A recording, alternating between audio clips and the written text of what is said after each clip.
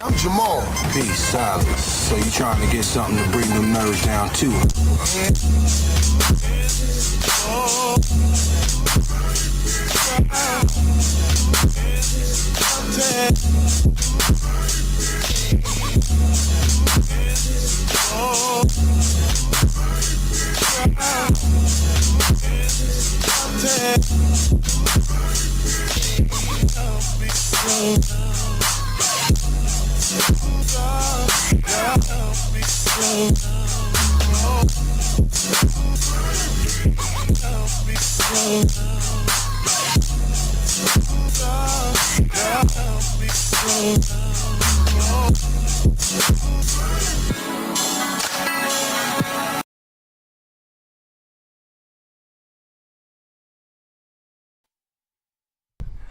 Yo, Bronzebird in the building. What's good with everybody, fam?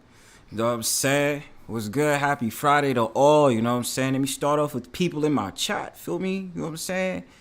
Alright, first of all, shout out to DDS02D, was good. Josh W, Troll Bro, Mrs. Queen, Sunkiss, Main's Wellness Vlog. Let me actually say this. Welcome back, Main's Wellness Vlog. Cause let's just say, man, I've been watching you on a particular panel get up in somebody's ass and they deserved it, okay? And also, I've been watching that.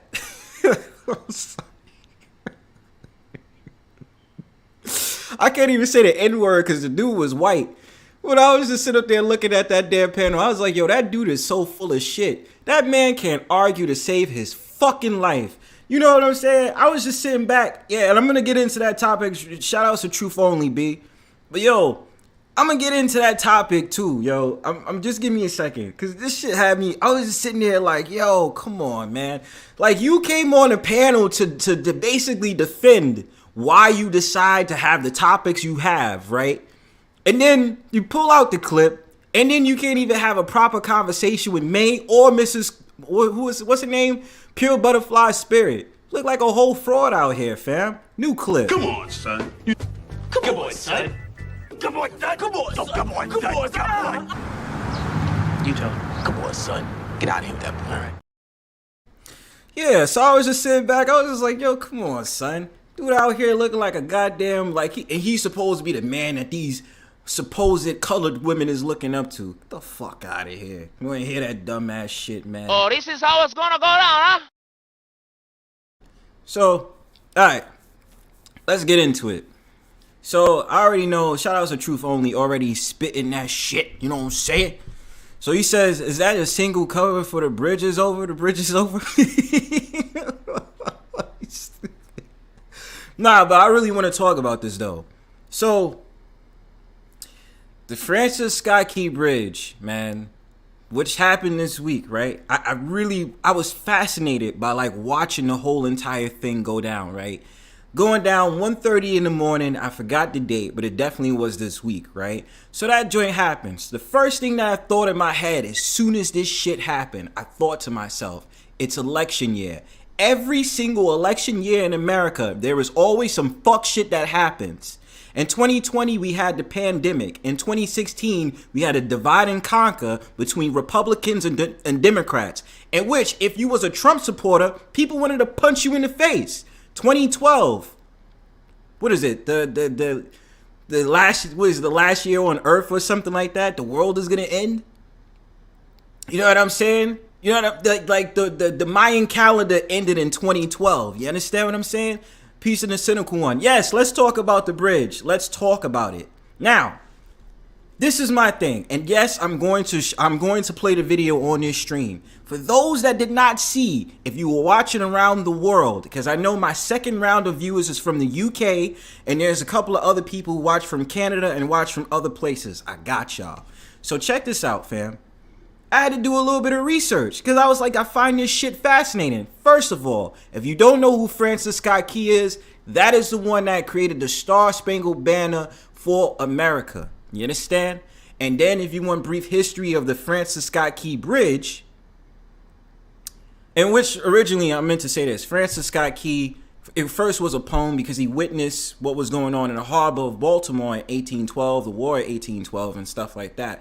But it was a poem at first, and then it turned into a song afterwards, right? So otherwise than that, War of 1812 and stuff like that, to now, the Francis Scott Key Bridge was in his honor in 1977, March 23rd, right? So that's ironically created 5 years after they did the project, right? Because they started the project around 1973. 1972, 1973, it went 5 years, so then they opened it 1977, March 23rd, which ironically was a couple of days before the actual date now that it got destroyed, right? Let's take you on a little journey here.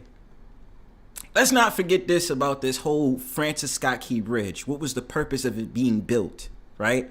The thing about it is in Baltimore, one of the largest ports in America, right? A lot of imports, exports, whatever you want to say. I'm going to get technical here, so ride with me here. So otherwise than that, when you see the Francis Scott Key Bridge being the opening into the port of Baltimore, right? And then on top of that, there's not really any other connections to get to and fro from any other places from the northeast into Baltimore except for tunnels, which is a problem for the trucks that's out there because they can't use the tunnels on those tunnels. I mean, the trucks can't use those tunnels. So they was like, okay, genius plan, create a bridge, and obviously you can have the trucks go to and fro over the bridge, right? So let's get into it. I'm looking at for the clip now. Francis Scott Key Bridge. Let's just take a look at this shit, because I had to really take a look at this video, and I was like, yo, this is interesting as fuck, man. You know what I'm saying? And you know why it's interesting as fuck? Because I had to think to myself, I said, yo, hold on a second. First of all, I at first tried to say to myself, why was there no tugboats that was following this ship all the way to the bridge? Why? But then I'm going to get into why that didn't happen, because they actually did follow the boat. All right, hold on. Let me look for this shit now. My fault, son. I got y'all. All right. Yo, shit. All right, check it out.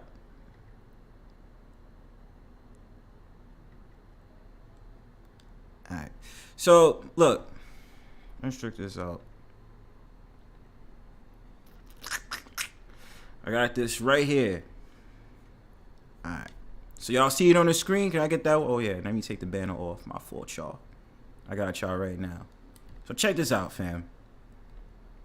Ah, damn it. I got y'all 1 second. All right. So y'all see it up on the screen, right? So let's check it out real quick. So if you take a look, right? That breaking news that you started with, Matt, overnight in Fair Baltimore, use. Maryland. A portion of the Francis Scott Key Bridge has collapsed. You see what happened down into the harbor. That large boat collided with the bridge around 1:30 this morning. That just sent the span rippling down into those freezing waters below. Authorities are trying to rescue at least 7 people. Let's rewind that back real quick, because I found this shit so interesting. Started with Matt overnight. So for those that didn't see it, if you didn't pay attention to what happened, yes, the Francis Scott Key Bridge, you know, basically is out of commission, out of order, right there, right? Yeah, bro, shit was crazy, because I was sitting up there like, why the fuck? You know what I'm saying? And then they was talking about, like, this is the thing I was having a conversation with my parents about, right? We was all talking, we was all chatting, I was chatting with a friend, and I was like, yo, how the fuck does that ship just hit one support beam and the whole entire span just come off, fam? Now, I'm gonna tell you this, because a lot of people would sit up there and say, yo, it's a conspiracy theory, and this, that, and the third. I'm gonna try my best, because YouTube be wildin' sometimes, all right? YouTube be wildin' sometimes when it comes to it. He says, I never heard of a boat taking out a bridge. I never did either. But this is the thing. I'm going to try to find a better clip where they can slow it down. I'm going to take this off the screen. Let's have a conversation about this whole bridge shit. I've never heard of a ship hitting a damn bridge, bro. Let me tell you this about what I realize now with these harbors out here. A lot of the times when you have a lot of these ports and you have a lot of these harbors around America, they usually have a bridge there as an entrance.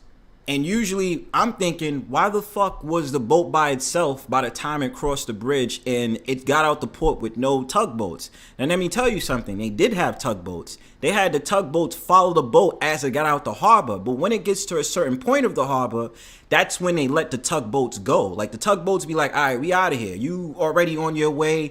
You already doing what you're doing. But this is the shit that fucked me up. I swear to you, it fucked me up. Because I was sitting there, I was like, wait a minute. Dolly, the ship Dolly that was made in 2015, and you got the black box and all that other stuff in the ship. If y'all had complaints earlier, 2 days before it was supposed to set out to sea, before it hit the bridge, 2 days before that, y'all had problems with the boat, and then there was a clip from 2016 about how the ship was on top of some deck at some different port. So if you knew that this ship was a problem, then how the fuck did you have it go set out? And it was already a problem for 2 days, but you still let it set out? It wasn't even in good condition to begin with. That makes no sense. So why didn't you check the boat over and over and over again before you had it set out at sea? That's what I'm trying to understand. You feel what I'm saying? Because it didn't make, to me, it didn't make any sense. Like I was really sitting there like, wait a minute. This boat is not in good condition for y'all to set this out sea, and you're going to set it out sea anyway? Come on, fam. Come on, son. Come on, son. Come on, son. Come on, son. Come on, son. Come on. You tell him. Come on, son. Get out of here with that boy. All right. So I'm like, that's what's troubling for me. At first, I was at trouble with it because I was like, wait a minute. Every time it goes in the harbor, they have tugboats and they have boats protected, right? So if that's true, I had to think about even here in New York City. Now, the opening of the harbor starts at the Verrazano Narrows Bridge, which connects Brooklyn and Staten Island. Once you go past that, I never really been on a boat past, going to Staten Island, but they have boats that go from Staten Island, Far Rockaway, Queens, but then they have the ships that go under there. Hear me out. So then when I thought about that, I was like, wait a minute. Every time I go on a Staten Island ferry, for instance, they always have boats by the side that's protecting the ship. And then you see those security guards and those police officers with big ass M16s. So there's always someone escorting the boat off the river or off the harbor. So I was like, wait, did they do the same thing for the Dolly ship? But then they sat up there and said the Dolly ship was having trouble and it went out before it hit the deck and hit the damn support beam of the Francis Scott Key Bridge. But this is a symbolism. This is something y'all gotta pay attention to. Why this is so goddamn symbolic to me is because it's saying the fall of America. That's what I thought as soon as I thought that. Francis Scott Key, you sing the national anthem and the Star Spangled Banner at every goddamn football game, baseball game, and all that other stuff. It is essential to American culture. Now you sit up there and see that happen, the fall of America, the fall of the goddamn bridge. You understand what I'm saying? And then how the logistics and all these different things is going to get fucked up because of this. Now, what they're saying is, and Biden is automatically trying to say, oh, we'll rebuild it as fast as possible. The fuck out of here. Y'all take 10 to 15 years to sit up there and build a new bridge out here in America. What are you talking about? And then I seen today about how it comes to China. When something gets destroyed, it usually takes them 43 hours or within a day or 6 days to complete a new project. But you're going to tell me that it's going to take like 8 to 9 years to sit up there and build this? Like, you have to really question this shit. And I'm like, you have Peter Buttigieg who's sitting up there saying, yeah, we got to figure this out and we have to do all this. Now, I'm going to try to find another clip of that collapse shit. Because there's something else that had me like triggered. I was like, wait a minute. This doesn't make any sense to me, bro. I want to know. Put a 1 in the chat if you start seeing sparks on that bridge when it got destroyed. You know what I'm saying? Because it's something that's a little bit weird to me. You understand what I'm saying? It doesn't make any sense. Why was there sparks at different parts of the bridge? All right, let's check this out. I think this is a better clip. And I'm going to put this at... I don't give a fuck about that shit. Hold on. All right. So I'm going to slow this down at the playback speed at 0.75, right? So let's check this out, y'all. All right, fuck with me. So, all right, boom. Fair use. So look, check this out. Why was there fire right here? I understand this a little bit because it was a light up here, and then check this out. It was sparks right here. Why was there sparks right there? And then the whole thing just came tumbling down like that. And I was just like, wait a minute, son. Something has to give. So why was there random sparks at different parts of the bridge, and especially at other parts of the bridge? And on top of that, I would think that there would still be a support beam that supported at least half of the other side of the bridge, but it didn't. You feel what I'm saying? Okay, cool. Compressed steel generates heat. All right, but Marquise, I have to ask you this. But at the top of the bridge, though, you understand what I'm saying? That doesn't matter, because I mean, at the end of the day, that piece never really broke off. It just went down and stuff like that. Once you hit the panel, let me know. But I was just sitting there to myself. I said, yo. And honestly, somebody was talking about how a movie was connected to this, about how, you know, it was predictive programming. But I'm trying to be careful because it's YouTube, and YouTube be wilding on a brother. So I ain't trying to go there. But I wasn't trying to jump to conclusions, is basically my point. But I just really started thinking, because a lot of things didn't really ring a bell to me. And then I'm like, okay, what about the people who lost their lives? How many people was it? It was about 8, right? So, all right. So when you hit the panel, tell me about it, because I would really like to have a conversation about that shit. But this is the thing. 8 people found. 2 people was found alive in the water. 6 people was presumed to be dead. They found the 3rd person that was dead, right? And so now the scuba divers and everybody is still trying to figure out who's the next batch of people that needs to be found in the water. Now, my thing about it is, if I was there, now, of course, I would never want to do that type of work for a living. Like, I don't, you know what I'm saying? Like, I don't like, this is the one thing I started to realize too. I fucking hate the bridges that's south of Delaware. I do. I hate them. I hated the Francis Scott Key. I hate the Chesapeake Bay Bridge. I hate the Hamptons Road Bridge. I hate all them bridges. Because you know what's the problem with that? You be in the middle of the water and it just be so low level or high as shit. And then when you sit up there crossing it, it just be like, you be so paranoid. It's like, yo, it's mad scary, yo. You know what I'm saying? It's mad scary. Like, yo, put a 1 in my chat if you ever crossed the Chesapeake Bay Bridge. Put a 1 in my chat. I hate the Chesapeake Bay Bridge. And I didn't like the Francis Scott Key Bridge when I was growing up and crossing that either. When I seen family in Washington, D.C., Virginia, you know, I hated that bridge. Let me not lie. I didn't really care for it. But it's just like, yo, it's mad high. And then when you look on the other side, it's the ocean and all that other stuff. But deadass, I hate the bridges in the South. I hate them shits. I like the Verrazano better than I like them bridges. Like, it's mad scary. And then some of them, you have bridges that's mad low as shit, and then you got a tunnel. Like, you got a tunnel in the middle of the damn bay, and then you cross it and stuff. Like, how you got all this stuff just randomly here? Like, y'all had fun with engineering and messing with people's emotions? Are y'all okay? Like, what is that about? Like, I don't get it.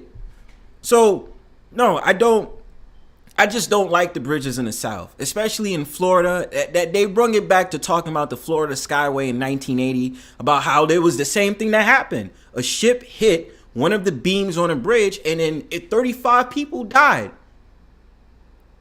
And then it took them like 7 years to create a new one. But the whole entire point is the infrastructure wasn't supporting exactly what happened if a ship would hit it.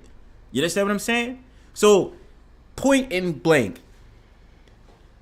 They say the communication was quite clear, but what I didn't like is the fact of the matter is, why did it take so long?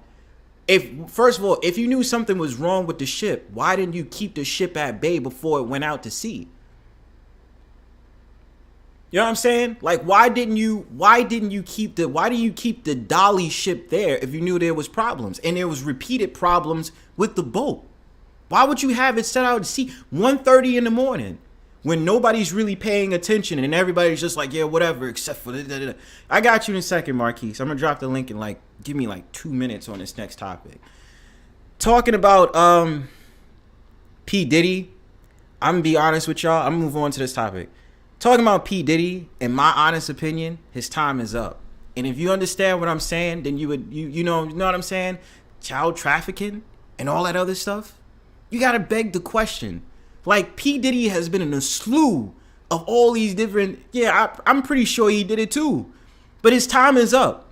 And, you know, those that knows what I'm talking. His time is up. He's done. He's done his work, for lack of a better term. His time is up. And the thing about it is, more than likely, just all the skeletons is going to come out the closet this year. About who did what, who did this, who did that, and all these different things. That's just my only philosophy on Diddy. Otherwise than that, I can't remember anything else to talk about except for the fact of the matter that somebody brought up on my last live stream. They was like, yo, New York is a big project and this, that, and the third. I said, that is true. It is.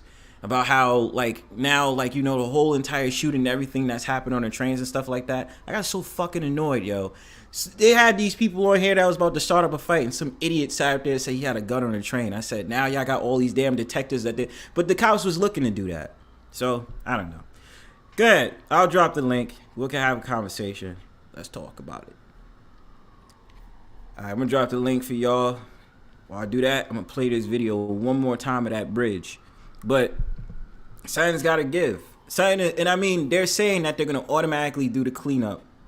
Yeah, Diddy is done. I don't get why he never denied them. Because the problem with them in the industry is they don't really try to admit.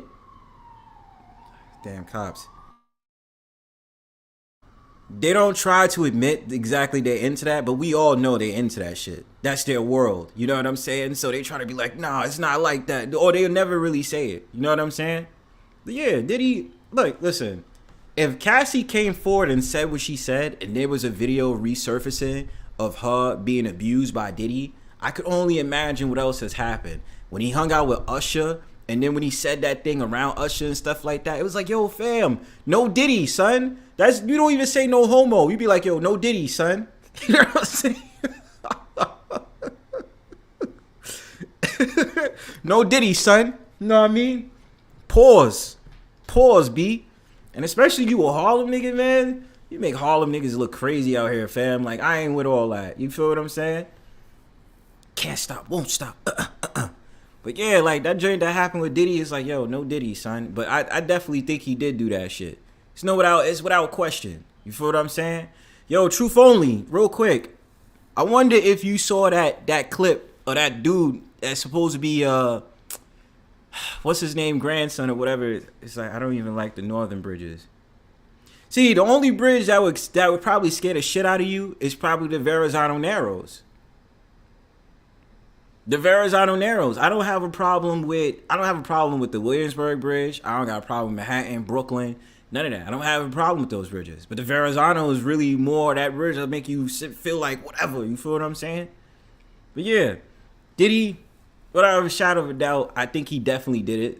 And I'm just saying, like, at the end of the day, like, it's just one of those sort of things, like, your time is up, homeboy. Because there's no way that every single time some charges comes up, it's like Cassie is accusing him of being abusive, some new chick is accusing him of being abusive. Yo, this entertainment industry, that's why you're in Hollyweerd. You understand what I'm saying? You're in Hollyweerd. That's all that happens. And then the fact of the matter is, they raided his house and then you tried to escape off that jet. Like, bro, you ain't going nowhere, fam. What's good, Marquise? Yo, what's good? Yeah, what's up, man? Yo, you think it's scary crossing those bridges, like bridges in a car? Try doing it in an empty truck. Bro, I don't know how you do it, bro. I don't. I don't know. Yo, I've seen them go right over the Chesapeake Bay Bridge. That bay is actually really shallow, so you're pretty much If you could swim to a pylon or something and make it, but it's only like 8-9 feet deep in most parts. It's not that deep. So, how do you know that? I mean, I've just seen most of the bay. Like I've driven across that bridge so many times, and look at the videos of when a truck does go off, because they go off a lot. They don't never sink all the way to the bottom. They're always just poking out. Yo, that shit is scary though, yo. Like, yo, son. Yo. Yeah, you gotta be a good swimmer, man. But that bridge fell because it's what they call a cantilever, and that's where you have it's where you have support generally on one side. So all you gotta do is knock like one support beam off, the whole thing's gonna collapse. And I was saying earlier, like, okay, so when you seen the sparks, you said something about the steel. Talk to that. Yeah, the steel's under compressed weight.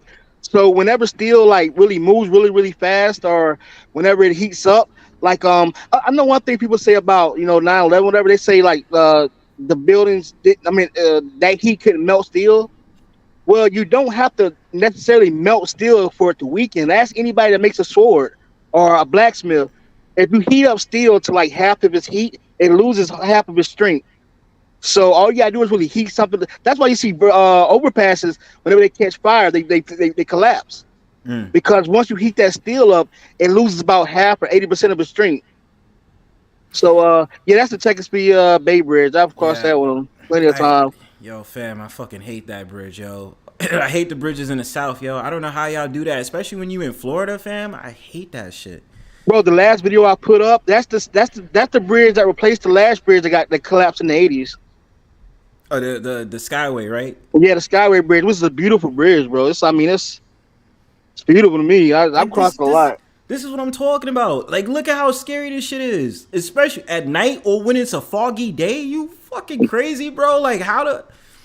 Yo, I mean, to be honest, ice is probably the worst conditions to ever drive in. It's not that bad. It's not... Marquise, I guess you don't going from Florida, I'm understand what used that to does. No, I know you are. But look at how it looks. Like, yo, I can't, yo. It's like the middle of damn ocean, bro. Like, look how crazy that look. And then you got a tunnel randomly there. I don't think it's Chesapeake Bay, but yeah. That's it. That's Chesapeake. Well, that's Chesapeake. Well, they renamed the other one in Maryland. I forgot what they renamed it. That bridge is a lot scarier because there's no shoulder on it. Which one? It's called what they call it. It's between Baltimore and Upper. It's about the name of it. It used to be called the Chesapeake Bay Memorial, and that used to be called the Chesapeake Bay. And it's between Baltimore. It's between Baltimore and where? I think it's US 50. I know that's the route, but I can't think of the name of it. That bridge is terrifying because there's no shoulder. Like, I've driven on it twice, and I'll never drive on that bridge again with a truck because it's like there's no shoulder on the side. Like, this is what I mean. This is the problem. Like, if you look at the Chesapeake Bay Bridge right now, yo, how the fuck do they have just a tunnel right in the middle of the damn ocean like that? That's actually where the deep part is, where the tunnels are. That's where there's channels in between the bay, so they can take the tunnel go up under it. But the parts that are above water, those are the shallow, like those are the shallow parts. It's not that deep. But I'm telling you, if you look at the videos where the trucks go off to the side of the bridge, they're never all the way in the water. They're always like popped up. Nah, son, I could never in the day. I mean, like, if I drive, then I'm driving in like the morning or like the afternoon, but I could never drive bridges like this at night or like when it's like foggy. Fuck no, yo. Bro, the worst part is when there's traffic on the bridge and you're stopped because the whole thing moves.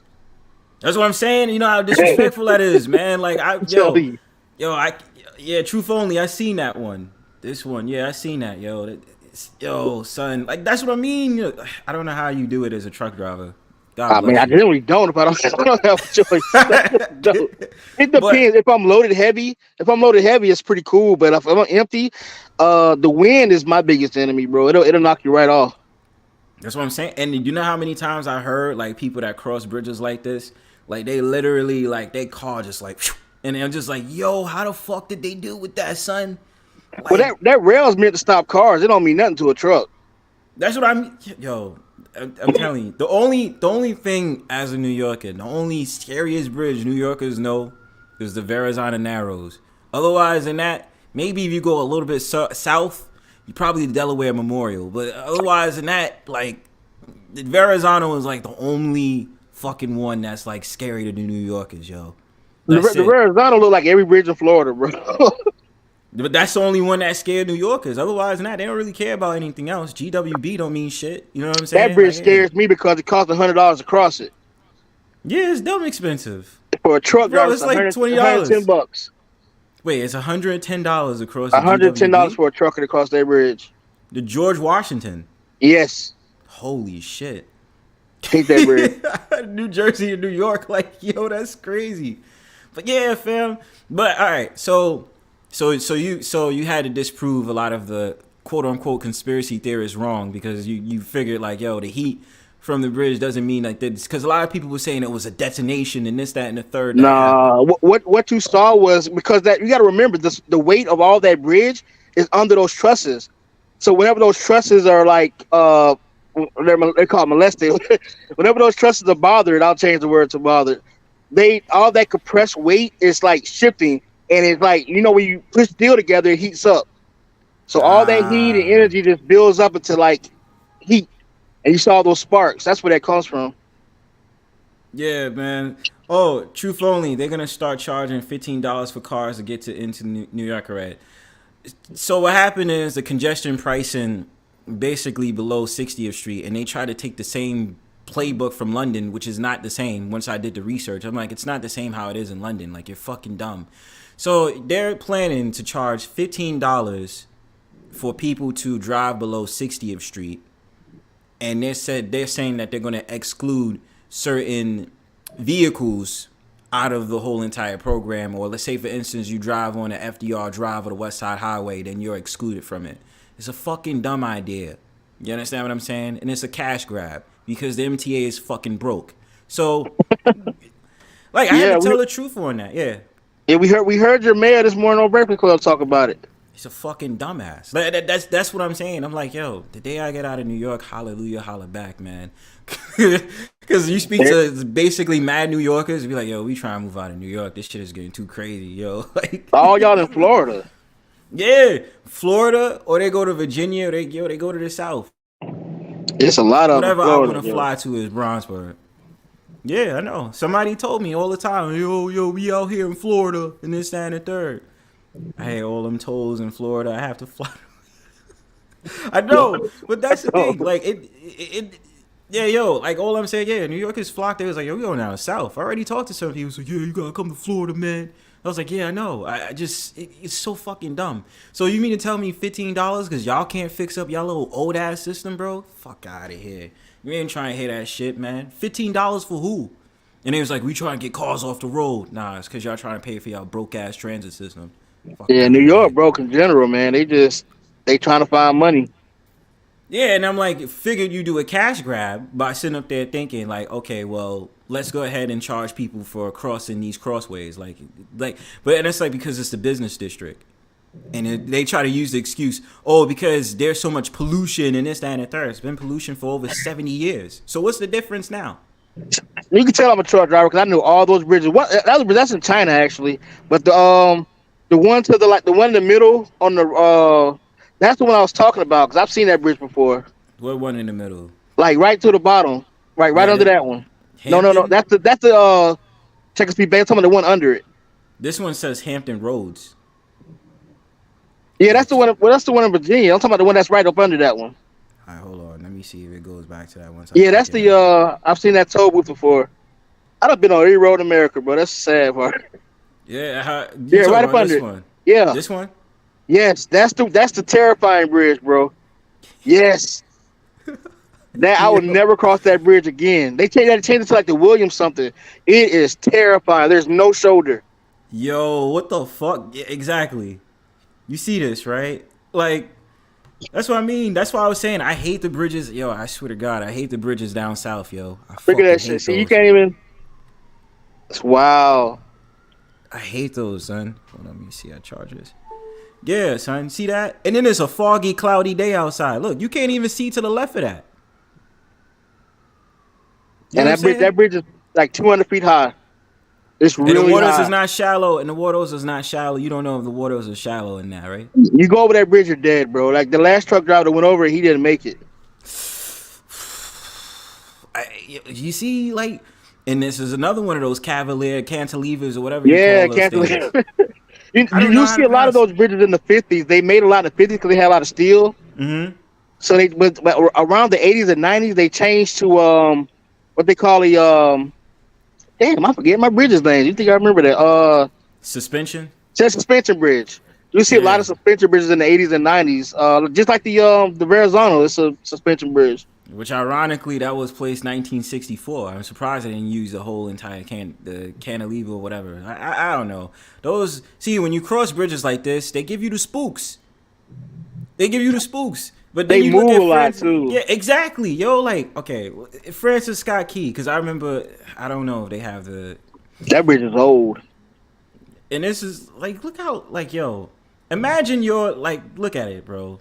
Imagine you're a drive, like sitting in the middle of this shit at night, son. You see this fucking boat. Why do you drop anchor with no power? You said what? I was surprised. Why did he drop anchor with no power? You got a boat that big. You know the anchor's not going to stop that boat, bro. It's not. And that's the thing that I was thinking. I was like, wait, how? If y'all knew that y'all got power out, like y'all was powering out like 2 to 4 minutes before that, how come y'all didn't drop the anchor? I'm even still a boat that size moving that fast. He could have dropped all 4 anchors, and it just would have slowed down just a little bit. But one thing about it, if you're a boater, you know dropping anchor with no power, it messes your control up. Yeah, and you still traveling by like 8 to 9. It was what turned the boat. The anchor. Yeah, is you what don't turn. What? Yeah, you don't know what direction your boat's going to go if you drop anchor. And that's what I'm saying. I'm a boater as well, so it's like I don't know why he did that. Your best bet. I mean, he did what he was supposed to do. He called out a mayday and alerted to authorities, and they shut the traffic off the bridge. And he did all that stuff right, but dropping the anchor, which is weird. You might as well just did your best to steer. And the thing that this is the thing. When did they call? They called the mayday, but then they said the police tried to tell the freighters, the people that was filling the potholes, get the fuck off the bridge. But that was at last minute. Yeah, they probably didn't want to risk driving across the bridge to tell them. That's the sad part about it. That's true. But the thing about it that I'm trying to understand is going back to the whole thing about the anchor. This is what I'm trying to figure out. This is something that's in the back of my head. So they dropped it as soon as they had the power go out, or did they drop it once the power went on? That's what I'm trying to understand, because as you see it right here, that's that last truck that they pointed to right there, and then that's just the workers on the bridge. Boom. That shit just right there, the whole fucking thing, son. And did they drop? And plus, when they dropped the anchor, and mind you, they was like, the boat can automatically stop. That's not true. Somebody tried to say, no, because it was created in 2015. They tried to say, because it was created in 2015. They have the automatic one that has stopped. No, that's not true. No, that's not how anchors work. Anchors only work when there's no drift current to the boat. There's no pressure to the side of the boats. Like, that boat is huge. Like, that's a ship.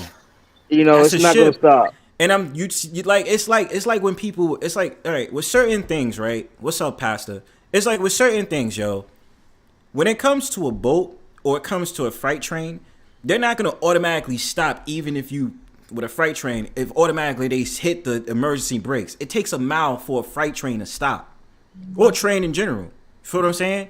And with a boat, it's the same thing. And mind you, it still has to go with the flow of the water. So imagine if the current of the water was actually going opposite the boat's direction, then the boat would just move back. It wouldn't move forward. So just in time, maybe you could do something or maybe not. But that's the thing. You can't just sit up there and say, we can automatically just stop the ship. No, you can't. That's not possible. It takes, they said, what did it take, like 20 to 30 minutes or something like that, the boat to stay in a complete stop? I've been on a cruise ship before. Yeah, those cruise ships. Like, I've been on a cruise ship. That's not how the same shit works. What's good, Pastor? Man, that shit was perfectly done by them people. What people? They trying to look. Didn't you see that bridge blow up, yo? We were just talking about yo, Marquise, what you think about that, bro? What you think about that? That was just the heat from the stress changing. Like once he hit that support, all the weight of the bridges went to the trusses. So all that weight is like when you put steel together, it makes a lot of heat. So it may look like an explosion or whatnot, but that's just the heat being released. I've seen that before with structure fires. The reason I know stuff like that because like I've seen a lot of structure fires. Like a crackhead burned out an overpass in Atlanta one time, right? And the reason that happened was because he heated the structure up so much that all the steel just lost its energy and they just fell over. Wow, this is from random crackhead. This he smoking crack under the Atlanta. I might remember that when there was the crackhead under the bridge on 285. Hold on, see. All right, so Pastor, explain it to me. Why do you think, in this particular example, that it was a setup, son? Well, first of all, I think it was a setup because there was no tugboat. There was nothing assisting that boat to get through that bridge. The bridge, it's the only boat out there at 130. It's so pretty much like, why is it traveling and no other boats are traveling? There were also 3 roadways that went out that very same day. I just think that they're trying to mess up the supply chain of this country to slow it down. Now, let me tell you, they did. When I did the research, because I watched some of this shit on Rumble, come to find out they did have tugboats. It was 2 tugboats, and they called those tugboats once they started realizing the power was shutting off, though. When tugboats are moving vessels like that, they can only kind of like adjust the steering direction. They really can't stop the boat. Like that ship is huge. I don't think you guys realize tugboats are very powerful, but they kind of just they steer the boats kind of, but they can't actually like forcibly move them. And no lie, Pastor, I had to think about this when it comes to like the Port Authority of New York, right? They can only, like, usually what happens is those tugboats only go to a certain location. They only go to a certain location before they say, yo, we out of here, you out on your own. And usually all the time it's right before they get to a bridge. They don't even go that far.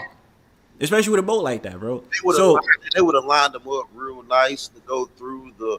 I find it mighty funny with all that widened area under that bridge, it picks the area close to the column. Yeah, I mean, y'all can't tell me that this is not very suspicious. It is. I mean, at least I get where you can say this is a freak accident. Sure, I get that, right? No, I think there might be something to it. I just can't call it.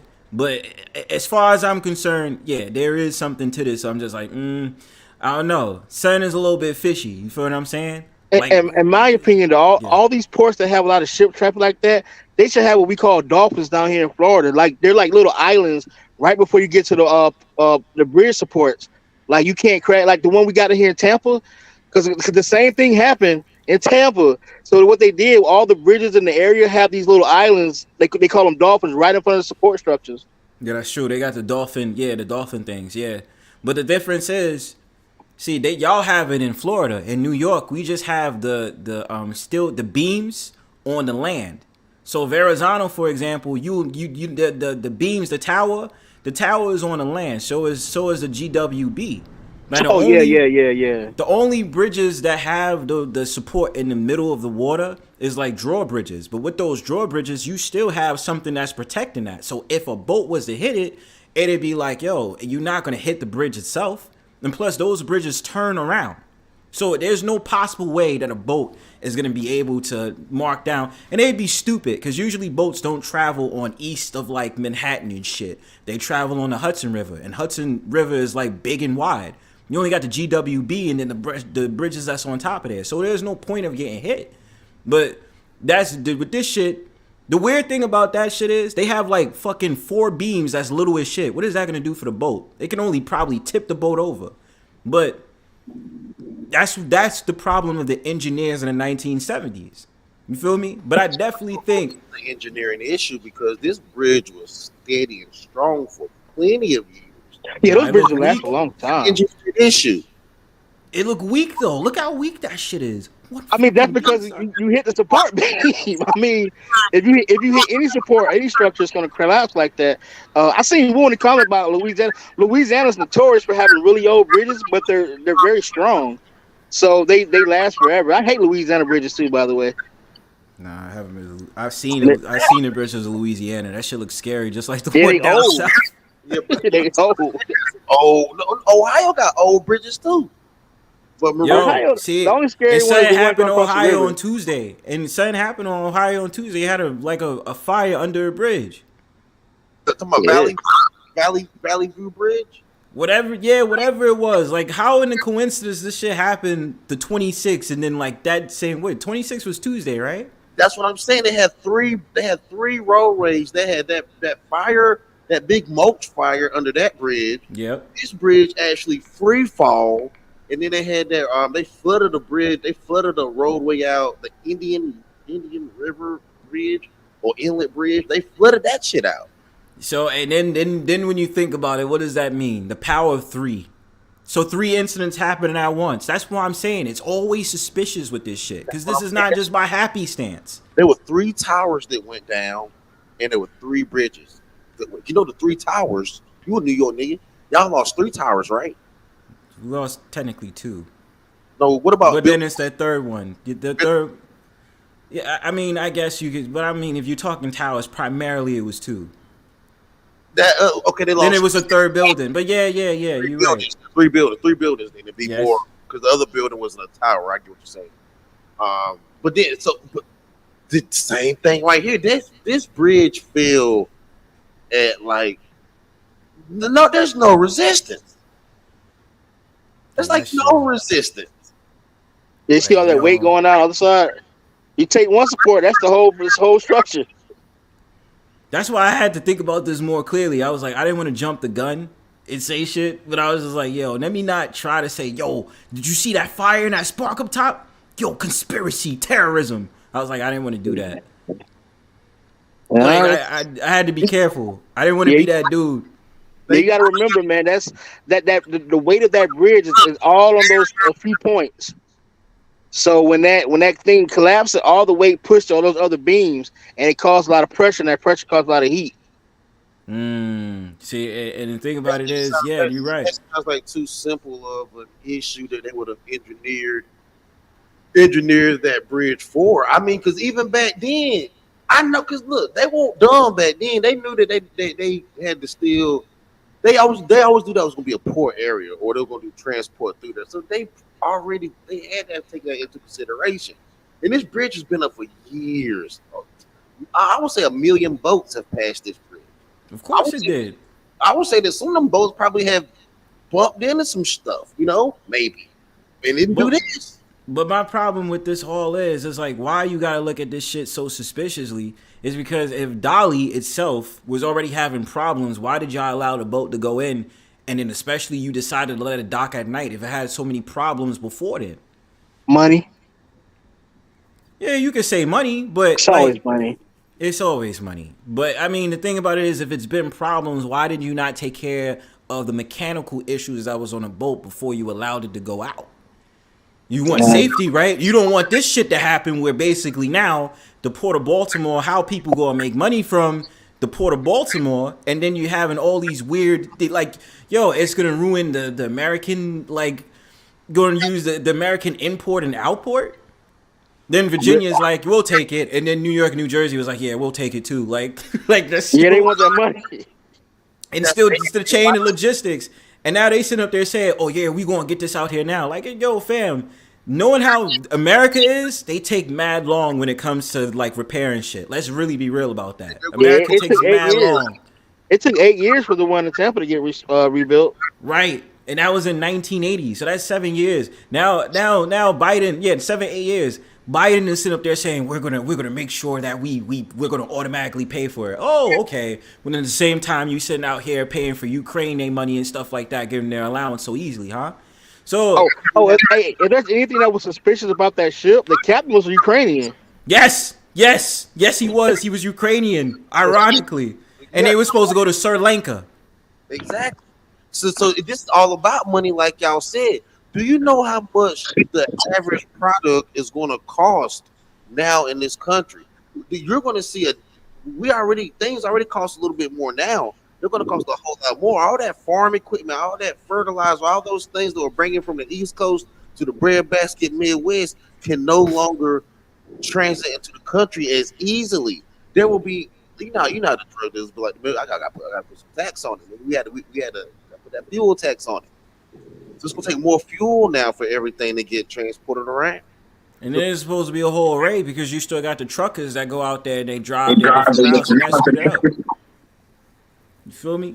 You got that going on, man. But think about how many truckers you're gonna have to start. You have to run more trucks and more fuel. Everything. This shit's about to go up. This is a big fight. Yeah, of course it is. You really think? And they sit up there trying to Sri Lanka.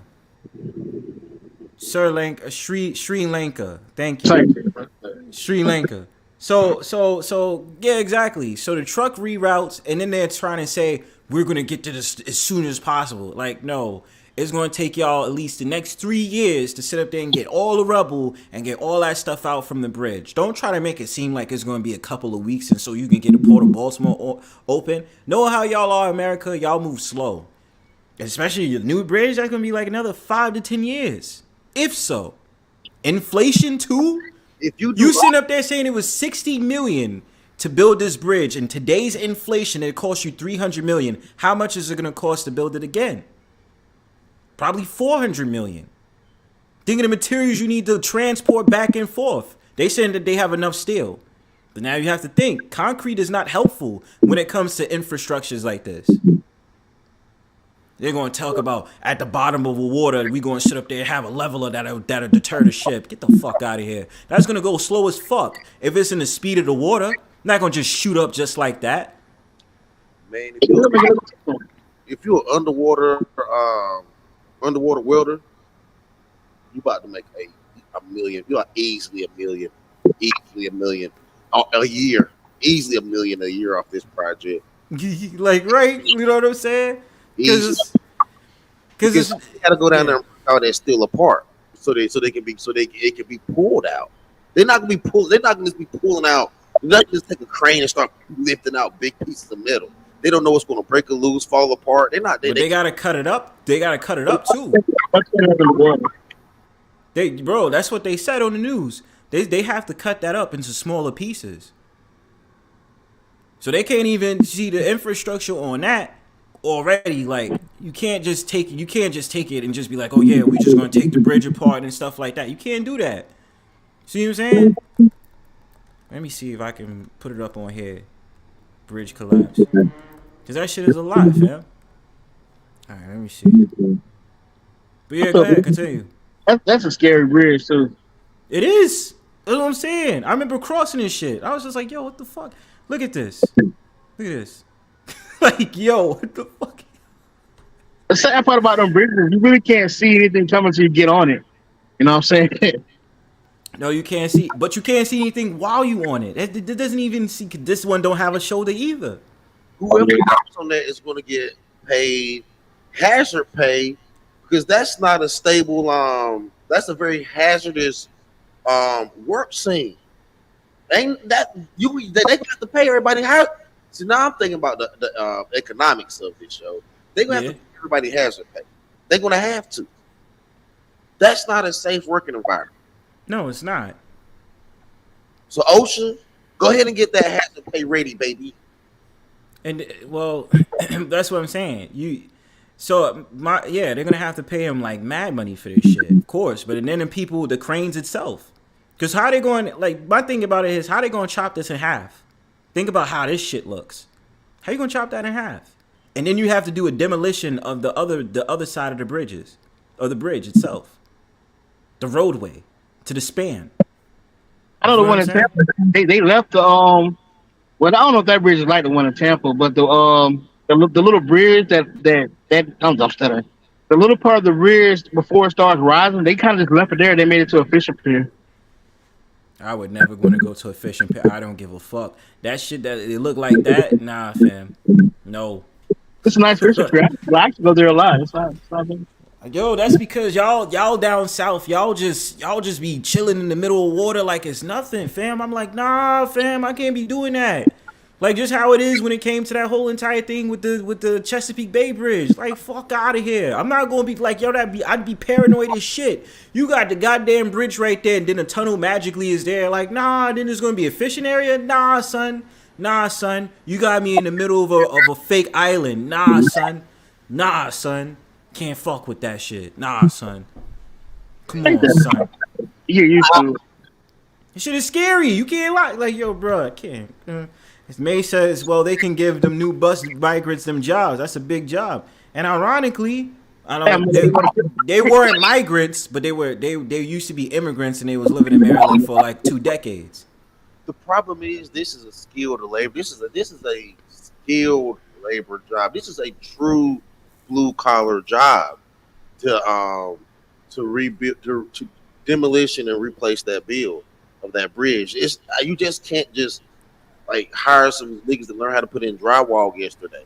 I mean, I wish you could, but it's not gonna work. Like, you have to be advanced. You gotta actually know how to weld. You gotta know about torque wrenches. You're gonna have to fucking know what you're doing. Like, if you're a construction worker, then it probably work out. But like, let's be really real about it. I don't think there's a lot of people that's joining the construction industry. You feel what I'm saying? Like, I'm hearing news about that. Like, a lot of people's like, nah, I'm not doing that. Especially Gen Z and millennials, they like, nah, fam. Like, I'm not. It's also a scary job though, because this is literally hazard pay. This is going to be a scary job when they put this bridge back up. You're talking about people being hundreds of feet over the air, welding, and this is not a job for no chump. Not for no chump. This is what makes you a man. Hey, it's probably gonna look just like the Sunshine Skyway Bridge, the new one. The one from 1987. Yeah. But I mean, look, all I'm saying is, how is it gonna go? Because more than likely, yes, they would probably hire migrants and immigrants to do it, because they'll be like, they'll probably can cut their pay and all that other stuff. But at the same time, the Americans, I ain't gonna lie, Gen Z and millennials is kind of like, in my opinion, a little bit arrogant when it comes to shit like this. If you ain't got shit to do, my mans, and you don't have a specific career you trying to pursue, get your ass on some shit. Maybe you can build the bridge in a factory. Who knows? You don't have to build a bridge like there, but in a factory they need steel. You know what I'm saying? See how it works, because that's how they manufacture shit. The bridge around my way, that's how they did it. They sat there and did everything, and then shipped the bridge right directly there, and then sat there and put it in the middle, and that's it. Build a bridge. That's right, Reed. Talking about build it remotely, and then I don't know. What you mean? Remote. Bro, how could they not build it remotely? Basically, they take the pieces of that bridge, right?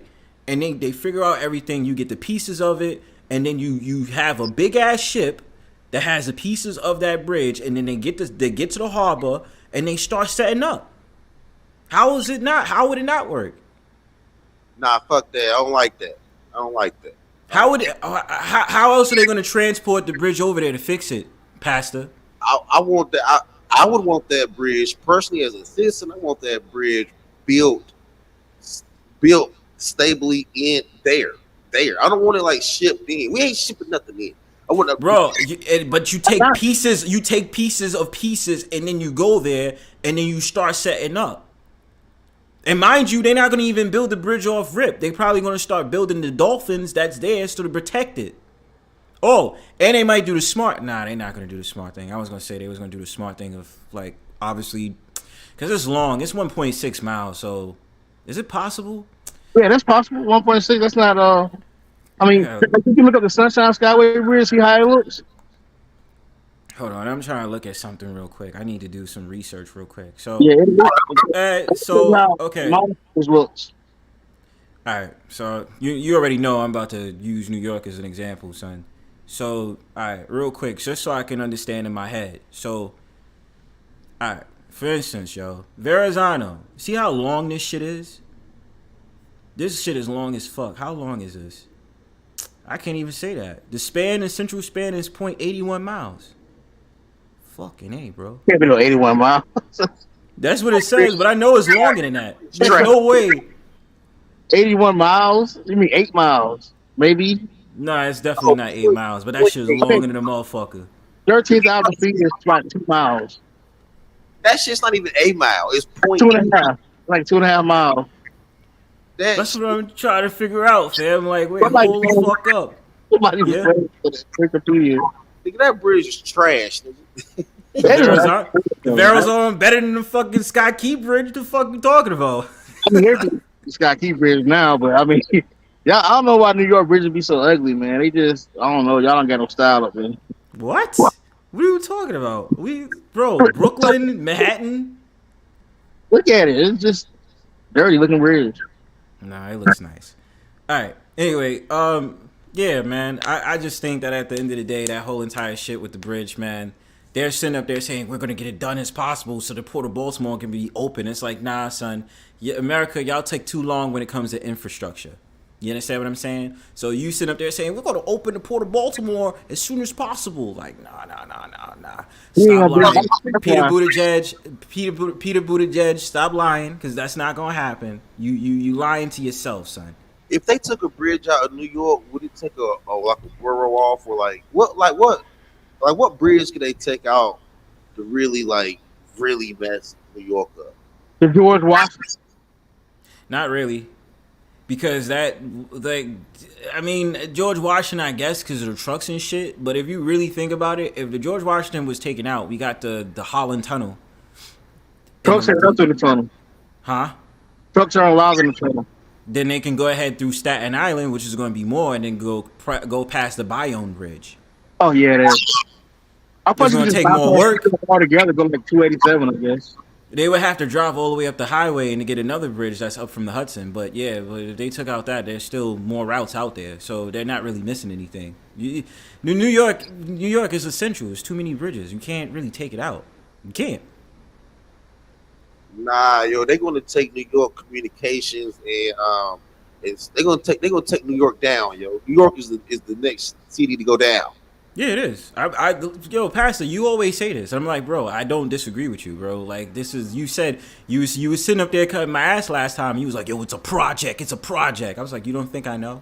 New York is the great project. Now they have to start over. What do you mean they have to start over? What do you mean? I think they have to like not really start over, but they have to kind of they got to revamp that experiment. I think like Baltimore.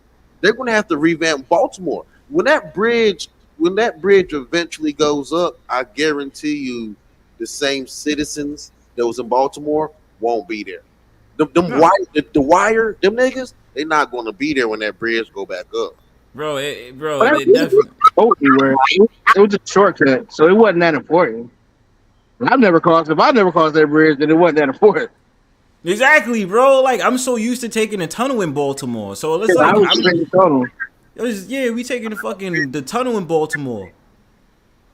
It's extremely important. Like, it's not important for as maybe this people moving, but it's important for as like the supply chain of the country. Yes. But, I mean, all the trucks take the other way out because I'm a truck driver, so like all the trucks take the other way out. Like that bridge, only thing it did was it made it quicker to go around like the outskirts of Baltimore. That's it. Like you didn't really need it. It was just a useful shortcut. Nobody really got hurt. Can I ask you a question? Does it not require more fuel from you to do that? No, because no freight goes that way. If you look at the map of where the Francis Key Bridge, it goes over the outer bay on the east side of the city.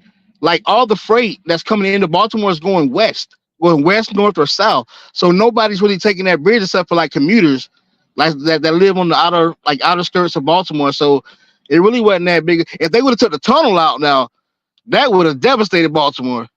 But you can't take out a tunnel with a ship. So they might do that next. Fuck it, they might just take the tunnel out. Right, because this was a terrorist attack. Because we was also under a cyber attack down here in Texas. They held our tax they held one of our tax buildings up for ransom. Made them niggas pay $700K to $1 million the same day that the bridges went out. So I think this shit was an attack. I'm sorry, y'all know I'm a conspiracy doomsday. You're not the only one that said that. There's this South African journalist that was saying the same thing. Laura L, I think her name is. And she was sitting up there saying, yo, it was a cyber attack. But they sat up there and they rigged that shit with something in that black box. And sat up there was just like, clap. So when that shit went off, yeah, we gonna hit your precious, precious bridge and make sure we gonna fuck up y'all logistics. Well, I'm on the other side because I worked for the government before. I don't believe it's conspiracy. Because I can't even say the word. I don't believe it's conspiracy because it takes coordination. I'm in the middle. To do conspiracy, it takes everything to go right at one time. And if you're working for the government, bro, it's not a well-oiled machine. So this is a question I have to ask you then: are we completely fucked when it comes to the imports and the outports? Or for this situation in Baltimore, or do we still have a possibility that things is going to be all good because we got Virginia and then we got Jersey, Philly, we got Jersey, Philadelphia, maybe even Savannah. Maybe Savannah has a big port. So are we fucked or are we all right? The freight is just going to go to the port. The only people who's going to get screwed are like people who live in Baltimore that move that freight for a living, like those Peaceful truckers T-shirt. with the ports, the administrations up there that depended on that ports and stuff coming in there. They're the ones that screw. But as far as like the country, you can just ship the other ports. So we not that much in we are not that much in the red, but still is going to be affected by inflation though.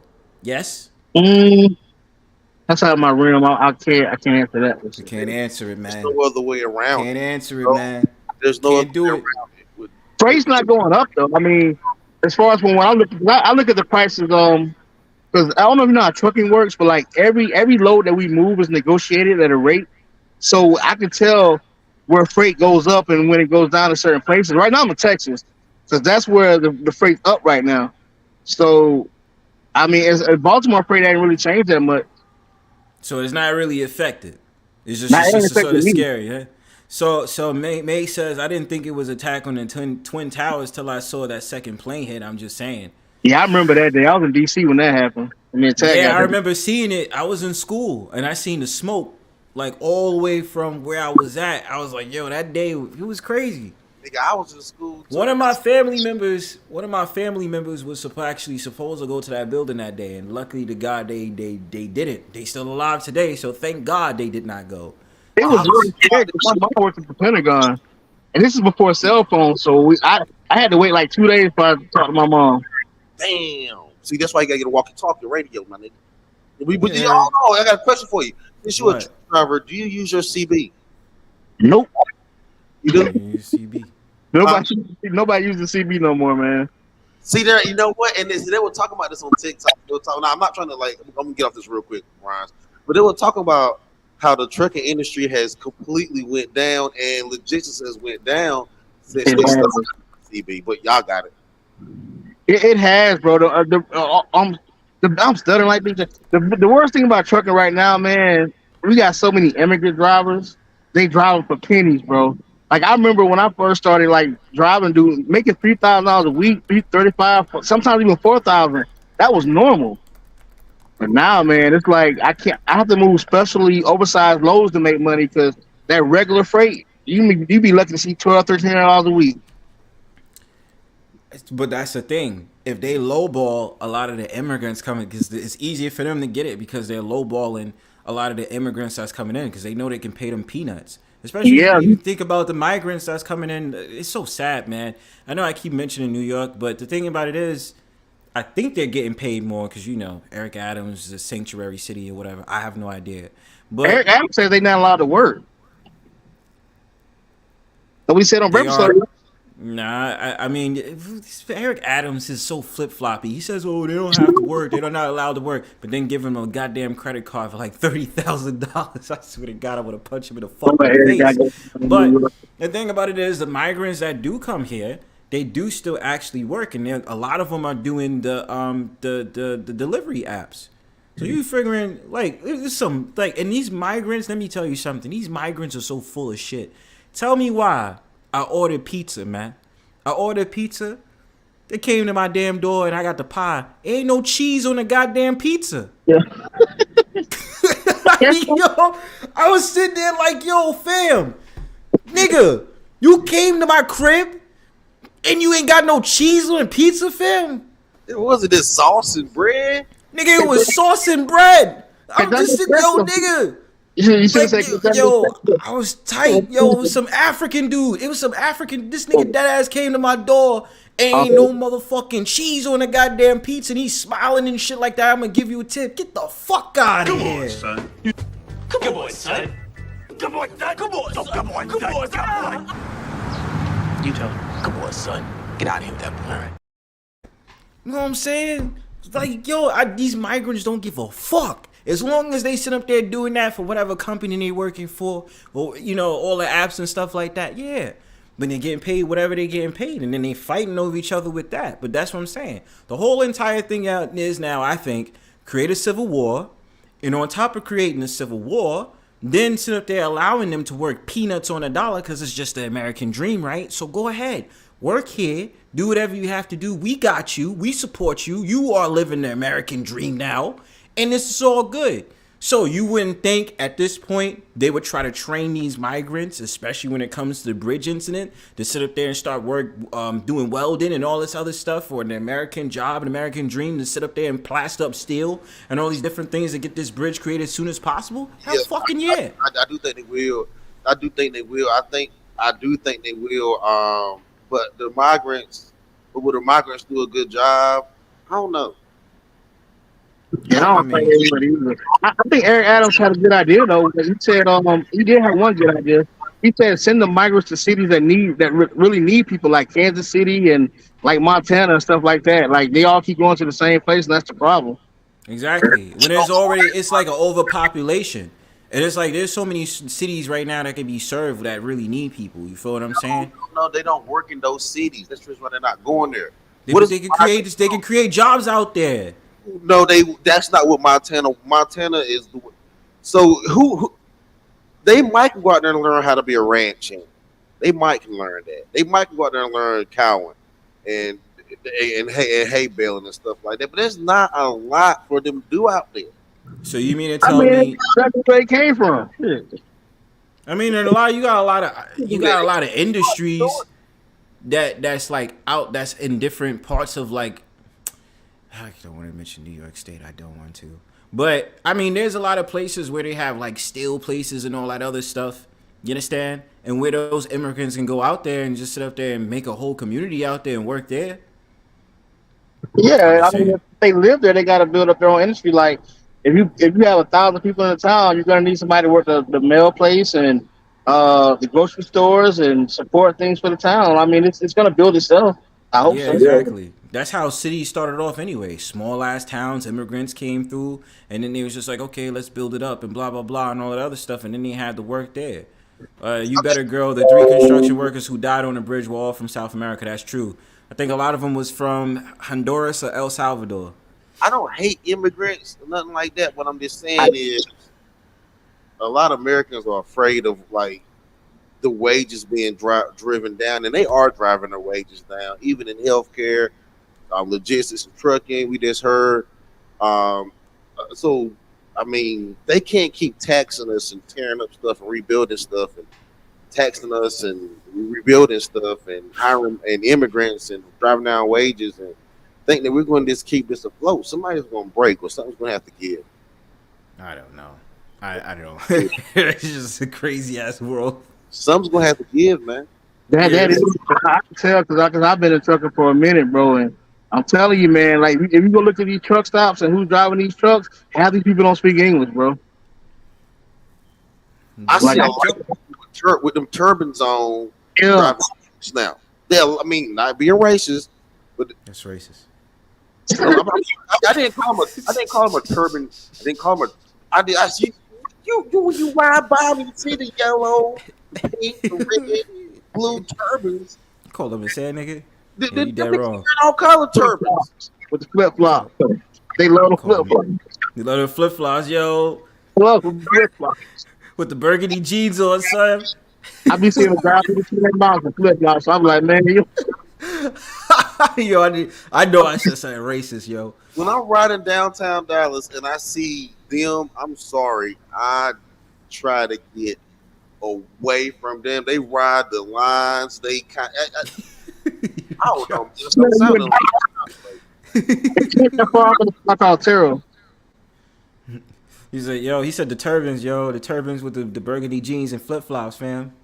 Yeah, we parked outside a small town called Terrell, Texas. You ever heard of it? No, I never heard of It's a small town. It's supposed to be where Jamie Foxx from. Which is that's not even his real name. That's the ironic part. Not a lot of people know that. Eric Bishop. Yeah, that's not even, a lot of people didn't know that Jamie Foxx actually, because nobody showed up to that acting play, the role that he wanted to get. So he was like Jamie Foxx, and he took it.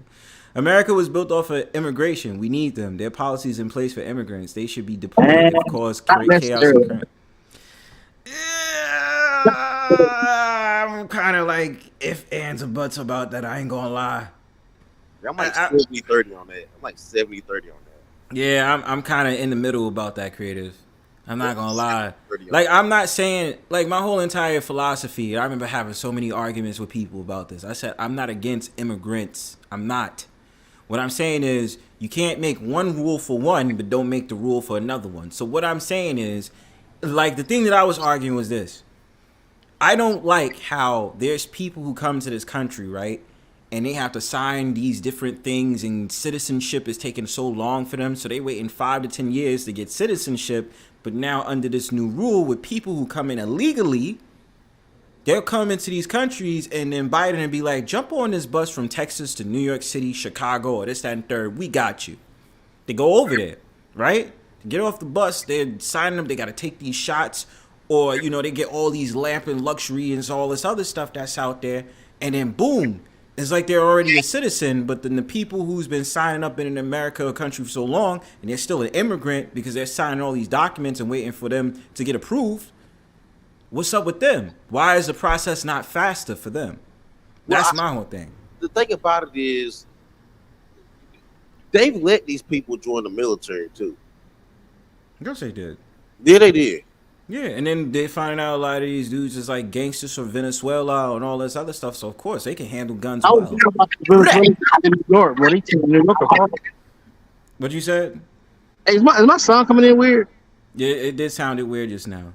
Oh, I was reading about those Venezuelan gangs, man. They snatch people's cell phone and clean their bank accounts out.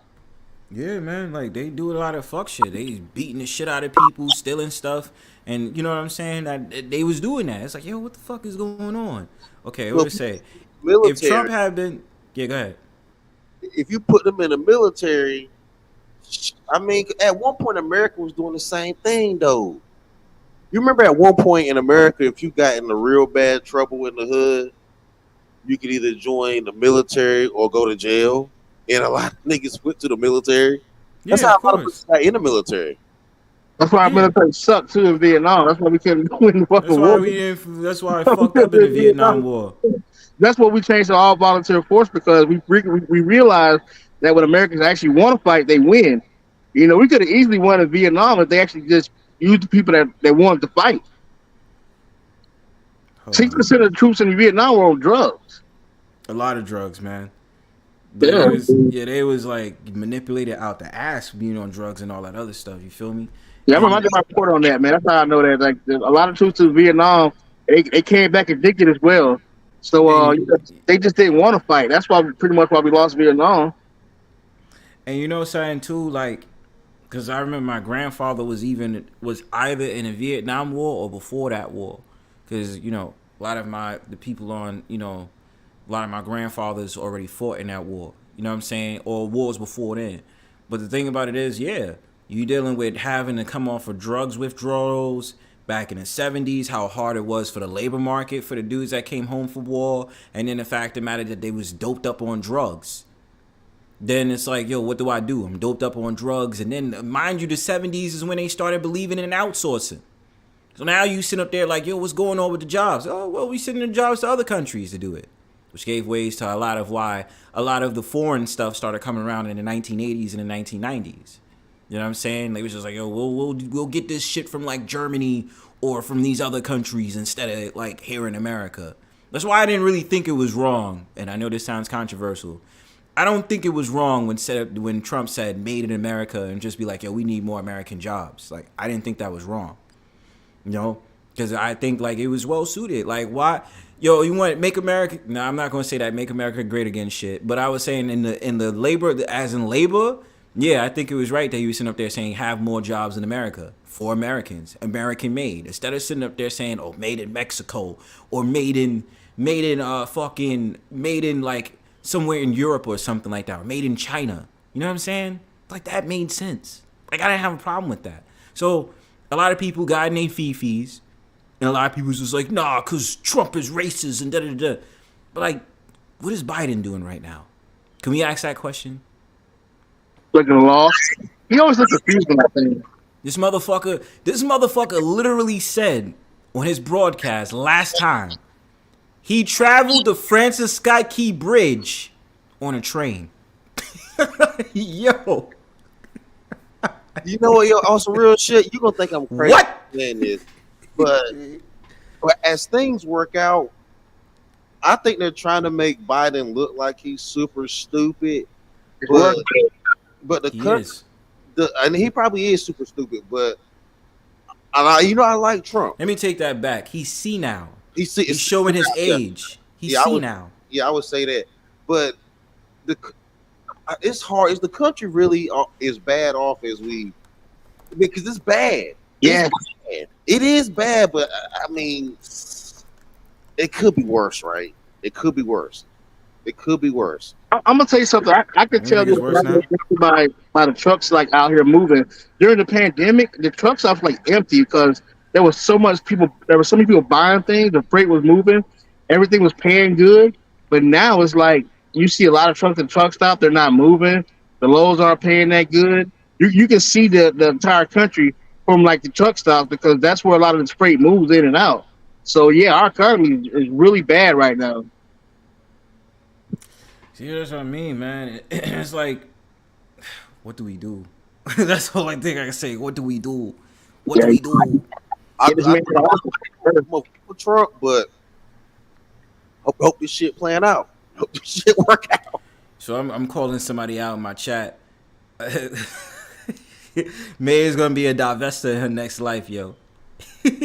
She gave it up on a black man. She's like, fuck y'all niggas. Immigrants, see, but this gonna be the issue though. They not gonna pick a good Mexican.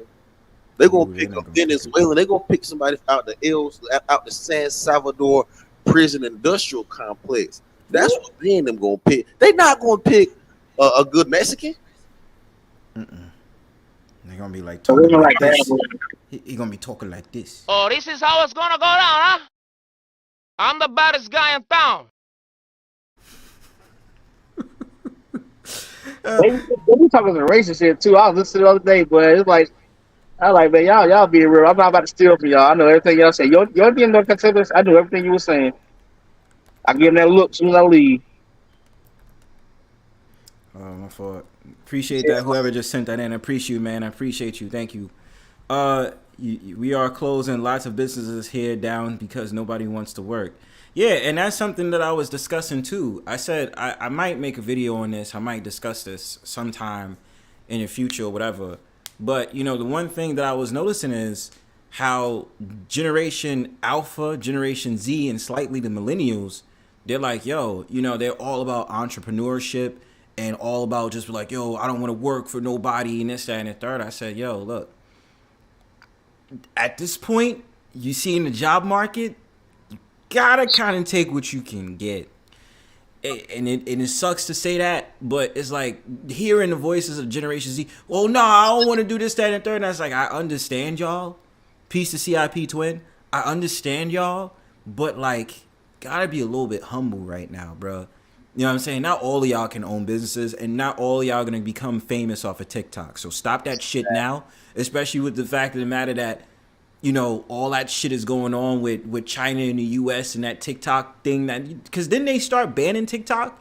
They sat out there and said, we officially banned TikTok. No, what? They actually. I can't really hear you that well, Pastor. What did you say? They didn't actually ban it. Okay, what did they do?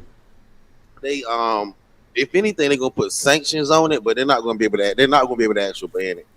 Okay, but sanctions as in what though? Like what? How? What? Because that's the one thing I'm trying to understand. What sanctions are they trying to put on that? They're gonna make it harder for you to get into TikTok. They're gonna put a 14 or older. Oh, so like parental advisory. But they're gonna put like some steps above just getting onto the website, but you'll still be able to enter it. I mean, but I think also I thought the problem with TikTok that they was having was because it was a security breach. So basically, accessing TikTok was giving more into your information. But if you really think about it, all apps we pretty much use, even a certain way, if you have a VPN, still tracking your information. Yeah, but TikTok goes directly to China. Like, I didn't take it that seriously either until I realized Germany, France, and UK, they all banned TikTok. Yeah. And if they ban it, there's got to be something serious because them some real open countries. Yeah, they don't play that. Well, they technically ban TikTok. Technically, all this is about an age issue. Right now, I did live on this. North Carolina, Texas, Utah, they're at war right now with Pornhub because they don't have that age restriction barrier. It's porn. Of course, you need a damn. Yo, No, you shouldn't be watching that shit until you 18. Well, you know, porn, whatever. and they're not going to afford the cost of adding that feature. In Texas, Utah, and North Carolina, like, yes, y'all are, because we got too many children on this shit getting moved around. So, but you know what that's a setup about? Like, the setup is like this. Because really think about it. Then when it goes from TikTok, Pornhub, then it's gonna go to video games.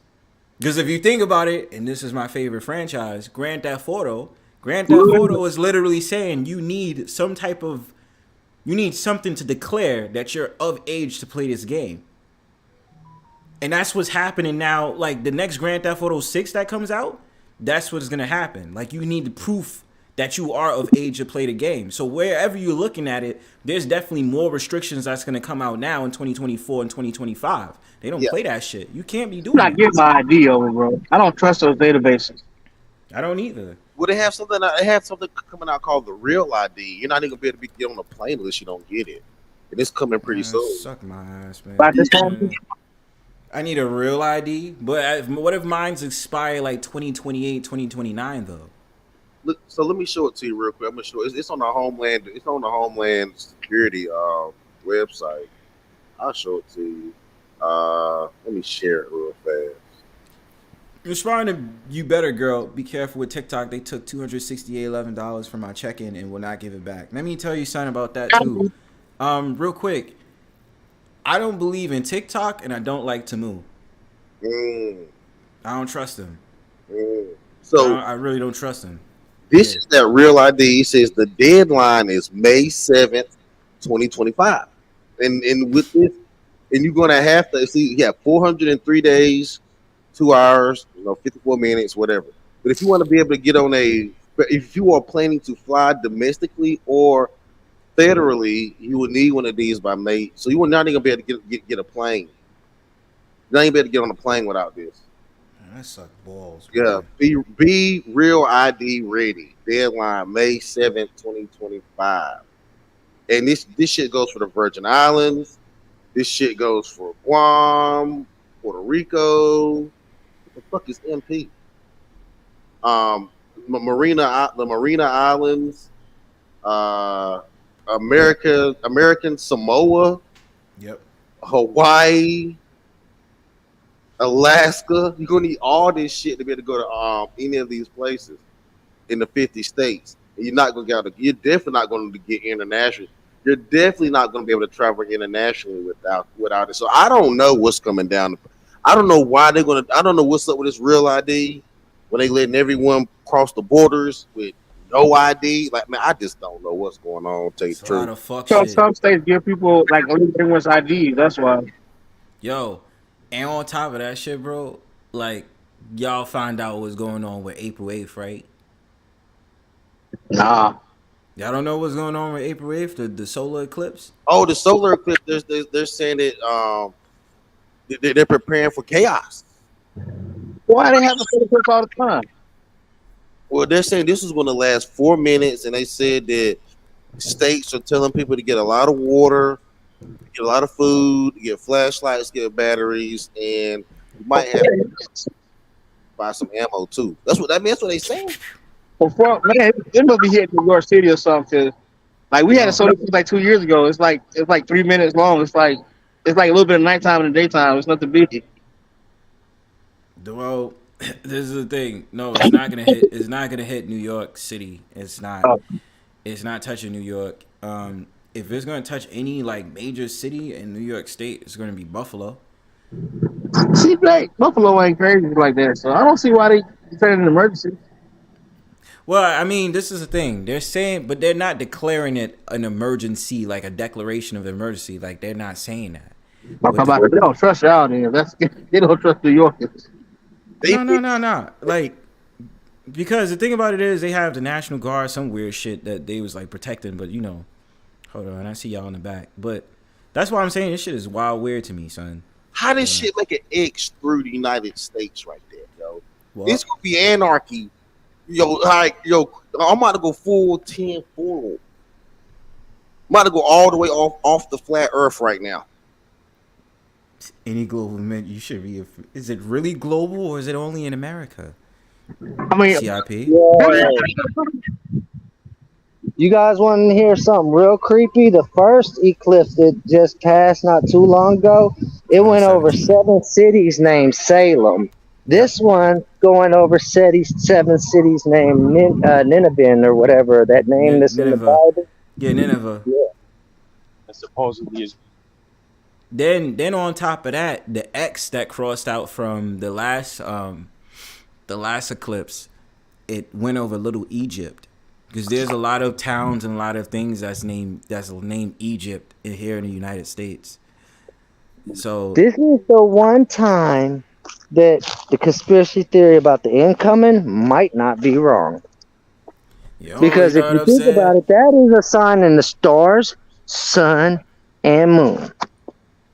Ooh, yo, I'm saying like, you said Washington been had them type of IDs. They are over $100.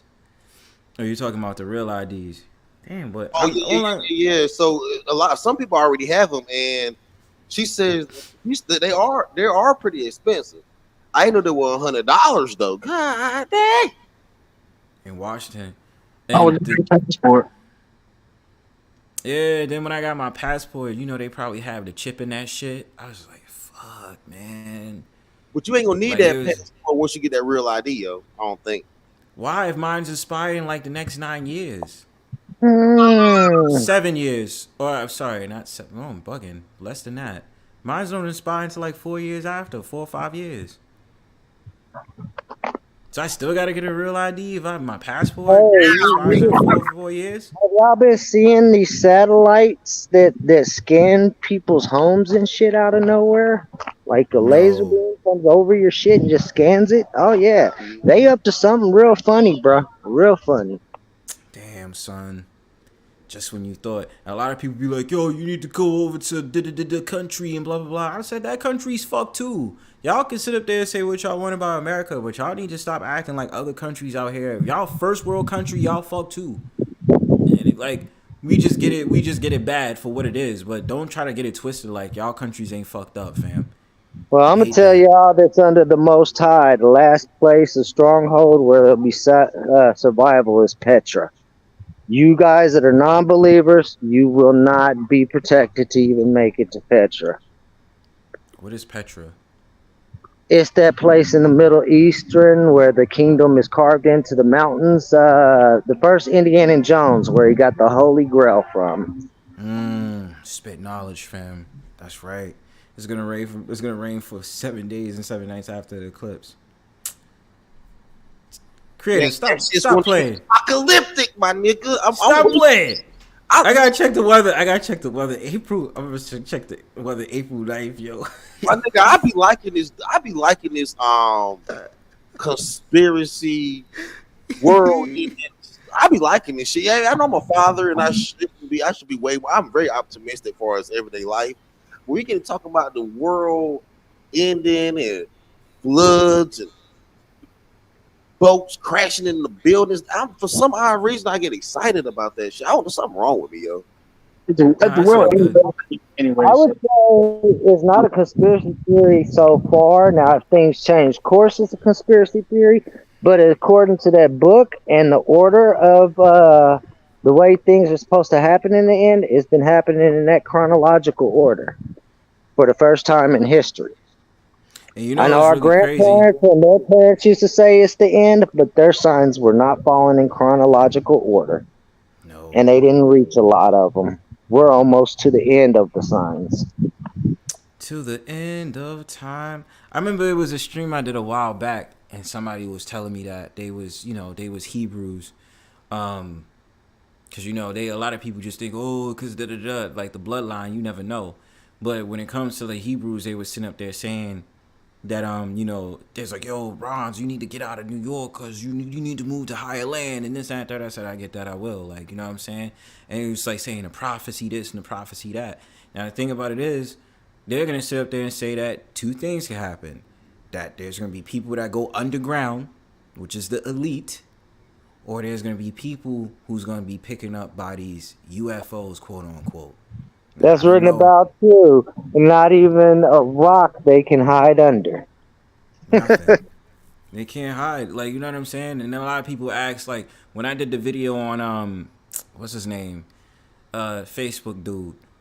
When I did a video on him, and he was like, oh, they're building a bunker and this, that, and the third. Yo, they've been building bunkers mad times. Building bunkers are like shelters and all that other stuff. See, knowledge, I think it was John F. Kennedy, maybe not him, but there was somebody else that built a bunker like back in like maybe the 60s and 70s, all the way out in Long Island. And then he was just like, yo, they build that shit, and they was just like, yep, that's a bunker right there. You know, like, all I ever say to people, just be ready, son. Like, as in, if you don't have everything right, like physically, like spiritually, just be ready. You know what I'm saying? Because too many times in this world, we so scared and be like, oh my God, life. It's just like, yo, still you live your life the best way you can, but proceed with caution now. You feel me?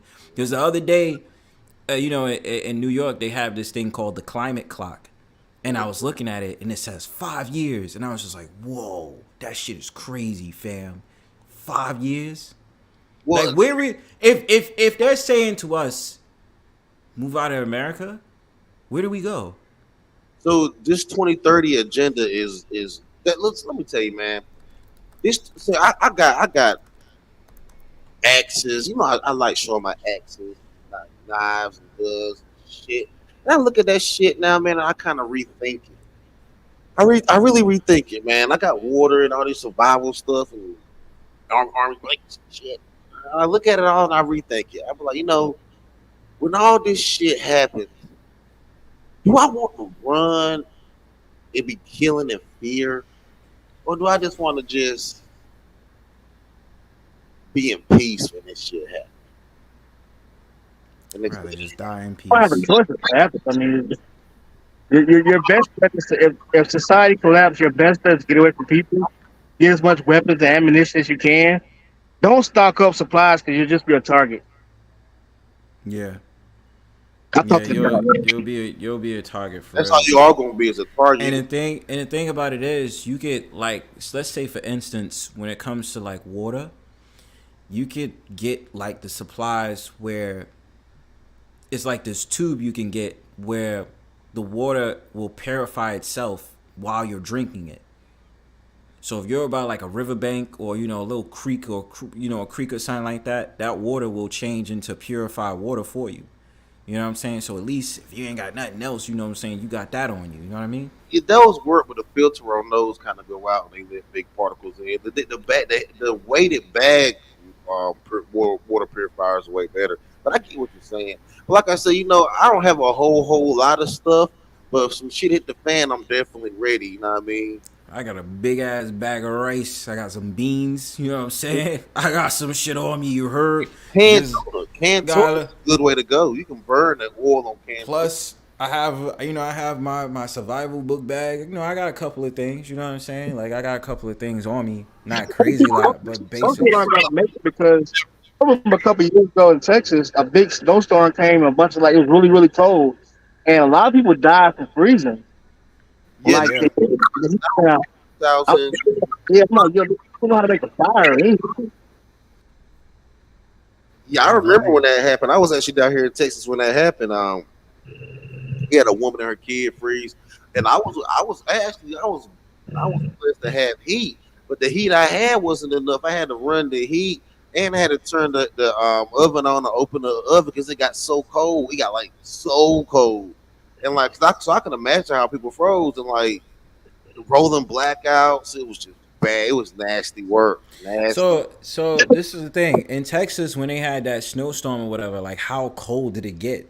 Like, what was the temperature? It was like so Texas has a different type of it's a very kind of almost like a dry, almost like it's very dry. It's not as humid as people would think. And so if it was like 0 degrees, 2 degrees, really, it got that cold that year. And so we had a wind chill too. People don't think that wind chill. Y'all got that shit.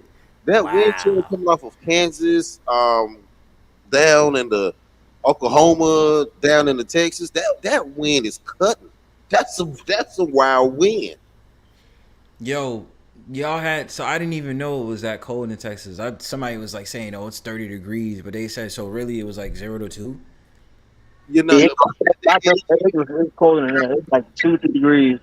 Damn, and Texas never sees that type of weather. yeah, See, it was some freak shit. We never seen that type of weather, and they didn't have enough. And another thing happened: Texas refused the federal funding. The government tried to come in and save. The government tried to step in and save the people, but Texas said, Greg Abbott said, we're not taking the money from the government. So I don't know if that was a good thing or a bad thing. At the end of the day, we don't owe the United States government at the end of the day, but we did lose a couple of lives. I don't know, man. That shit starts to get nasty when you think about that. but you know something too? Like, a lot of people don't play it like, because you know what it reminds me of? 2015, 2016. I don't want to keep talking about New York, but this is how crazy it was getting, right? So I remember 2015, 2016, we had an Arctic chill too. And, you know, like the weather that we would get out in Chicago, like Chicago is always infamous for having cold ass weather. Or if you go up north, like let's say Toronto, or you go to like Buffalo, New York or whatever, like their weather is like the same way. Like they get in their winters early in October, they're shit in that third, and their wind chill is crazy. So I remember the weather that we got was like up to negative 10 degrees. I don't think it went to negative 15, but it definitely went up to like maybe negative 10, negative 8 or whatever. So we had a super crazy chill that year. And I remember I was working overnight, and when I tell you I bundled the fuck up, so bad they had the black ice. And even if you went into the train station, come to find out, somebody at a bus shelter and somebody in the train station died from that hypothermia. That's how crazy it got. Yo, like, so I understand when it comes to that Texas weather, it's crazy, fam. Because mad people just passed out dead. Man, but the thing about it is, yo, we put the woods up there. Yeah, I did. We in the woods. See, I woods. See, if they ever get cold like that in North Carolina, I remember being in North Carolina when it snowed on the I've never seen this shit. It happened one time. It snowed on the beach. That was one of the craziest things I've ever seen in my life. Snow on the beach. Yo, does it snow like that? But it doesn't. Y'all don't really get snow like that in the South. Eastern North Carolina hardly ever gets snow. But that when did it start that though? Wait. So south of the Mason-Dixon line, isn't it from like Virginia all the way down? Y'all don't get snow and shit. I know Asheville, North Carolina, a lot of snow. What? I know Asheville, North Carolina gets a lot of snow. I'm about to say it depends on where you keep this sticking right out my mouth. I got family that stay in Asheville. We start getting in the boom. We start getting the Appalachian. They get snow every year. They have ski resorts. Yeah, because I mean it's the mountains, so I get it. You feel what I'm saying? Like Virginia does get snow. Okay, creative. Yeah, that's what I'm saying because it's near the Washington D.C. area, so I understand that. Well, Northern Virginia gets a lot of snow, but like homie was saying, the Appalachian, they get snow every year. But I'm from Eastern Carolina. I'm from the coast.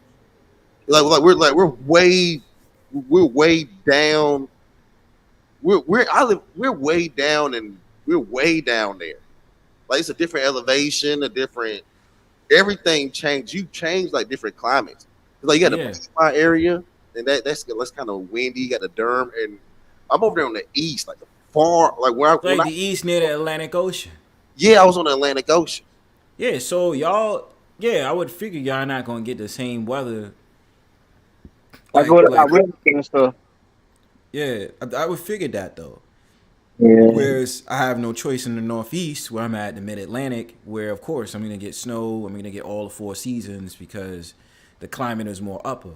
Whereas like south of the Mason-Dixon line, certain places in Virginia, there, to a certain point in Virginia, it's gonna be like, all right, yo, you're gonna get snow in this, that, and third, but go down lower, yeah, you're not gonna get snow like that. Well, snow where? You know what I'm saying? At most, it's probably gonna rain. It was going this, that, and the third. Closer to GA, it's not so much. Yep. I'm always pick up eggs a lot of places. I got the NC accent. Okay. North Carolina is weird, bro. Like it's real different from a lot of places. Like I go there a lot of. Appalachia is a beautiful area. Recently watched it. Yeah, Appalachia. You know, I haven't had the pleasure of going there, but you know, I think I've been to at least 11 and 12 states. Still got some more in the books, but Appalachian is beautiful and dangerous. You'll go up in there and lose your damn life. You better be careful. Why would you lose your life in Appalachia? Cause you'll mess around. So I'm gonna go hiking. Your ass for in them damn woods hiking and them trail paths hiking. I've been hiking in the Appalachian. Bro, I enjoy hiking, and that's anywhere though. You try to go hiking. But what I'm saying is, you can go in the Appalachian. It ain't what you think. Like you can go up in there and definitely get lost. Like, like you don't know how to navigate.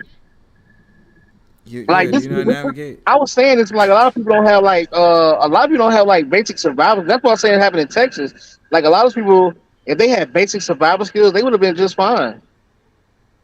Requirements like what? Well, no. So the people that you got that lost their life in the Texas freeze was all city people. No rural area people lost their lives, but yeah, you're right. These were city people, and city people don't need to have. I mean, they don't necessarily need survival skills, even though they do. They don't rely on. They don't rely on. Well, let's say your water gets contaminated in the city. Where are you going to get water from? Well, see, some people got survival tactics and methods. Some people got survival instincts. Some people ain't got neither. Yep. And that's the thing. I was an Eagle Scout, so I learned a lot of stuff. Yo, and I used to be out in the woods as a kid because I used to go to camp. So, you know, I learned a couple of things as well. You feel what I'm saying? Like, you know, of course, I'm a city kid, city adult, city man. You but from the thing New York, about though. You from New York. Y'all are done. Get out of there. Get out of there. Look, listen, like I said, man. Like, yeah, of course. Like, everybody I talk to in New York be like, yo, we trying to leave New York. So it don't even, that's going to happen regardless. Like, yo, Bronzebird love New York. Y'all heard it here first. Yeah, I ain't going to stay in New York forever. That's just, you know, y'all going to enjoy this New York accent somewhere else. You understand what I'm saying? But like I said, like, I had the pleasure of going to camp, so I know a couple of things that I was supposed to know. You know what I'm saying? Like, yo, you learn some basic survival skills when you go out, and that's why I encourage people, even if you haven't been like involved in like camp and stuff like that, yo, like hike, learn how to get the fuck out of the damn city, because it does something to you actually mentally too. And a lot of people just be like, yo, hiking is for white people. I did a video on that too. I sat there and said, yo, bro, you got to get out of the city because the city charges your brain in a way where it fucks you up. You understand what I'm saying? If you compact it on everybody all day and all this other stuff, you got all this electronic fucking towers around you, how you think you going to feel? When you go out to a rural area, you're going to lose your mind. You're going to be trying to go on your cell phone and you're going to try to be like, oh, I ain't got no service. Put your cell phone down. You understand what I'm saying? Enjoy nature. Learn how it is to go on different paths. Because they already have paths out here. I forgot what it's called. I don't know if it's called the Woodland Trail or something like that. But yo, y'all need to go ahead and do that. There's a place called Bear Mountain. If you're watching in New York, go up there. Learn how to fucking go to the resort and go on a damn go hiking up there. It's mad Jews that be out there. But anyway, crystal called shungite. And that's true. Shungite, I actually used that in my water before. Shungite is like black, and you get those crystals, you put it in your water, and it purifies it to make the water taste better. And also, you gotta get some crystals to clear your head. I forgot what it's called. Like, it's supposed to be an energy booster. I forgot the name of it. But you also devil shit. It's not devil shit. Bro, when I used to, let me tell you something. Let me give y'all a story, fam. When I used to really be on my chakra shit, bro, you could not fuck with me. Cause I was just like, yo, I was really on some stuff like this is the crystals you need. This is the crystals you need. This is the crystal you need. Like, I'm telling you, bro, there is a crystal, or there's somebody that creates these like triangle, like big ass like things that you use that are supposed to disperse the energy that's in your house or that's around you. You understand what I'm saying? And that help. And plus copper. A lot of people don't understand the great thing about copper. Copper does a lot for the body. See, y'all not hearing me, man. I'm dropping jewels. PASSDA hating. Pastor sitting up there talking that shit. Can I get an amen? That's you are practicing warlock witchcraft. I do not practice warlock witchcraft. I practice peace and harmony. You out here playing with elements and stuff. You better get right with the Lord. I am right with the Lord, and the Lord would agree. The Lord would agree that there's certain things out here to protect the Most High's children, my brother. Organite, yes, that's true. Is that not true, Pastor? What you trying to tell me? I can still bring the Bible with me too. Amen. You can, yo. You can't. You have to bring the Bible with you when you start a fire. I get it, right? Nah, I'm not trying. That'd dead be wrong though. I sit up there and I read the damn Bible and I'd be like, you know what? I believe in the Lord, but I need to do a campfire. Let me burn this up real quick. Nah, I can't do that. You know what I'm saying? I might use a shit Bible, whatever they call it, a made up Bible, whatever they use. You know what I'm saying? For that, or some random book. But nah, seriously, organite, exactly. And then you gotta use damn, what else you gotta? It's so much shit you could use. But I want to ask y'all this: have y'all ever heard of ayahuasca? Yeah, Nick. You really going into the devil shit? You really no? How? Wait, Xiled, Marquise, y'all never heard of ayahuasca? Yeah, I've heard about it. Like they go off into like the desert and they like see stuff. Yo, y'all would never do that, right? No, I did shrooms one time. It was too much for me. All right, tell me about that experience. It was scary, bro. Like, I didn't know. Like, I was hanging out with white boys when I was younger. I didn't know. And they gave me these shrooms, told me it was cool. And next thing you know, like, things that was like talking. Like the walls were like moving, and I couldn't stand, and things just started talking around me. Like I was just it was just weird, bro. Okay. I don't recommend it. I might do shrooms anyway. I've never done ayahuasca or shrooms, but I definitely took a blue dolphin once. A blue dolphin. You know them ecstasy pills? You took a blue dolphin. A blue dolphin, a triple stack. Nah, I never heard of that. Nah, son. Express that blue dolphin pill. Tell you something, yo. I never. MDMA? That's what it is? That That's sounds ecstasy? weird. And it's a pill? That's something else. It's ecstasy, my guy. Yeah, I was waiting for him to say Ferrari. I mean, you over here talking about dolphins. I thought he was going to talk about the Ferraris next. No, it's like, yeah, word. You know what I'm saying? But yeah, ayahuasca, yo. I might do that one day. You know what I'm saying? Yeah, so I did ayahuasca. How did that go? This is my advice. Anybody who's going to take ayahuasca is something that is very serious. And first and foremost, you cannot just take it like it's a regular drink. Like, yeah, like that shit is serious. Like, you got to have a ceremony. You got to be able to meditate adequately by yourself on your own and be able to clear your mind. Because if you don't, it's a waste of time in you taking it. So I would say make sure you are truly on your spiritual development before you take that.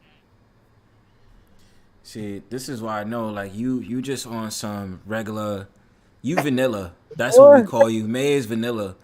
Hey, man. Or hold on, Bronze. Or you could do the DMT and get the spiritual experience regardless, but depending where your mind frame and your spirituality is at, it could be a really bad experience. Yeah, I took ayahuasca and I went through it. Like, it did everything and more. And I took it with a group of people.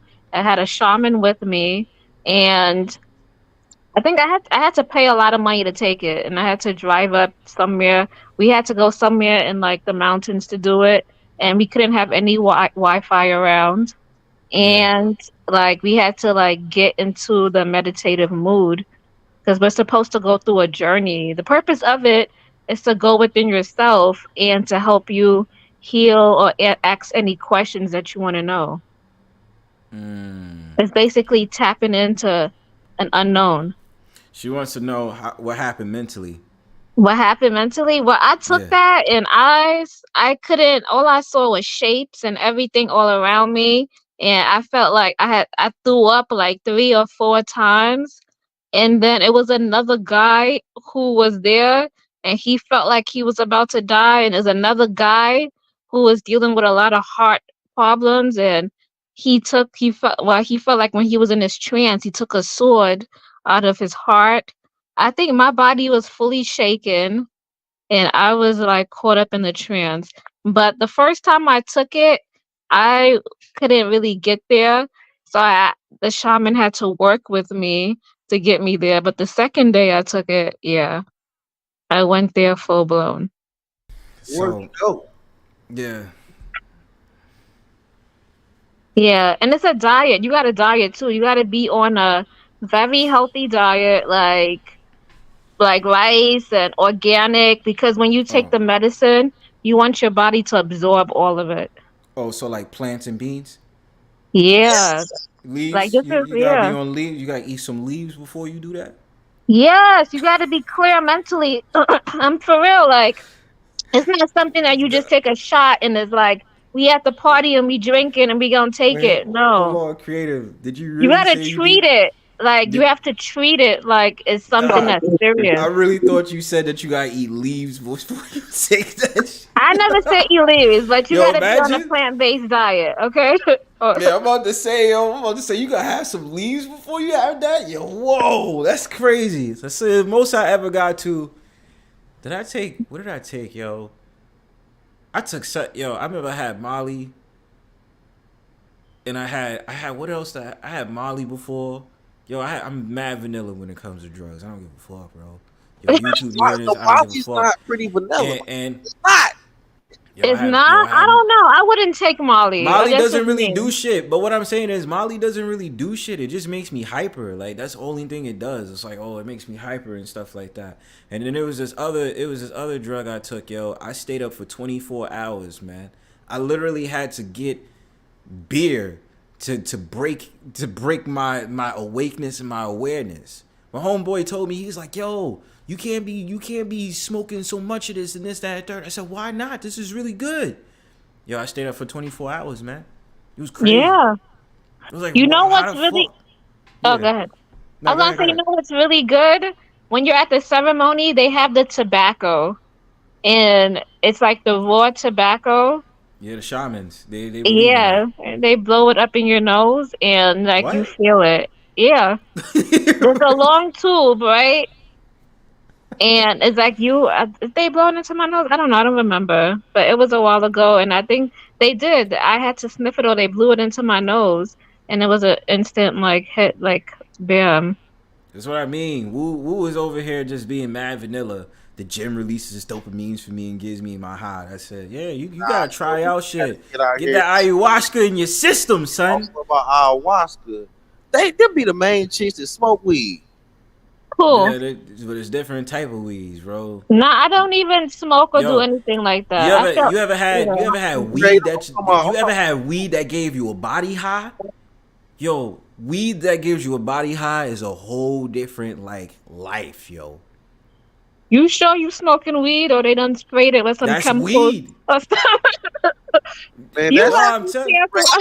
There's different types of weed though. Like you have sativa, you have all these different types of weed. It's not just regular. Like there's different weeds for different functions. Like if you just getting regular high, there's a weed for that. But if you have one that gives you a body high, it's a different story. You feel what I'm saying? Because it's like you feel light. And you just be moving around, you be like, yo, why I feel so light and high and happy at the same time? There's different types of weed. The THC concentration and all that, I'm telling you. I'm not even a weed head, and I know this. You a weed head, my nigga?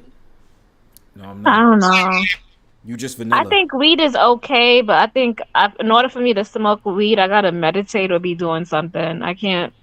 Thank you, CIP. Indica versus sativa, and it's indica that gives you the body high, if I'm not mistaken. You understand? That's the one. That's when I make you kind of sleepy. I think. Not for me. You said weed? Yeah, I can't smoke it. It's a waste. I feel like it's a waste of like, because when you smoke it, you're trying to tap into the other side of your brain. So I want to use it for something beneficial, you know? Y'all so vanilla, man. Y'all gotta live life. PASSDA out here talking about, oh no, not ayahuasca, like blah blah blah. Do you even try to smoke anything, PASSDA? Or you just that church folk for real? I'm smoking. I told you I took a blue dolphin, and let me tell you, I don't think I'm ready for ayahuasca because they said you be seeing fake gods and stuff like purple gods and Hindu type shit.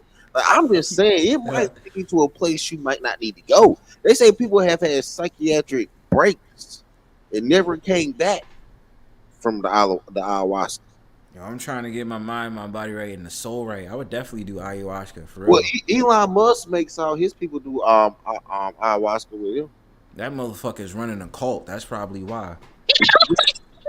No, but it makes you get more together. You guys feel more connected I don't when give you a do fuck. ayahuasca together. I would sit up there and say Elon Musk is probably the next Jim Jones. Nah, the Kool-Aid, he's still letting y'all do ayahuasca. I said it. No, it's good leadership. It's a good team. Like she said, it's a good team building experience. Because he's running a cult. That's why I keep telling you. Why do you think he's changing shit to X, yo? You know, when I went to go take my ayahuasca, it was nothing but white people around me. No, I'm not saying the place you went to. I know, I'm just saying, there was actors that was doing it. There was people who actually make medicine that was taking the ayahuasca. And there was a lot of people who just, I don't know why the fuck they was sad and they was feeling down. A lot of people who take it, they're depressed or they're trying to get over something in their life and they don't know how to. They tried everything. They went to counseling. They did this. They did that. So now they're trying to seek another way on trying to, go over that hurdle. Which is good. We use ketamine. We use ketamine now. That's good. Depression has gotten so bad that we were giving people ketamine. We're giving people ketamine for depression. This shit has gotten bad. Why are we so depressed that we need ketamine? Because the environment, circumstances, especially today's circumstances, and just the fact of the matter, like, yo, no one can really live happily in this society. Just so much fuck shit going around, you understand? And then when you have to deal with, when we're talking about the energy that's happening from all these different cables and all this other stuff, the towers and all this other stuff, it fucks with our chi. Especially if you're in a city, it's definitely gonna fuck with your chi. You standing on top of everybody and having to deal with all these different energies, it's not you being free. So that's why I even think when people live in a rural area, it seems like they tend to be more happier and more joyful than people who live in a city. My opinion. I'm just saying. I don't know. I have my own opinion on that. But I feel like the city could be good for people who are like artists and people who want to like make it big because they have all that energy around them to help feed them for them to get to that, In the rural areas, I mean, you don't have that much energy to cultivate. It's really harder. Y'all don't, because in the creative, this is bad because you should be grounding. That's the thing. You should be grounding in shoes that has like some type of copper in it. That's how you make it good. And when you live in a rural area, no, actually, the rural area has way more energy than the city area. That's what I'm saying. Like, because the thing about it is, city is mad concrete. Whereas if you're gonna go on the grass in a rural area, you can ground there. You can't really ground in the city unless you go to a public park.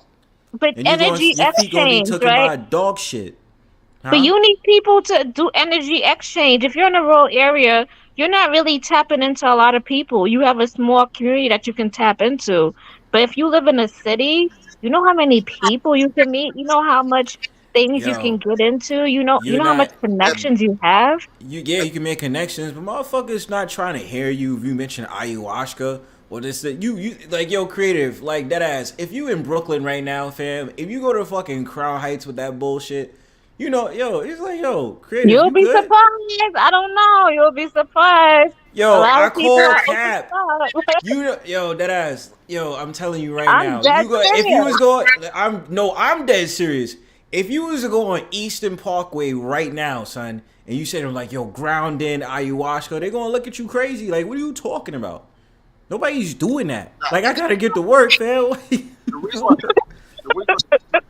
Nobody gonna believe you. Like, what do you mean? Grounding what? What are you talking about? The reason why way more energy. You have to find the people. And the best way to do that is you gotta look for groups who are into that, And it's a lot of groups in New York City. I go to Meet Me. There's a whole Listen, bunch of spiritual shit that y'all got going around in New York City listen. The that last you time I could went to attend some to. spiritual shit, Yeah, some chick they put tried on. to sell. Yo, but hold up real quick, Pastor. The last time I went to some spiritual shit, it was dope because it was some woman that was selling organic honey and all that other stuff, and you know, all honey with THC. That was pretty cool. But then I remember it was this other chick that was there that tried to sell me an organic burger for $20. I said, what? She was like, yeah, I'm selling the burger for $20. I said, you really think I'm going to buy a burger from you in that goddamn aluminum foil for $20? Get the fuck out of here. I'm not going to be buying. Yo, I'm telling you, these meetups sometimes, it be too much. I be like, bruh, like, why? They're not really connected. There's very weak connections that happen in these big cities amongst all these people. You start getting out here in these rural areas, these people have a way deeper connection with each other. And you got to think about the trees, like I said, the grass, the animals, the wind, how the static electricity can just get blown. Man, this is way better in the country. Way better in the country. Well, I don't try to argue that, but that's why I say, yo, that's why I advise people. I was like, yo, what you should do is, because a lot of people in the city be like, oh, yo, you do white people shit and blah blah blah, this that and the third. And yo, listen, me being in New York, they be so surprised how many states I've been to. They be like, oh, I ain't never been to well, some of them been to LA, but they can't say, oh, I went to Puerto Rico, or I went here, or I went here, or this that and third. They can't say that. It's crazy. Like, that's how you know when you so batched to a city, you don't try to go out. I tell them, yo, I went to upstate New York. What the fuck you was doing in upstate New York, Bronze? And I said, yo, because traveling, bro. The fuck you think? I'm like, yo, bro, I could ride the train to the first stop. You bro, you ain't even trying to get out and see things. You understand? You want to be trapped in the city. You think your whole entire life of peace and harmony and seeing green is Central Park? In Prospect Park in Brooklyn? You ain't even try to go nowhere. You ask half New Yorkers, they ain't never even been to Staten Island. That's how crazy it is. No, he right. You right about that. You know, they ain't never been to Staten Island except the St. George Terminal. They ain't never been nowhere else. That's how crazy it is. Right. Yo, explore. Yeah, go ahead. Upstate New York is beautiful. Like 2 or 3 or 4 stops on the Penn State train station on Grand Central. Just taking the train a couple of stops away. You'll be so amazed about how beautiful it is. Yeah, it's like you step outside, it's a nice town. You see a lot of nature. It's really beautiful. I went there like once or twice, and I was like, wow. But how far did you go? You could talk to PASSDA because he went to Westchester County because his ass never went to New York City. They got apple trees and shit, nigga. Y'all, so you go to dirty ass New York, right? Oh my god, yo! You can't. Kiss my ass. Nothing. You can't have vegetation in New York. That shit's going to die. What you can't have what? Vegetation, nigga. You can't grow anything in New York. You actually can. No, you can't. You can. That is so not true. What do you mean? Have gardens. They have gardens in cities, bro. Man, them gardens are dying. You just talking shit. Anyway, yeah, Sag Harbor, which is in Long Island, May says, and then I went to as far as Poughkeepsie, which was like the last stop on the Metro North. Like, bro, I've been out to like upper New York, upstate New York, even New Jersey. You understand what I'm saying? Connecticut too. You know what I'm saying? So, and Long Island, hell yeah. Now, I wouldn't recommend Nassau County. I would recommend Suffolk County, especially if you try to go in the fall time for pumpkin picking and apple picking. You gonna try to tell me dirty ass New York don't be having gardens out there? Y'all ain't got no apples like upstate. Like I've never been to upstate New York, but I know people up there and they got nice apples. You can build nice apples in a city too, man. I know somebody. Yeah, it doesn't matter. Yes, you can. Yeah. Look, listen, because Pastor, you don't know shit. The big apple is a rotten apple. Pastor, Pastor, you don't know shit. You can build those out there in Queens, Brooklyn, and Staten Island. Let it be known that even though New York City is a city, they have houses out there. People got backyards out there. It's not just some random place. Yeah, every borough got a house, man. They got houses patches of grass everywhere. What? They got patches of grass. Get out of here. Okay. Ain't no Patches patchy people addressed. got like backyards and they have They space have where they whole could grow stuff backyards, if they fam. want to. What do you Exactly. mean? What Even in drugs are you on? Flatbush, all over Brooklyn, there's different parts of Brooklyn. They got nothing but houses. Garrettson Beach. You know what I'm saying? Yeah, and in certain parts of New York, you need to have a car. The train station is like 2, 3, or 4 miles away. Yeah, which they're trying to improve on now, but it's about to be too late for that. But that's what I'm saying. You don't see, Pastor. That's what I'm saying. You gotta watch what you saying sometimes because you're from down south. You just talk things that you don't know nothing about, and it's okay because I educate you on that. I don't mind. You know, I live. I went down south. I enjoyed down south. I used to be here in Virginia. Shout outs to Hampton Roads. North Carolina. I went there for family reunions. Feel me? You know what I'm saying? South Carolina too. You know what I'm saying? So don't act like I haven't been ill experienced. I've been on your turf too. Yeah, I've been to not South Carolina, North Carolina. I still think North Georgia Carolina, dog. and North Carolina is beautiful. I don't see anything wrong with it. Yo, I can't be dealing with Atlanta because they be having chicks out there that have tentacles, if you know what I mean. Oh shit. Whatever. So I come up here to talk shit. You know how I do. I come up here to talk my shit. But you know, if you a man that values a womb, you want to be careful out there in Atlanta. Just saying. Atlanta ain't it, yo. I don't know what happened to Atlanta. Atlanta used to be a decent place though in America. I don't know what happened. Yeah, I don't know what happened to Atlanta. Mad New Yorkers be moving there too, but I'm just, you gotta be careful. Women out there with tentacles, fam. That's what happened to Atlanta. What happened in Atlanta, yo? Them New York niggas moved there and they bought all that weird shit there. No, it was weird shit before that. Get the fuck out of here. No. Cause Southern, I'm gonna trash the ATL, yo. You be sitting up there like, why Shorty got some, what's that poking out her panties, fam? Oh shit. Let me not go there. I'm not gonna trash ATL either because there's a lot of women who out there own businesses, hardworking. I think Atlanta's beautiful. It's supposed to be like what, Chocolate City? Chocolate City. Yeah, I understand there's a lot of black people there that That's own not businesses. chocolate. Atlanta is not Chocolate City though. There's a lot of black poverty in Atlanta. Chocolate City isn't Chocolate City everywhere. Like you gotta take the good with the bad. I don't understand. Chocolate City is not Atlanta. Chocolate City, I thought is DC. DC, exactly, DC. That's DC. That's what I thought too. Washington DC is Chocolate City. I thought it was Atlanta. Nah, Atlanta tried to steal the name. No, Atlanta is a different name, but that's me unofficially naming it. You know what I'm saying? Nah, real talk though, man. We gotta get Atlanta now. I'm gonna call Atlanta Reversal City. You know what I'm saying? Shit's bad. We gotta get Atlanta. It's Reversal City. You know what I'm saying? Wu said it says Houston is better than Atlanta. We give Atlanta to the north, yo. You ain't giving shit to the north, fam. I don't give a fuck, bro. I'm not dealing with that, bro. Like, all I'm saying is, if I go to Atlanta, I just gotta take precaution because I don't want to get caught up out there. You feel me? I gotta trash Atlanta. Atlanta might be trash, yo. No, it's not. I liked Atlanta. I went there and it wasn't bad. I saw a butch out there fighting the Hebrew Israelites. That's when I knew it was done. Yo, as soon as the Hebrew Israelites put the Bible on her head, yo, you see mad demonic spirits coming out that bitch, yo. Okay. I was like, damn, yo. Now we know you're smoking something. I'm smoking something? Now we know you are. I'm not. It's on YouTube. Yo, the Hebrew Israelites. This is like a whole Decepticon. That's what I'm saying. So the Hebrew Israelites are taking over Dallas. You start to see them. We start to see them everywhere now. That's right. Read. And man, that shit be hilarious when they be out here talking that shit in Texas, because Texas still has like a lot of like old school, like That's right. When we see these people walking and hearing that Hebrew Israelite message, I just like to see the reaction of the people that are listening to this. Like the white. No, man, I'm gonna be more specific. I'm not trying to be racist, but I like this. I like looking at the expressions that white people make when the Hebrew Israelites are preaching. I mean, I'm sorry. I know it's like a guilty pleasure of mine.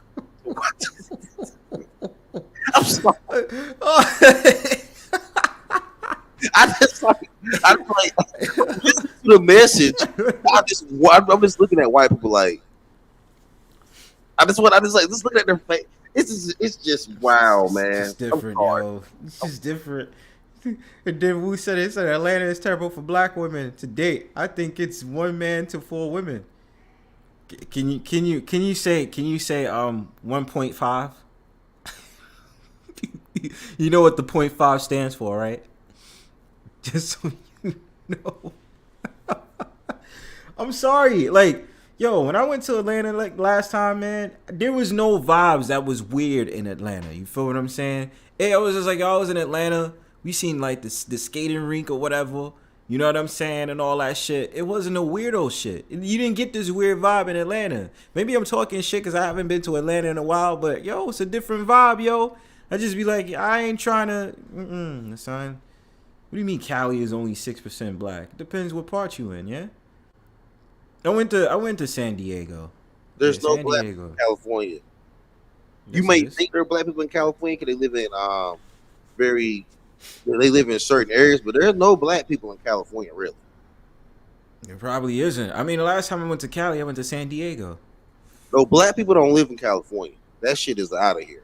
Like, there's not that many black people in California. They better they're not really black. They're not really black. You know, they're not really black. Like, they're not real black people in California. Like, matter of fact, I don't even think there's not real black people in California. They all live like Vegas. The farther the black experience goes in America, it's probably to Vegas. So where do you think blacks mainly live? In the South. All the black people of America live in the South. You got a point, because there's usually more of a black population. Not black people, but they're not really black people. They're like, the fuck you mean? Africans and shit. You know what I mean? Yeah, what do you mean? There are regular black people here. New York has the highest populations of blacks in the Northeast. San Diego has black people here too. Like what? Like, bro, wait, bro. You do know. This is funny. Yeah, Pastor, like, yo, you do know in New York City, like, we have pretty much high population of blacks. Yeah, we have Caribbeans, we have Africans, and then you have the AA such as myself. Like, what you mean? Who you talking? Well, I'm telling you, like, there's not a lot of black. This is not a conspiracy. This is real life. So I could agree with you, and I could say the population is not as much, but there are black people here. But it's not as high as New York City or the South. I will 100% I agree with you there. I can name black neighborhoods in New York and most of my hand. I'm joking.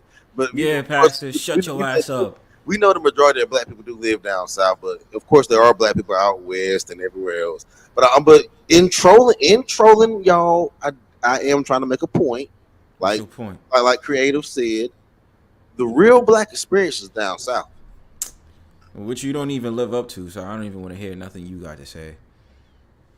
But what do you mean the real black experience? Like, yeah, I don't understand. Like, what about the North? I'm confused. Y'all live in a great project experience. Here we go. The Blake. And I know why you say that, but then how does that get me out of the real black experience, Pastor? Because the great experiment experience is different than the real Southern rooted black experience. It just is. I mean, there's no way. There's no way. Okay, so let's break this down. So let's break it down in simplest term. What is a black experience? That's what I want to know. So, like, living down south, you know, with your family, you know, a certain cuisine that you eat, a certain way about that, a certain lifestyle, certain religious beliefs. That's the real black experience of. Can you break that down more, sir?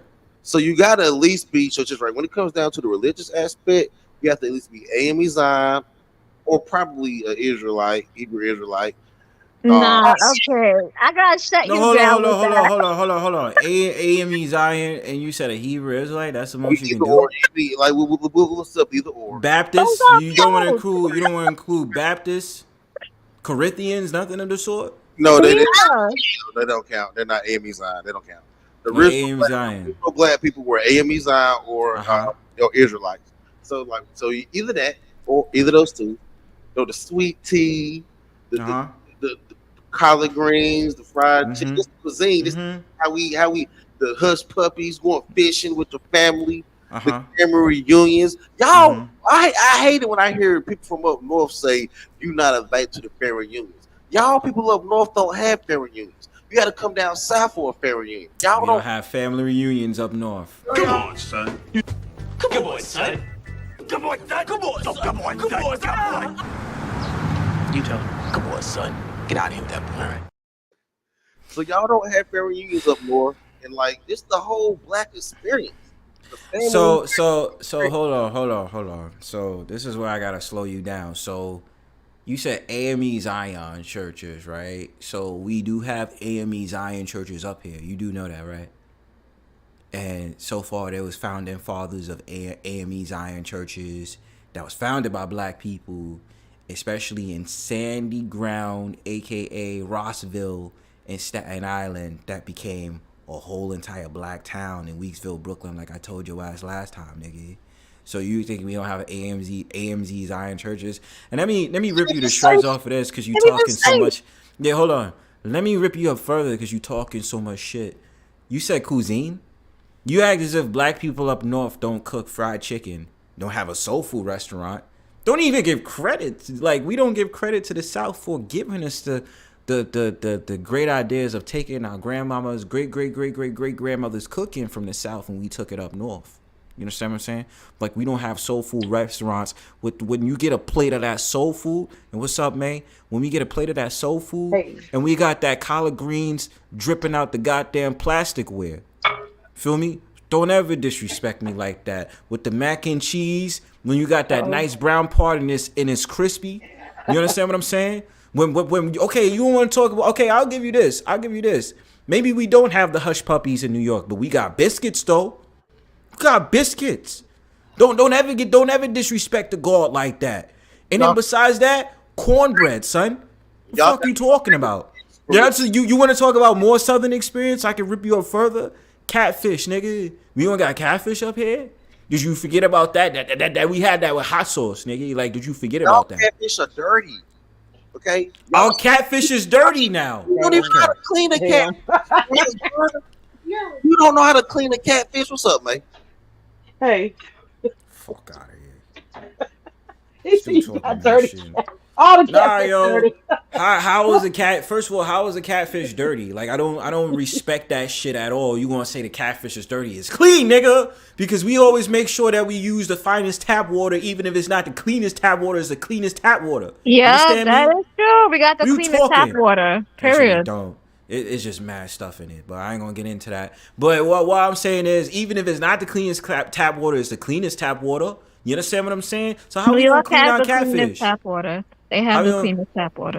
Our catfish live in more of a natural habitat. Catfish is a dirty fish regardless, right? You act as if we getting catfish out the Hudson River. You crazy? We don't get catfish from the Hudson River, bro. You stupid? No, we ship them to y'all because y'all we ship them to you. And we still clean it. We still cook it as just as good as y'all do. And that nice ass Crisco grease. So how you gonna talk shit? That bro, you gonna sit up there and talk about our catfish is dirty, like as if we go in the Hudson River or the goddamn New York Harbor and we get fish from there. Are you crazy? We don't do that. We will never do that. Yeah, we'll get it imported from the South, nigga, but we still cook it like it's clean and new. I don't know how scandalous you New York niggas are. Y'all might would eat a catfish out the Hudson Bay. I'm not. I'm what? What? Bro, we would come out looking like the green monster giant if we sat up there and go in the Hudson River. We know better not to go in the Hudson River. You crazy? Pastor said he wanted it to be natural. Yo, what the fuck? So you would have to go there. Don't mind me. Fuck out of here with that shit. Okay. Like, bro, why? Okay, explain to me like I'm a 2-year-old. Why the fuck would I go in the Hudson River to go hunting for fish? Yo. You know how dirty the Hudson River is, bro? Like, I'm a New Yorker, but I got common sense. Come here. God damn, son. Yeah, now, Pastor. Question. How often do y'all eat? How often do y'all eat Southern food? How often? New Yorkers. Damn, son, you really caught me on that one. I eat it almost every. You're not a New Yorker, Pastor. She was asking me. I'm not one of y'all. Shut your Southern ass up, yo. So Yo, I'm not gonna lie to you. Because we live in a melting pot, I'm not gonna say we eat Southern. We do not eat Southern food all the time. That's a fact. As a New Yorker, I can say that, especially representing for AAs, we don't eat Southern food all that. But we do have Southern restaurants here, and it's a melting pot. Like right now, I can go out my door and I can get Mexican food, or I can get the franchise food, or I can get food from what we call the ox spots, which is usually the Middle Eastern dudes and all that other stuff, and they cook the regular American food. Or I can get some Jamaican food and whatnot. That's what I'm surrounded by. So soul food, if I want to, there's a nice little restaurant that's about like 20, 30 blocks away from my house. I could take the subway like 2 stops right now and go to a Southern restaurant and go to a soul food restaurant. But then even with this is a funny thing. It's such a melting pot, right? Or I could travel, it could be 10 blocks. I could take the train like 1 stop. Those Southern food restaurants is owned by Africans. Like 2 of them is owned by Africans. Yeah. The Africans? The African owns like some of the soul food franchises. I went to this place in Brooklyn. I think it was off of Broadway. And it was called Manners. Yeah, Manners. Manners is a franchise probably owned by an African, right? The name Manna, I'm guessing. I don't know. But you know what? I swear, y'all, anybody who can't, y'all ain't gonna believe this. You walk into Manna, you almost fall out. Why? You almost fall out. They got food just piled high. Yeah, they do. From everywhere. and you walk in, you know, as a Southerner, I walked in, I was like, it's a buffet. Oh shit, it's about to be on. Yeah, that's what I'm saying. Like Manners is about a pound. Manners is about a pound. That's true. Yeah. Yo, but I'm not gonna lie to you. They mac and cheese suck. Like their mac and cheese, they put sugar in it because you could taste it. I was like, yo, that's not the wave. That's New England. Who puts? Oh dang. Yeah, you don't do that. That's because probably them Africans that do that shit, man. I be knowing the How difference. did y'all let the Africans take the Southern blessing we gave y'all? Y'all trash, man. Y'all, you're not trash. I just want to say, when it comes to that sugar and stuff mixing, I'm not gonna lie. We're gonna have to do a trial on Queen Sunkiss. Because several people had a very serious problem with her sugar and grits. So, thank you. And then PASSDA's dumbass out there and agreed with her, sitting up there talking about, no, ain't no problem with putting sugar and grits. No, nigga, it is a problem. I'm not doing that, bro. either. That's where you lose your black card with me, bro. And you said like, no, because you can cut my ass about being New York. I got common sense. Y'all sitting up there putting sugar and grits. Where they do that at? What are you doing? You put sugar in cream of wheat, not no grits. Real Southerners know this, right? There's people that put salt and pepper on the grits. In fact, you don't even know what grits are. Okay, I don't know what grits are. Wow. We gonna take it there, Pastor? I don't know what grits are now. Okay, remind me what grits are now. You eat cream of oats. You're up north, okay? Like what you said, bro. I told you because you a hater. I eat cream of wheat. I haven't recently. Oatmeal and grits. And furthermore, if you're really talking shit, I was sitting up there making grits with salmon cakes. Do you understand me? That's what I was doing. So you talking about my New York stills and I still hold it down for the South. Or you was having grits with catfish. So you can have grits with catfish or shrimp. You gonna put sugar on that? Shrimp and grits. I don't put shrimp on that. I don't put sugar on that. Salt and pepper. Now I'm not one of the. I don't put sugar on my grits, but there's some people, especially in Georgia, Georgia and Mississippi, good for putting sugar on their grits. Nah, yo. I ain't heard of that, fam. Why? I heard something wild like fried chicken or something, but like son. Fried chicken, good. Yeah, fried chicken, my man. I understood that from Cracker Barrel, but like I said, yo. The problem with you is, and Mrs. Queen Sunkiss, y'all sitting up there talking about sugar and grits. It's a serious problem. Y'all need to step y'all game. Don't be talking shit about New Yorkers and all that other stuff. I got common sense to put salt and put butter on my grits, sir, and pepper. You understand? So if I really want to spice it up, I put cheese on that shit. You understand? I agree with you on that. Now I agree with you on all of that. But there are some Southerners. It's like, do you like maple syrup or you like molasses? Some people like molasses. I don't fuck with molasses. I like maple syrup. Nah, we ain't doing molasses, my guy. I do Aunt Jemima syrup. That's it. Yeah, Aunt Jemima. Aunt Jemima in the South, they was sitting up there having Aunt Jemima syrup on them biscuits, you heard? You understand what I'm saying? That's what they Y'all was know doing. what? Speaking of Aunt Jemima, how Jam. did y'all really feel about that? Well, they I changed was when they mad changed they her. changed it. I They was so changed it. mad. Me too. I got one picture I managed to scrape up off of the grits, okay? Because they had Aunt Jemima grits. I got this one picture, and I'm thinking about laminating it and just like keep replacing it on my syrup. All of that doing that fucking Black Lives dumb shit. And they did what Uncle Ben's I was proud of that rice? shit. They did that one too, Uncle Ben's, right? Yeah, yeah. Oh, wait, they changed Uncle Ben's too? But they kept Yeah. on the they kept the white dude on the oak of wheats. What happened to Mrs. But well, hold on. Didn't they have Mrs. Butterworth? Did they change Mrs. Butterworth? Coming off too, yeah. Hold on, they changed Mrs. Butterworth too? Yeah. Dang.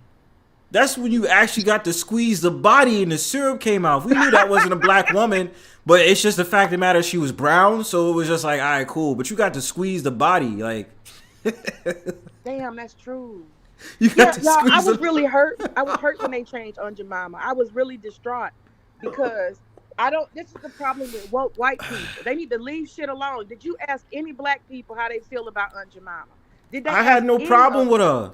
I was proud as a black person. I had no problem. I had no problem with it. Yo, Not only like, did I not have a problem with it, I love Aunt Jemima. I love her it's a pretty fact. cheeks and her chocolate skin and her little afro. I've evolved with her over time. You understand? And when I would wake up as a child and my mama make them pancakes, I see the Aunt Jemima pancakes, the Aunt Jemima syrup. I used to have that syrup sitting in front of my milk, and it would just sit there and I look at her while I'm eating. That's what I grew up. And I don't appreciate that I can't have my daughter do the same thing. I don't like the woke crowd. Yeah, that's from pearl mine. It's called pearl mining, and that's the thing. That was like, why? Like, I was enjoying that as a child too. You feel me? Like, yo, listen. When you listen, and this is what I'm saying, Pastor. You trying to claim like I don't know the South? Yo, Southerners was sitting up there saying they was having that Aunt Jemima with the biscuits. You feel what I'm saying? The buttery biscuits and all that other stuff. And you used to be able to make all that shit from Aunt Jemima. You understand what I'm saying? You used to put that on there. You understand what I'm saying? It was an exciting time. Yes, I used to be proud. Yes, a black woman with an afro, with a smile that'll melt your heart and melt your appetite. Aunt Jemima, we had that. You get the squeeze. It had the I like that. The Aunt Jemima. We also had the Uncle Ben's rice. You know what I'm saying? Yeah, that's what I'm saying, Woo. Like, why the fuck they had to open their mouth? Like, nobody was beefing. Nobody was beefing about Uncle Ben, Aunt Jemima, even Mrs. Butterworth. Listen, Mrs. Butterworth had a shape. Those people did a lot. They took out historical statues. Did you? No, they got rid of his. They got rid of the Indian woman on the butter too. They did, These man. people are crazy. They took down historical statues during that time frame. That the whole Black Lives thing. Yeah, that's what I'm saying. Like, They the did a woke lot of crowd fuck ruined shit. it. Because when I found that out, I was like, yo, shut your mouth, man. Nobody cares, bro. Like, nobody's pressed off of this shit but you. No, but they kept the white dude on the cream on the wheat though. The Pilgrim or the Quaker. Oh, Quaker, yeah. He to this day.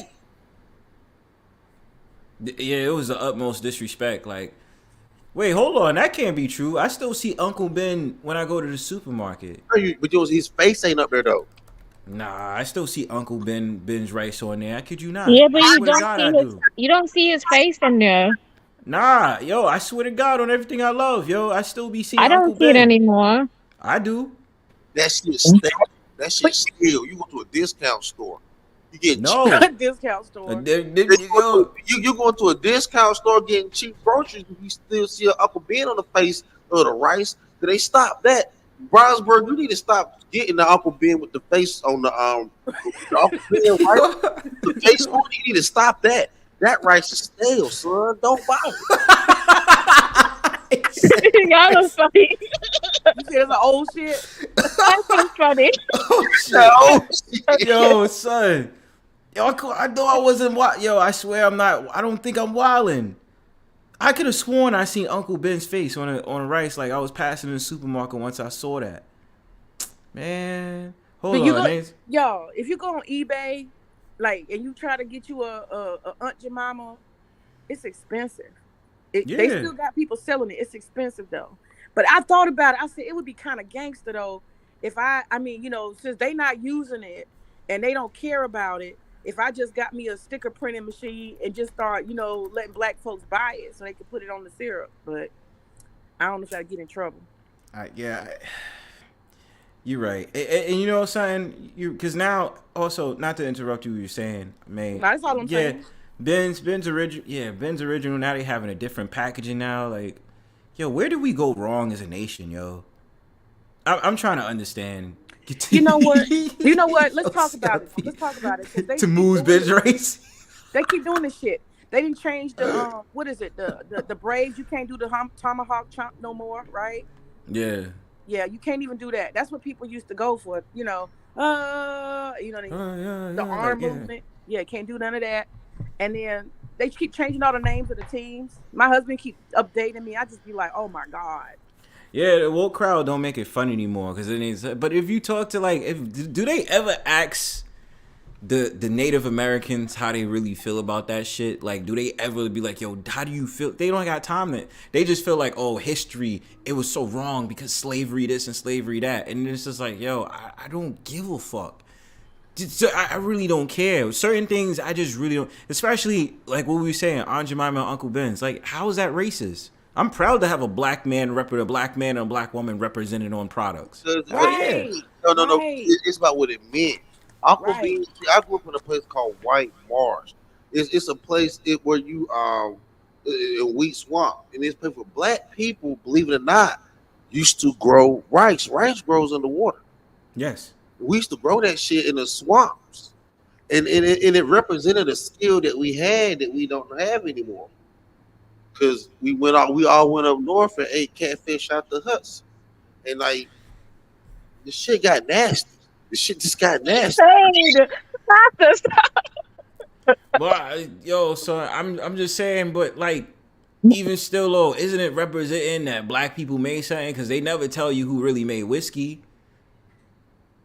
They never tell you who's actually dead. It took them mad long for them to tell them that, oh, it's a black man that created some type of whiskey and stuff like that. Still never gave him credit. Why they didn't put his black face on there? You feel what I'm saying? They was gonna beat his ass up. He deserved the patent. You should look into the barbecue wars and the barbecue sauce wars. Boy, barbecue? Black men have gotten beat up over barbecue sauce and got their whole recipe stolen from them, and that shit hit the shelf. I'm talking about they come jump. I'm talking about a whole crew of people come jump a nigga over a barbecue sauce recipe. Real shit. I mean, I'm just saying, like, I can't stand this woke life, yo. Like, it's not fun anymore. As soon as it's like something about black people, oh, that's racist. But I'm like, wait, but if I get to see somebody on a cover or it's certain things that's representative of black people, why is that bad? Like, if I say right now, let's represent it by having something to represent Sandy Ground. Oh, because of slavery and they left and this, that, and third. I said, yo, why can't we just celebrate it real quick? So that we can teach them the history and they can be cool with it. You know what I'm saying? Like, it sucks. I don't want to be looking at no pearl mining if I, you know, when I get low. I think they took it down because it was known as black women back in the day used to be maids and they used to cook and do all these things. Yeah, that's why it was a representation of that. But I would say for that, like, I know this is gonna sound real fucked up. But I'm not thinking of a mammy when I'm looking at the syrup. I'm just, it's a black woman. Power to the people. Like, you act as if we had a breakfast off right now, right? And we having let's say a family reunion in New York since Pastor's being a fucking hater. I bring the biscuits, I bring the pancakes, I even bring the waffles and all that shit. I said, I want to use Aunt Jemima for the culture. Now I'm going to be looking at some fucking little Wonder Wheel or whatever the hell that thing is, and that's going to be sell pearl mining. I'm like, yo, what happened to the syrup? And then like Mrs. Butterworth don't even exist no more, fam. I can't even do that. That's a white woman. But that was a white woman that have curves. You know what I'm saying? But I can't even do that. It's culture kill. And now I feel like, damn, bro, I can't even have fun with my food, bro. Like, and later we sit up there having some other food and stuff like that. Who else am I supposed to? Because there's more people that was like black that's on like food bottles. I could have sworn there is. If I'm lying, I'm flying. Aunt Jemima hurt me though. I ain't that ripped. See, and nobody likes to admit that was a hurt to the culture, because these woke motherfuckers sat up there and ruined it, man. Right. Now, look, my husband was telling me the other day he was watching two volleyball teams, and they had six main people who were playing, and on both sides of the team, the ones that was getting all the interaction and all the play was 3 trans men on this team and 3 trans men on that team. And he said it was so pathetic because you saw mostly all the women sitting down watching the game.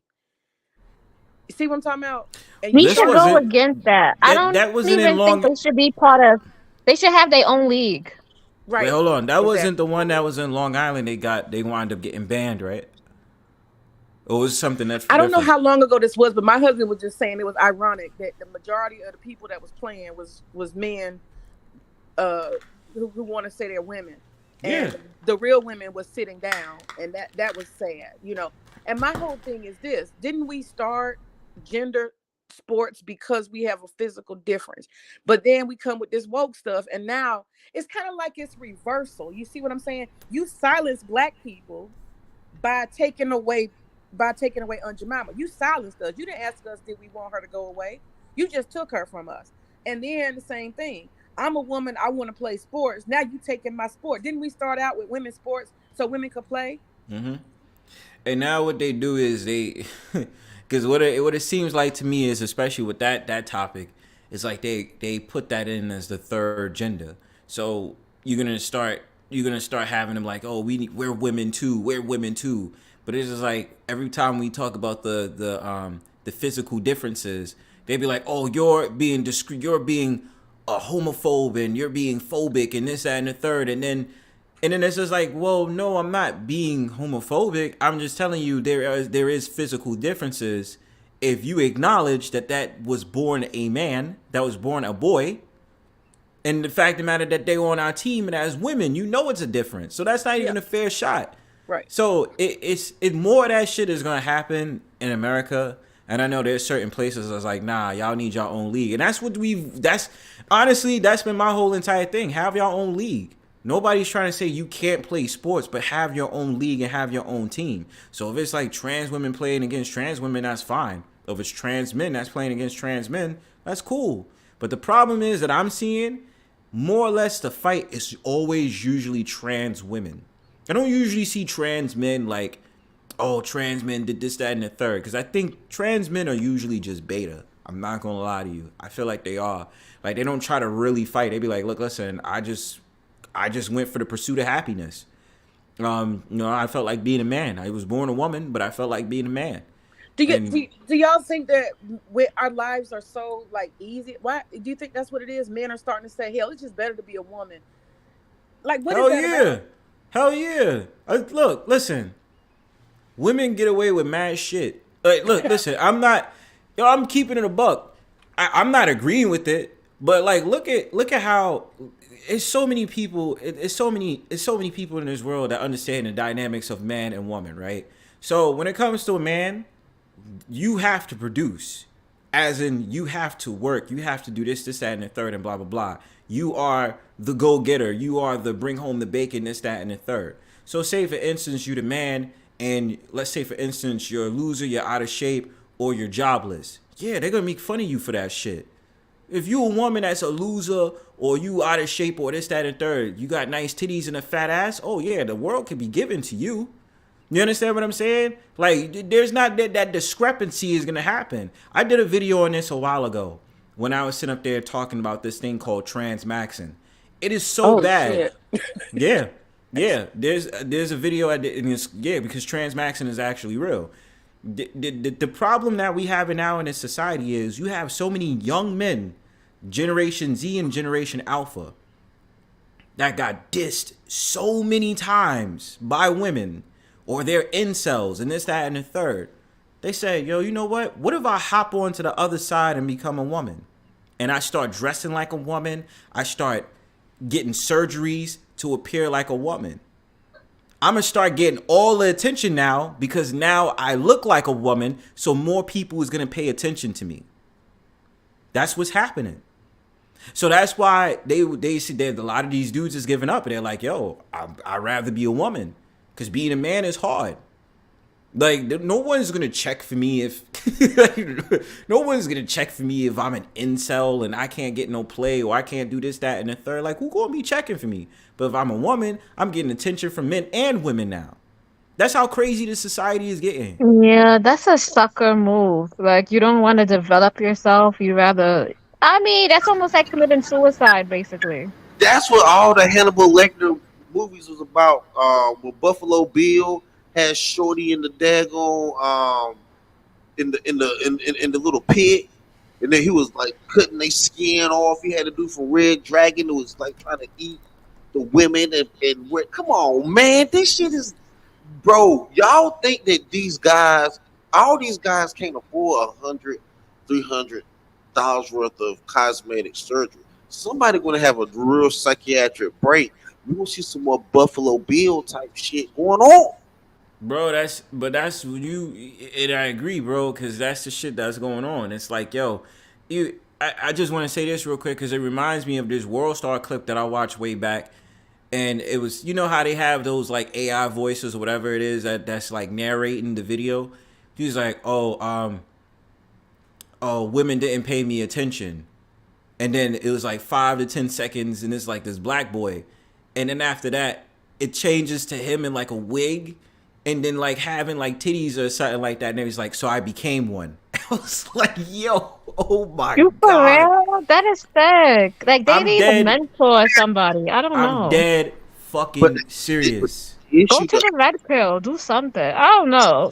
No, they get a dose of the red pill and they can't handle it. These guys are going to stop competing with women on sports, and they're going to start fighting women, and because now this shit is bad. Because now we got to think about this as men, and as men, actually, we don't have to think about this as men because technically we can't do anything. Both of them are protected classes.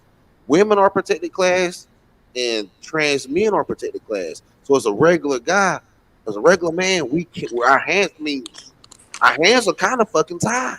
Like we could knock this nigga out. Bam, we're gonna knock this nigga out. He done attacked the woman. But then we're gonna go to jail off And you know what's really crazy, man? Yo, I say this story all the time, son.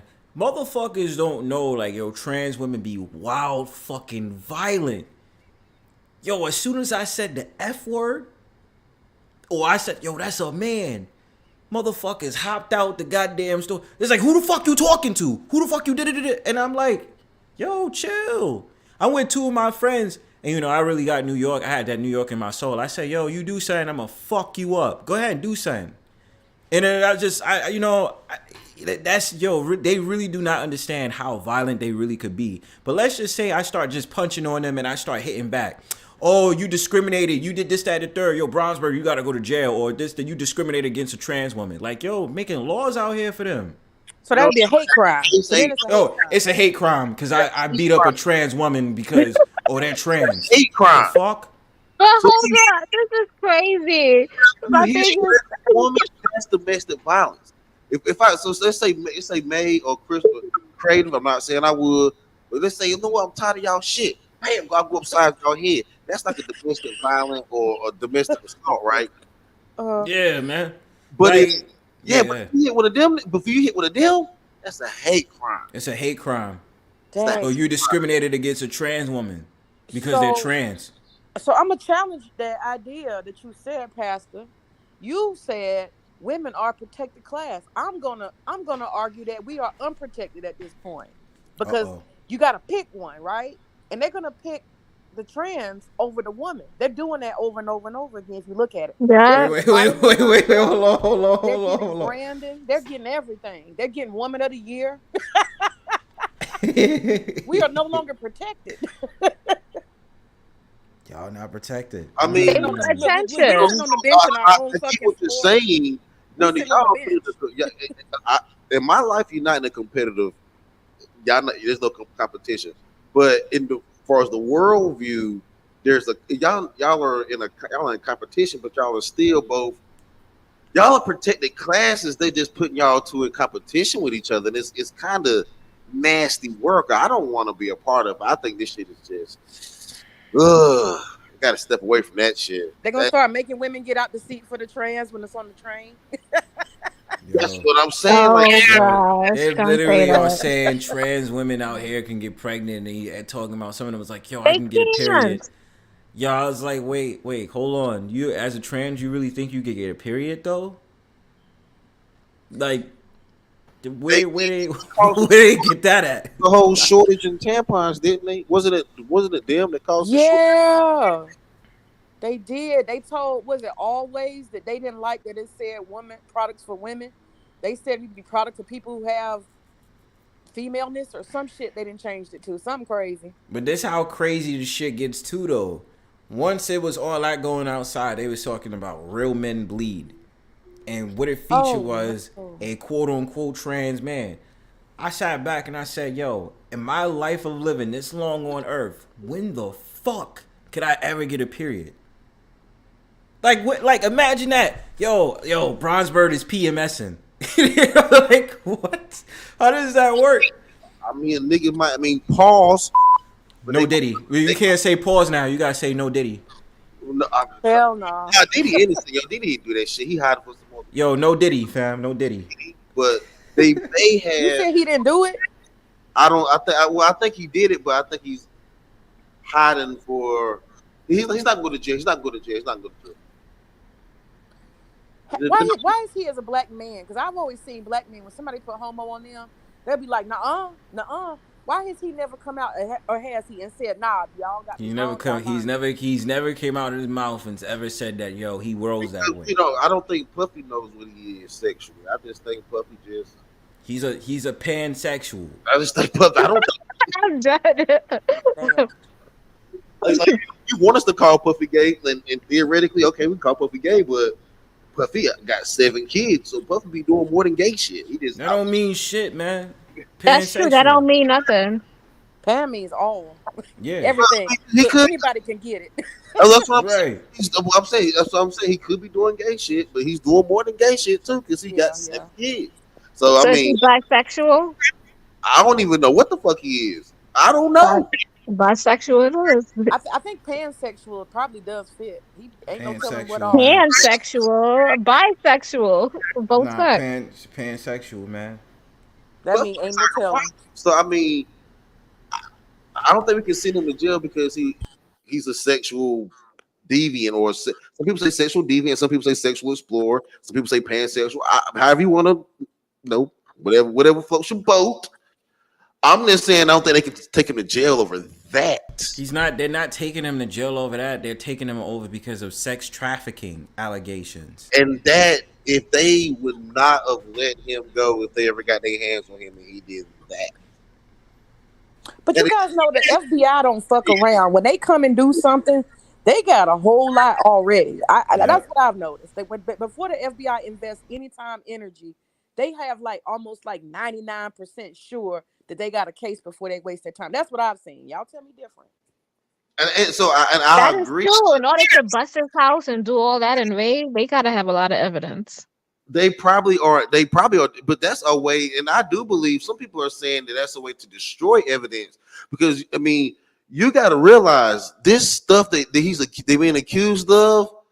It's almost like with Frank Lucas, right? The reason why they had to shut Frank Lucas down and let him just snitch on low-level drug dealers, because he would have been snitching on government officials if he would have talked about how this shit really happened. And I think when you start talking about trafficking and moving, you know, America is the number one country for child trafficking. So you're gonna start exposing some really high-level people when you go into that kind of shit. I hope they get exposed. I want them all to get exposed. But you know you're gonna have what happens when you do that, right? you literally tank this country. And I want people to be real. I mean, because this stuff goes so high that when these people are snatched out of these places and thrown in jail, and in their principalities and places that they sit high in, I think the country's going to just drop, because I don't think those ones truly prepared to replace them. That's just why they've been doing the shit they've been doing, because they feel irreplaceable. That's not a good excuse. We have to show the truth. We're founded on falseness. We're all false. So I don't know. I don't see anything wrong with that. I'm just saying, be prepared for what happens when you do it. That's all I'm saying. Mm-hmm. I think a lot of these people that get a lot of this money and fame, and they're so isolated from regular society. You know, they can't just walk down the street. They can't just make new friends. They're isolated. And I think somewhere in that, having that much money, fame, fortune, power, and people, would just do whatever you say, because they want to be around you. I think that develops a certain kind of like perversion, like a God complex. You know what I'm saying? And you just want to see what you can do and get away with it. I really believe that. I think they're bored with their money. I mean, after you didn't did all that shopping, you done bought all them cars, you done collect their houses. Now what? Now what? What's next? And that is where this stuff starts getting nasty. Yeah. You can pay for people to do anything. Crazy shit. I think they entertain themselves with their perversions once they get to a certain place, because they done had it all, did it all, and they're bored. So I guess we think Diddy did do it. Yeah, he did it. Diddy, I think Diddy is nothing but a pimp in their system. I think he's a club promoter. Come to find out, he didn't really own that. He didn't own Ciroc. Diddy may not be as rich as we think he is. Y'all gotta think Diddy with the Howard, right? With the Howard. That's right there in DC. With the school. He went to Howard. He started off as a party promoter. That's how he was able to get Biggie in. But the troubling thing about it was, back in '91, he didn't want to take responsibility for how he set, how basically the event was caught on fire at City College, and people died from that. You know what I'm saying? City College in Harlem, New York, and it's just like, irresponsibility. It's a lot of fuck shit that came with him. Okay, but I don't know why y'all think he don't have money, because that man broke off that lady for like $32 million. Who said that he don't have money? I thought somebody said he don't got no money like that. I never said that. I said that. Pastor said that. Oh, Pastor said that. I didn't say that dude broke off $32 million like it was $10 out of his pocket. Cassie. Yeah, he did that for Cassie. Yeah. Right. The next day after she talked shit, he was like, here's your $32 million. Bye, go sit down, be quiet. You don't think they're comparing him to Epstein now? So what I'm saying is, in comparison to who they got him pointing against, Puffy did not have that kind of money going influence at that level that we're trying to put him at. We're trying to put him at this is a national, or at least world. It's human trafficking. They're trying to put him on an international trafficking level. They're trying to put him up there with Epstein. What I'm saying is, Puffy ain't that guy. You never know, man. You never know, yo. Because we don't really know what he does. All we can go is off assumptions. The only thing we know about Diddy is Diddy is into some freaky deaky Zeke shit. So it wouldn't surprise me if he was involved in these allegations that he's involved in. You understand what I'm saying? I just think so. Pastor, when you watched him go after Fabulous live on camera, and he said, "Call me daddy." He kept calling him daddy and stuff. And he was talking about we gonna spend our birthday together. We gonna spend. You see how dude was looking like he was scared. He was like curling over, like, oh shit. Fabulous. What I'm saying is, I seen that. Explain it. Don't make me play the clip, yo. I'm about to load that shit up. Do it. I'm gonna load this shit up. I got it right here, fam. Explain it, Pastor. What was Explain that shit, nigga. Yeah, let me take this banner down. That's it right there, yo. That nigga was shaking and scared. That nigga was like, yo. The banner down. Take the. I know. I'm taking it down now. Let's watch this Fair shit. use. Fair use. Yeah. Mr. Lee, Yeah, I love this drink. Will you put my Chance. bag? I like when you like this, Daddy. Yeah, will you put my bag? Daddy, I like when you it's right scrambling here, and it's right scraping for here. shit. No, I got I notes like and that. shit. You know, I'll be practicing. I got Yeah. notes.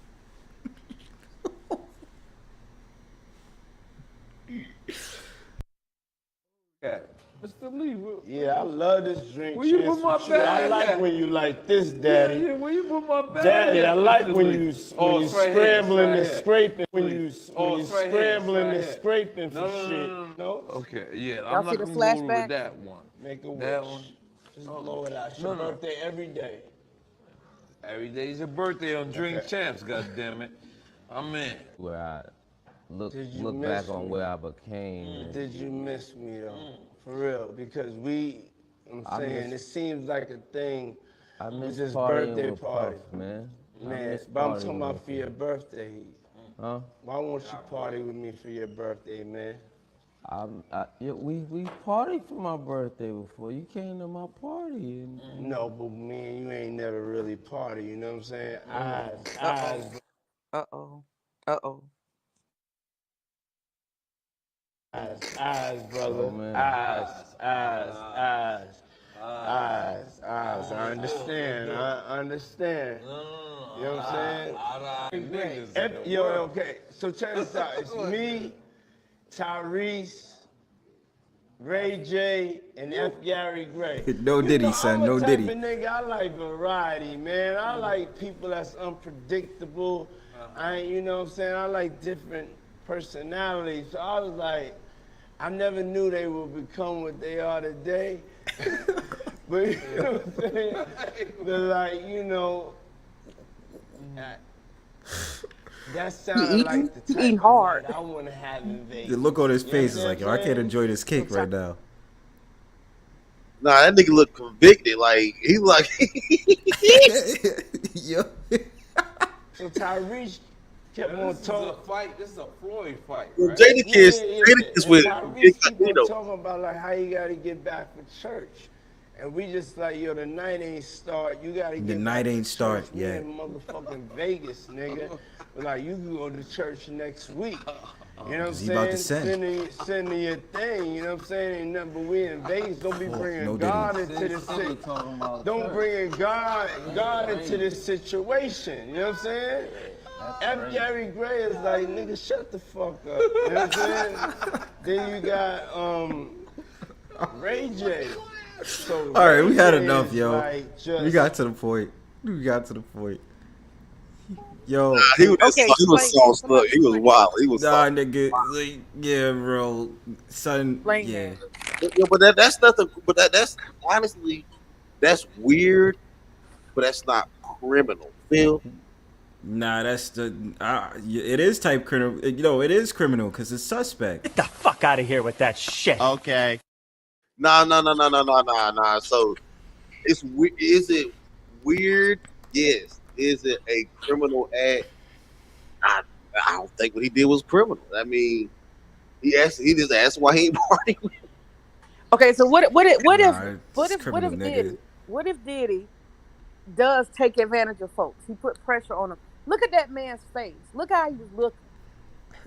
What if they get drugged? You know about like they said Bill Cosby was drugging folks and then doing Spanish stuff? fly. Yeah. Yeah. What if that's what Diddy does? Come on, take this drink. Take this drink. No, they all. Yo, we got a party, my nigga. You know what I'm saying? Like, yo, eat this cake. We got a party, my nigga. Come on, son. Why we ain't, yo, PASSDA? Why we ain't never party like that, man? Like, I'm just saying, no Diddy. So You know that what I'm is saying? coercion, and it's hard to prove coercion in the court of law. All I'm saying is this: I don't know if Diddy's gonna go to jail, man. I don't know. You gotta go jail for this shit. We want to thank you. Come here. Don't sit on the bed at night. No homo. No, just don't No get Diddy. close to the bed. Don't get close. But it's just like, yo, we want to thank you for hosting the thing, man. It's been a pleasure. You didn't have to do it, and you did it. No, I definitely didn't have to do it. I definitely didn't have to. First and foremost, I'm not getting the bed. Shout out to him and what he did. I'm just gonna, if we can, just let's just put the camera a little this way, just so we're not.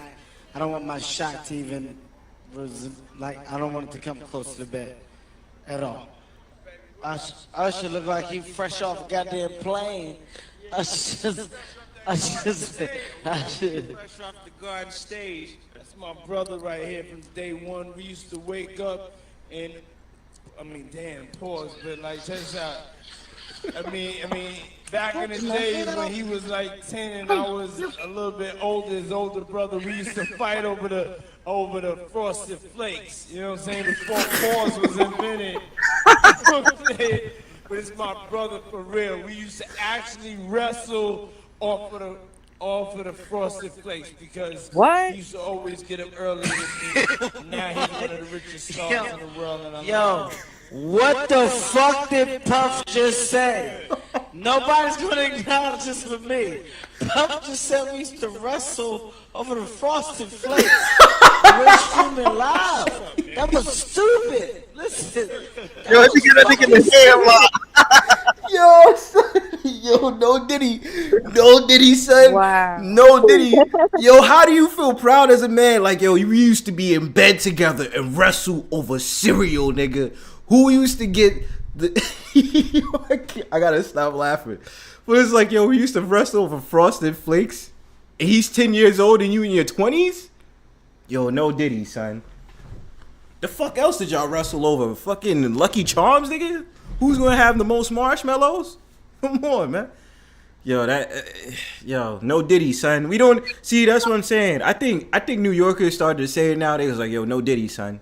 We don't say no homo no more. Be like, yo, no Diddy, son. No Diddy. In some real, like, awkward situations, especially with that fashion shit that he been doing. That's how he got that whole. What fashion shit? You didn't see about that Yo, hold on. Usher does fashion for a segment for Michelle Lammy and her husband Rick Owens. Yeah, that Usher got some wild shit. Well, because you seen them in like a dress or something like that, so they it ain't even the dress. It's just about the people that he be connected with. Of course, bro. When you in a Hollywoerd, that's usually how it is. Go ahead. But y'all know what? I'm attracted to Shannon Sharp. Okay, I'm just gonna admit that. I'm attracted to Shannon Sharp, and I'm struggling because people keep saying that he's not manly anymore. Have y'all heard that? Nah, this is the first for me. Why are they saying Shannon Sharp ain't manly? They say he's kind of soft, but or zesty. But look, man. At this point, they call everybody fucking zesty. That's true. Usher.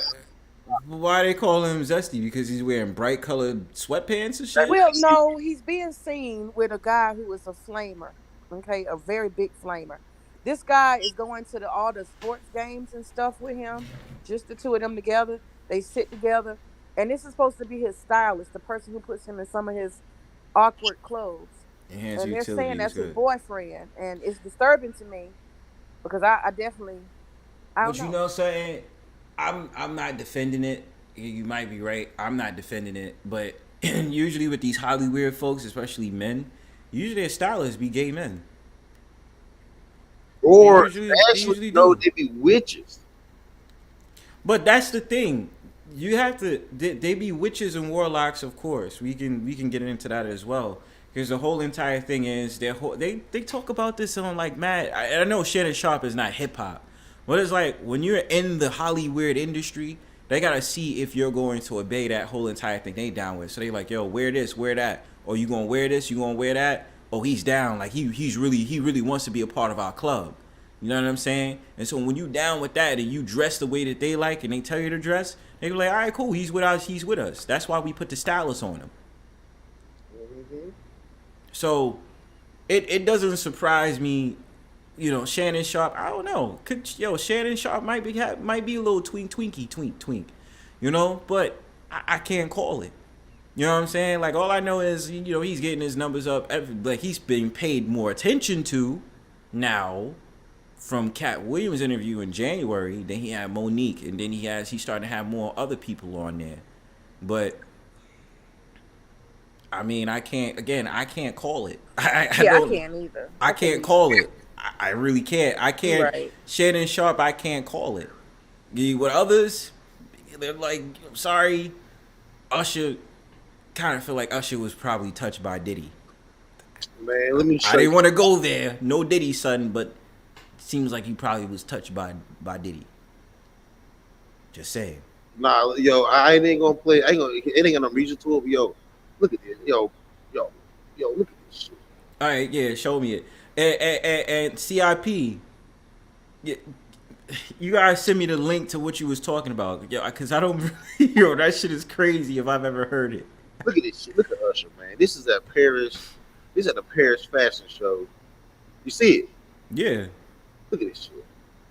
And they got the red hair with all the crazy shit tatted in it, with the O.J. Simpson glove, and that's the witch that's this woman like 80 years old. Ain't her name something like something Abramovich? That's not Marina Abramovich. This is Michelle Lammy. She's a higher witch than Marina Abramovich. And Michelle Lammy is married to a warlock named Rick Owens, and that's where Rick Owens. That's where Kanye and Travis Scott and Cardi, what's his name? Not Cardi. What's that nigga Cardi? What's that rapper? Playboy Cardi. Playboy Cardi. Yeah, all these niggas get little Nas, Future. All them get their clothes from him. But the whole entire thing is a lot of people will glorify a lot of these Eastern Europe. Mm-hmm. A lot of people will glorify a lot of these Eastern Europe fashion brands and not even realize their whole entire pieces come from the warlocks and the witches. Mm-hmm. Like their whole entire brand started off with that. So everybody's like, yo, I got Gucci, Fendi, this, that, and the third, and blah, blah, blah. And because they're teaching you this is the way it should be. And it's that and the third. And a lot of people realizing that's not how it is. That's not how it goes.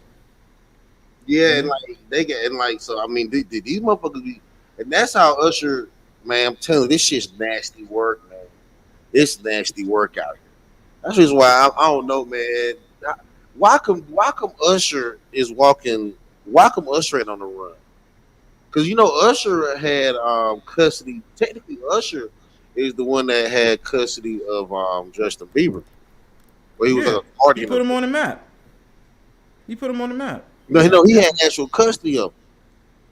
Custody of him? Yeah, he was his guardian. Wow. Diddy was Usher's guardian. And Usher was Justin Bieber's guardian. And Justin Bieber, by the way, was zesty as fuck. I'm just putting that out there. There's no way to defend that. I'm just saying, there's nothing about Justin Bieber, especially at this age, where I can even look at him and be like, yo, that's so man. Like, yo, the dude is just too fucking soft. He was born in like 94. Like, the dude is a softie. And didn't he go like have a lot of drug problems? Didn't he get? Yeah, he got into a lot of drug problems. Yes, he did. Well, if you were given, so Marina Abramovich, Michelle Lammy and Rick Owens, they didn't raise their daughter, but they were making adult films, and their daughter talked about watching adult films since she was 5 years old. Yes. And then and then she was around drugs and shit. Like, I'm just saying, like they let these children drink and do drugs at a very young age. Yes, that's what they did because it's about programming. So when you program the children, they become very numb to it. Look, listen. What we have to realize that just happened this past week is that we had that whole entire shit that happened with Nickelodeon as an example of how they do these kids. Yep. And they insert all this shit with these children and be like, no, it's okay to do this, it's okay to do that, and blah, blah, blah. And then you have these they're adults. But they be like, I remember as a child star, they had me do this, they had me do that. And a lot of them that comes out of these cults and these witch covens and stuff like that, they being exposed to sex at a very young age. Mm-hmm. Having sex with babies and all this infants and all this other stuff and don't care or sitting up there. Look. Crazy shit. Let me tell you how wild. And, YouTube can shut me up and this, that, and third. That's why I've been sitting up there contemplating to myself if I ever would really monetize this channel. Because YouTube just say it in the code. Just say it code. Yeah. Let's just say it off a particular website. I actually seen some shit and did some shit that involved someone of their adult years with someone that's not of those adult years. That's all I'm gonna say. I'll let you think of what I said the rest of the way of this show. But and I'm thinking to myself, why is Facebook putting that on there for the whole world to see and not, you know what I'm saying? Why is that okay? But this is the type of shit that they have in the black market, which means that it stems from those people that think it's okay to sit up there and say, oh, it's okay if y'all do that. No. The kids should not be exposed to that shit at an early age anyway.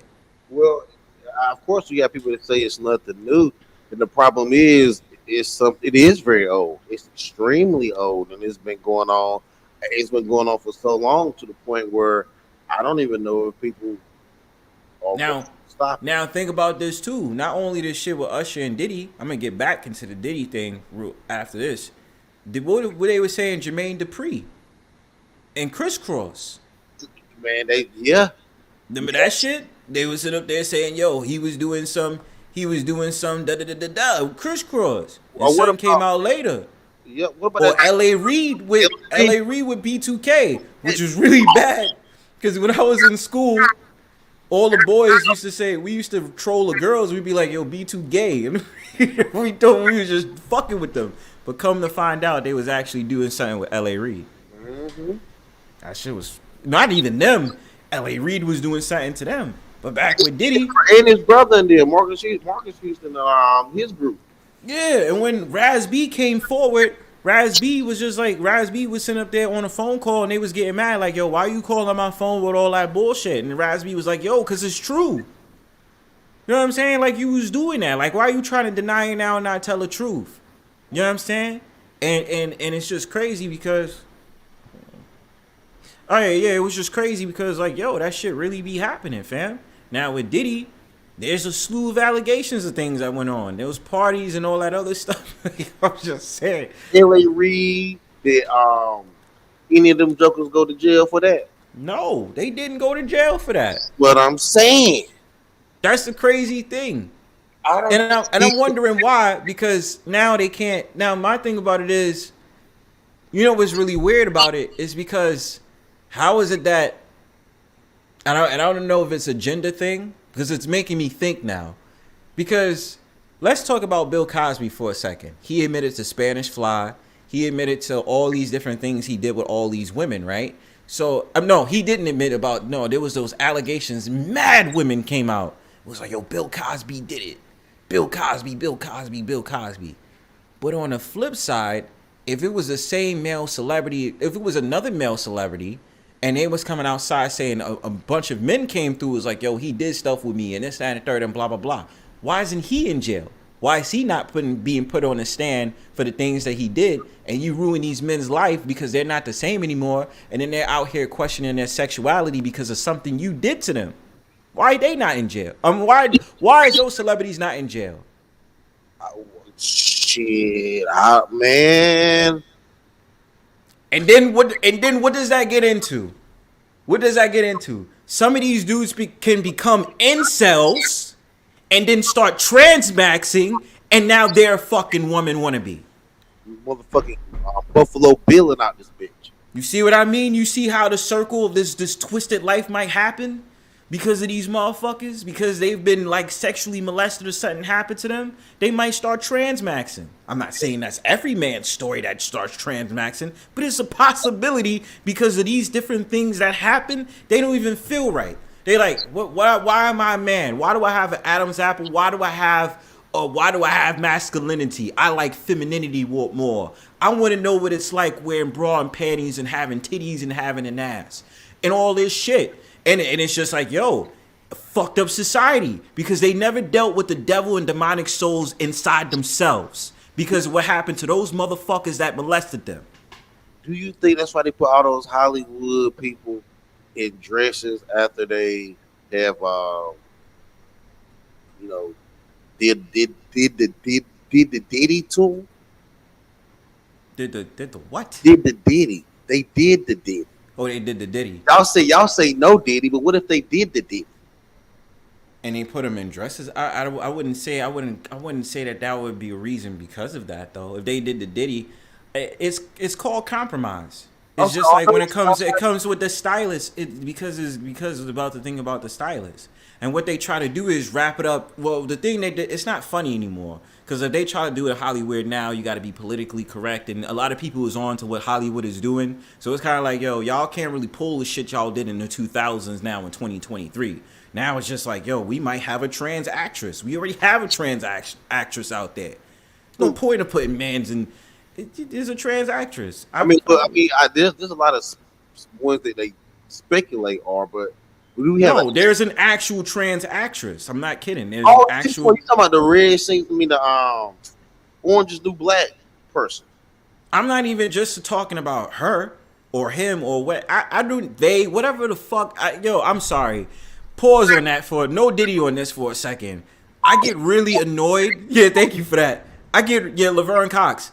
I get really fucking annoyed when like I'm going places or I'm calling up places or I'm emailing and like they'll like, luckily my job didn't do this, but like they'll be sitting up there saying, what is your pronouns? And I'll be sitting up there like, why the fuck you asking me my pronouns? You know what I am. You know what I sound like. You know what I look like. Why are you asking me my pronouns? I'm just sorry. That just shit bugs the fuck out of me. But not only Laverne Cox. Peace to 1Gs. Welcome back, bro. What up, Juan? There is another actress that's out there right now that's a trans. I forgot they I don't know, they're like white. Let me look this shit up. Yeah, you gotta look that up and I'll probably try to look, but you know what I'm saying? But I mean, like the thing about it is before it was a comedic relief, but we knew what they was doing in the background. Now let me tell you this. A lot of people will pull up that clip that Dave Chappelle it's like, yo, I'm not with wearing dresses. I'm not with all this, that, and the third. But a lot of people didn't even know Dave Chappelle actually did wear a dress in a 1993 film. Nobody, like, yo, he wore a dress.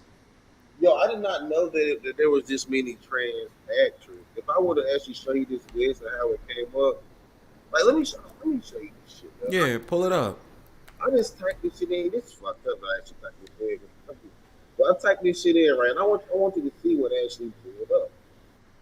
All right, I'll pull it up. Let's go. Yep, Elliot Page. That used to be Juno. I did not know. Look at this shit. Yeah, it's a fact. Look at this shit. Look how many of them it is. I did not know that. Damn, I did not know that. Yeah, it's a fact, bro. They have them. But I mean, that's ones that's now in the light that's just like, yo, I am who I am. Accept me for who I am. But the thing about it is that I feel like now in Hollywood, because there's too much shit, you know, that's the politically correct, they're not going to have the men dress in dresses anymore, even for comedy relief. They don't do that no more. You know what I'm saying? Actual real trans actors, men and women. Yes. Yeah. Like women, men, like, you get what I'm saying. Like, this shit is wild. No, it is wild.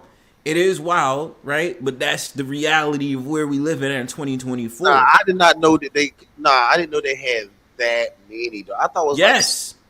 It's not just a few, my dude. Like, there's many of them. Yeah, Hollywoerd is done, bro. Like, that's what I'm saying. But you sitting up there saying that if they did the Diddy from, you know, with them doing the Diddy, and that's the reason they dressing up in dresses, like, nah. It could literally just be that contract and be like, yo, I'll pay you. You know how it is. They'll bribe. They'll manipulate you. Gaslight. Well, no, not gaslight. Manipulate you and be like, yo, I'll pay you more if you dress up in a dress, yo. Because the scene that we have right here is funny. It's a comedy scene and this, that, and third. And I'm not going to lie to y'all for a second. The most disgusting, off-putting film I ever saw when they did that shit was when Chris Rock in CB4. I always thought that shit was so fucking disgusting. Like, why were you trying to be a cross-dresser to Charlie Murphy? That shit was so gross. Like, ew. Like, yo, Chris Rock. Like, you played some parts where you just look like a straight-up crackhead. Like, when he was in New Jack City back in 91 and he played Pookie. It was like, yo, but you played that character though. But why did you have to be a cross-dresser in CB4 just to have a setup with Charlie's Murphy character? Oh, that shit was gross. Fuck, I hated that shit. Work out here, but you know what? They never put Ice Cube in the dress though. They never put, yeah, that's true. They never put Ice Cube in a dress. That's true. Never put Ice Cube in the dress. Never, not one. But Ice Cube's character, Ice Cube never liked to. He always was down for gangster films. But what if we find out that Ice Cube is a trans man? Damn. Chill, don't go there. Yo, Pastor, you fucking up my mind right now. Cause I can't. No, that shit would really fuck me up if I was to find out, like, yo, like this dude is what? Like, what? You got a whole son? Yeah, like, that was in a film too. Like, your son looks just like you. Yo, so he got a son. So You got a son, so I can't. That should have really fucked my brain up. I don't believe it, but it'll fuck my brain up, son. Like, yo. But a lot of people, what's that movie he did in '93? What that nigga birthed his son that look just like him, yo. That's what I'm saying. That's just like, yo, like, that should have fucked me up. Yo, that's why I'm saying, Pastor, don't do that to me, son. Don't do that shit. How Ice Cube get the ability to do the whole save Black America? Yeah, bro. And he was on that speech too about how they feminize men in films. Like, let me show y'all something real quick, just to prove my point that I'm not lying. That Dave Chappelle was in a dress, right here. Man had a wig. Okay, had a wig and had this whole entire outfit. Why did this man try to front like he got titties? You feel me? This is not a lie. Dave Chappelle was in a dress. So whatever they told you and you believe, oh yeah, Dave Chappelle went against Hollywood. Okay, yeah, sure, he compromised too back in the day. Oh yeah, feel me? You know? But right now I'm talking about this maybe Ice Cube. How did Ice Cube get to skip the dress? I don't know. Maybe probably pulled in some favors or probably did some more other shit. Like, a lot of people. No, but a lot of people gotta understand. You're in Hollywood or Hollyweerd. Not everybody has to play the same old tune. They might have to do other stuff. You understand what I'm saying? They might be set up to do other things. And his name, Ice Cube, Cube can be representing Saturn. I think they even put Ice-T in a dress. Ice-T could have been doing some other stuff. You understand? But the thing about it is, it's like, bro, we can't just because, oh yeah, why wasn't he in a dress? It's like, yo, dudes can compromise or pay their dues in different ways. Especially when you in Hollywood. Well, I'm just saying, Ice Cube may be a sisterhood. Yo, Pastor, shut the fuck up. Yo, shut the fuck up. This nigga here, son. You gonna tell me, yo, he might be sisterhood for real? Yo, I'm not. No Diddy, son. No Diddy, son. I'm not riding with that, yo. No Diddy, son. Nah, yo, I can't roll with that, yo. But no, yo, boy, pause that for a second. But you know what was really disturbing to see though? I'm not gonna lie about men in dresses. Robert De Niro.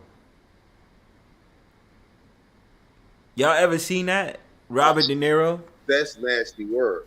Yo, Robert De Niro in a dress for Saturday Night Live was the most disturbing shit I've ever seen in my life, dog. Cause you like, bro, you next to my favorite. You next to one of my favorite actors. You feel me? My favorite actor is Al Pacino. You know what I'm saying? Even though Al Pacino, I haven't seen Al Pacino in a dress, but Al Pacino played a gay character before. You feel what I'm saying? All them niggas did that shit. Yeah, all of them did that shit.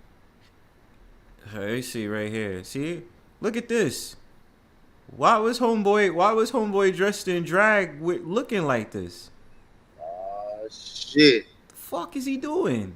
Damn. Robert De Niro, who played such a great part in Heat. Damn, but it's hard. This is bad work. Like Robert De Niro in Heat, and then the other movie with what's his name? Fucking name. That nigga did. I think he did. No, he didn't do the Devil's Advocate. That was Al Pacino. Al Pacino did the Devil's Advocate with Keanu Reeves. Now that was one of the hardest movies I've ever seen in my life. Yes, it was. Nigga. Like, and I saw that as a kid, and I was this shit is crazy. So I seen a lot like that. I seen a lot of action movies and. It made you, but the thing about it back in the day, like the top 5 that made you love, like movies, like the Italian movies, was Robert De Niro, Al Pacino. You know what I'm saying? Also, fuck, what the name is? What's his name? Why do I keep forgetting his fucking name, yo? The short motherfucker, man. Joe Pesci. How did I forget that? Joe Pesci. Joe Pesci made you. Joe Pesci in that, was it Heat? Yes, Joe Pesci in Heat. And before that, I'm looking. Goodfellas. Thank you. That's the movie I was thinking about. Goodfellas. When Joe Pesci stabbed homeboy. I don't know if it was Billy Batts, but he stabbed a dude in it with a pen. He wasn't playing. He said, "Fuck with me if you want to." In Goodfellas. Yeah, Goodfellas was legit. Goodfellas was that movie, son. It made you like Italian films. It made you. It was actually, it was a good movie, but that shit was also like a horror film too, my nigga. Cause like you thought they were all cool, then next thing you know, somebody gets shot in the head, shot in the head, they gone. Yeah. Fucking. Like I'm like, I ain't joining no gang show. I guess I'm gonna stay in school, man. This shit is horrible. Like they just shooting each other for no reason. Nah, it's good. That's what made me even be addicted to The Sopranos right now. You know what I'm saying? Shout outs to, rest in peace to James Gandolfini. And shout outs to Michael Imperioli, because they make me really enjoy The Sopranos so much. But the thing about it is, like, yo, they made me like Italian films. So the fact of the matter, I see Robert De Niro in a dress, I'm like, yo, bro, what are you doing? Like, this is supposed to be a comedy relief? And I mean, even still, I didn't see Joe Pesci in a dress. And he used to do comedic films and stuff like that. He played a funny-ass Robin in Home Alone. Not only that, and he played, what was that movie in 1995, I believe? It was called Super. That was a comedy film. When you had to be a super for a building in Brooklyn. That shit was funny. Yeah. You know what I'm saying? Joe Pesci, I haven't seen Joe Pesci in a dress. Al Pacino, he just played a gay character. Did they put and then a dress? What? Did Diddy ever wear a dress? Well, he wore a kilt. He wore a kilt, yeah. They never put Diddy in the actual dress, though, right? But he chose that shit. Dude, I mean, yo, bro. This is what fucked me up. Oh, Joe Pesci was getting bent over like everybody else. I don't doubt it. You never know. But you know who else? Mos Def bugged the shit out of me. You seen how Mos Def was looking like a bitch on the corner? You ever seen that, Pastor? You never see, yo, bro. Yo, I swear I was looking at some futuristic, like he could have looked like he looked like he was in a video for TLC, fam. Yo, son, this dude had a whole entire, let me see. Cause he had a whole entire outfit on where he looked like a bitch on a corner. Let me see. Mos Def in dress. You remember when Diddy dressed up as what is this nigga wearing? The Joker? Yeah, I did see that. Look at this shit. Wow. I'm looking at this shit right now. Look, check this out. Mos Def in the dress, fam. Look at this nigga, man. Fuck this nigga got on, son. Yo, that nigga, I don't know what he doing. I don't know what that nigga doing with his legs, feet, shit. This shit's out of fucking line. Like, yo, son, like I'm just like, yo, bro, like I'm telling you, son, this nigga look like a whole futuristic motherfucker from TLC right now, man. Like he in a TLC video, like he about to sing don't watch waterfalls, yo. I mean, look, he want to make a comeback though. I mean, he gonna make a comeback though, you know. I mean, there is no comeback, Pastor. No, I'm telling you, his comeback will be. He'll make a lot of money off that shit, man. Make a lot of money off of what? Being a meme? Yeah, if you being a meme. No, I mean he's gonna get like Usher shit. You gotta think about it. Like, No Diddy, son. No Diddy. They took Tyler Perry, right, out of a dress and let that nigga play in an action movie. What was that shit called? Because they probably got tired of him playing Medea. No. What was that action movie that Alex Cross? I don't know, bro. I didn't see. You know. Medea. They look. No, pull up Alex Cross, yo. Pull up Alex Cross. Okay, let's see Alex Cross. Pull up this nigga Alex Cross. Alex Cross. You know what I'm saying? Tyler Perry. Oh shit. Yeah. Okay. Yeah. Look this thing. Look at this nigga. So they said they can change up your appearance, right? If Tyler Perry could come out of a dress and become Alex Cross, I'm pretty sure they can do something with Mos Def too. Get the fuck out of here. No, bro. Like, hey, look, listen, man. All I'm saying was being the meme page said, I have no idea. Maybe the memes might still work. I mean, nah, that was long ago. Because I was thinking of Cardi B when they showed a picture when she was a child. But no, that's a different. Yo, they can make a meme out of this, though. They'd be like, yo, where you was at? I was waiting for you on a corner, boo. That type of shit, yo. That nigga do like he do like he bothered. That's what I'm saying. Like, that's what a dead ass look like to me right now. Like, yo, son. Yo, why son looking like, yo, he dead ass in the corner like his boo just went inside the store and got him a beer. Like, yo, I'm gonna wait outside. He kind of upset. Like, yo, word. That's what he look like, yo. I swear to God, I know y'all in my chat. I'm not lying, son. That's what this dude look like, yo. Fam, hold up. Why you look like somebody African grandmother, yo? Look at this nigga. Fam. Son, yo, fam, he dead. Yo, son, I don't care what nobody say. You look like somebody African grandmother. That's some African shit right there, right? That's some African shit. Yo, he got on the hot red shoes, though. And the way this dude is standing, bro, like he put his hands on his hips. With the hand on the hip and the red boots with the African. Is that what is that? A dashiki? Like a half a dashiki? That's not a dashiki, man. What is that? I don't know what they call it, but that's not a dashiki. That's not a dashiki. Dashiki is usually dashiki is a top. You got there's something they. You know, Africans wear certain stuff like that. I'm not gonna lie. I'm not gonna, try to troll. Wearing some wild shit, but like that other picture, yo, he like that other picture out of line. That nigga like a wannabe schoolgirl. Like, get your ass out of here, nigga. No, I'm telling you, he looked like he came out of TLC video. Damn. Don't go chasing waterfalls or Scrub. This looked like he came on a set of Scrub. This shit bad. Man, like I don't want your number, no. I don't want your time, and no, I don't want your time. Him take this. I mean, I wonder. I guess he needed to take this picture to make his career start back up again. I guess it's not. But that's the problem in it. I really don't think it's a career start. I don't even think he was really doing it for attention. I really think that in his mind, he's like, I want to be free. Because Mos Def is one of those, like, when you listen, you know how those Afrocentric dudes be. I'm free. I gotta feel it in my soul. You know what I'm saying? Like, that's Mos Def. Mos Def is the free Negro. Lupe, you're not gonna see Lupe in no dress. Or you won't even see. You're not gonna see Common in a dress. Yeah, I would debate about Common, but Lupe, I would agree with you. Well, I know I'll give you Common. I'll give you Common. No, Common. And I would if I see Common in this dress, I would say he's a hypocrite. Because I remember one of the songs that he sung. Oh no, I'm sorry, he didn't sing it, but he rapped on it.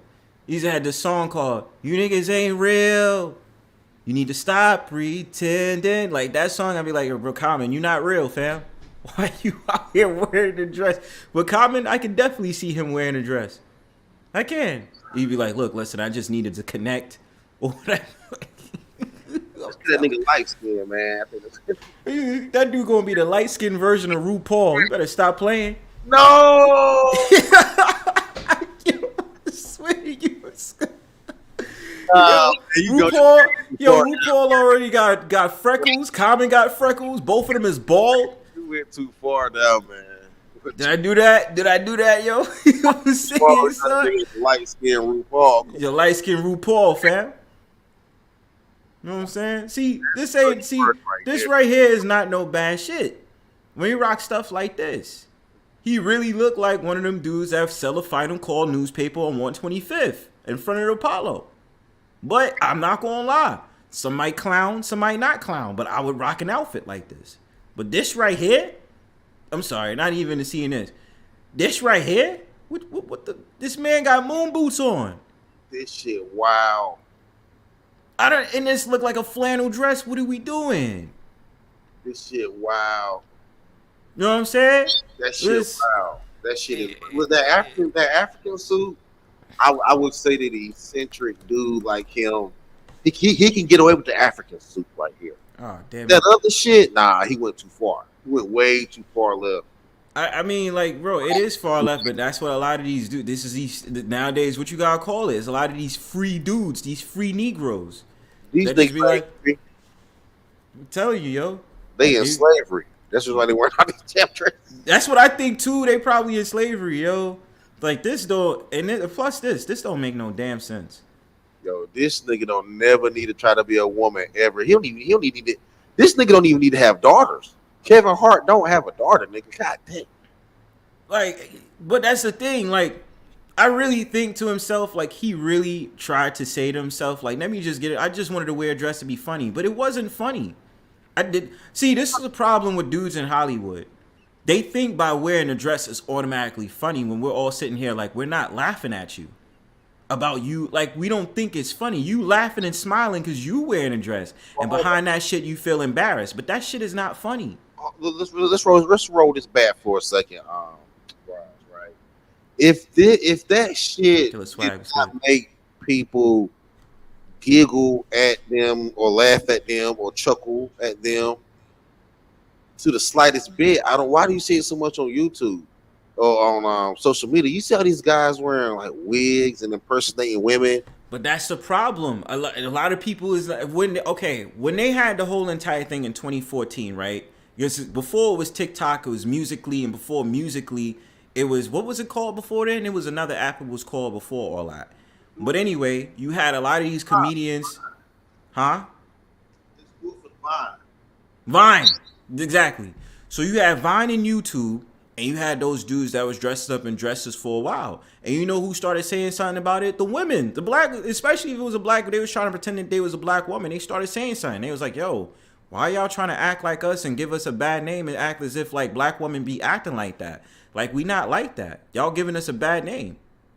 You know what I'm saying? It wasn't funny. Who the fuck? Listen.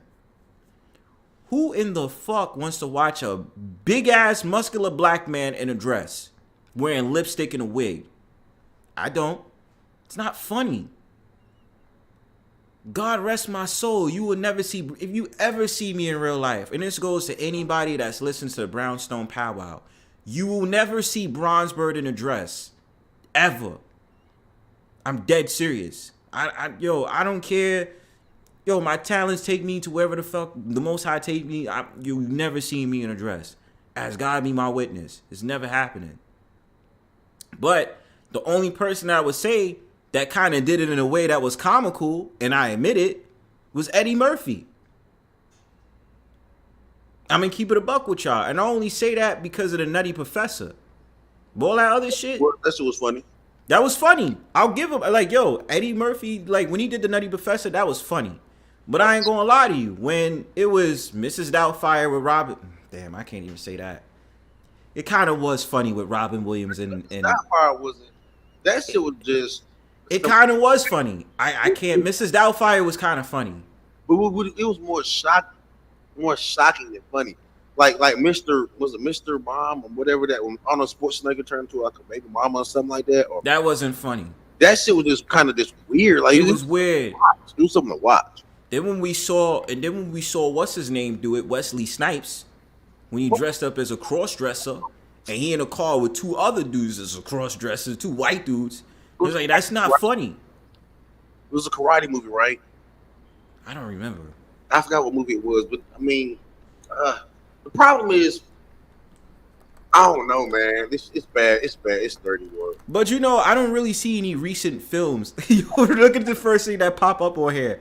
Wesley Snipes, dress. Lord have mercy. That's dirty work, Wesley.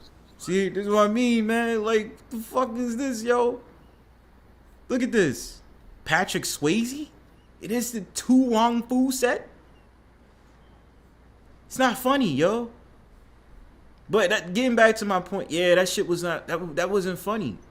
And then, I want to know, what did y'all think about, yeah, I can't lie. It was nuanced. I can't lie. Mrs. Doubtfire was kind of funny, bro.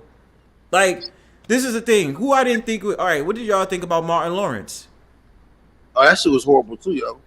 Look at him. When he did Big Mama's House? Big Mama's House? I couldn't call it, bro.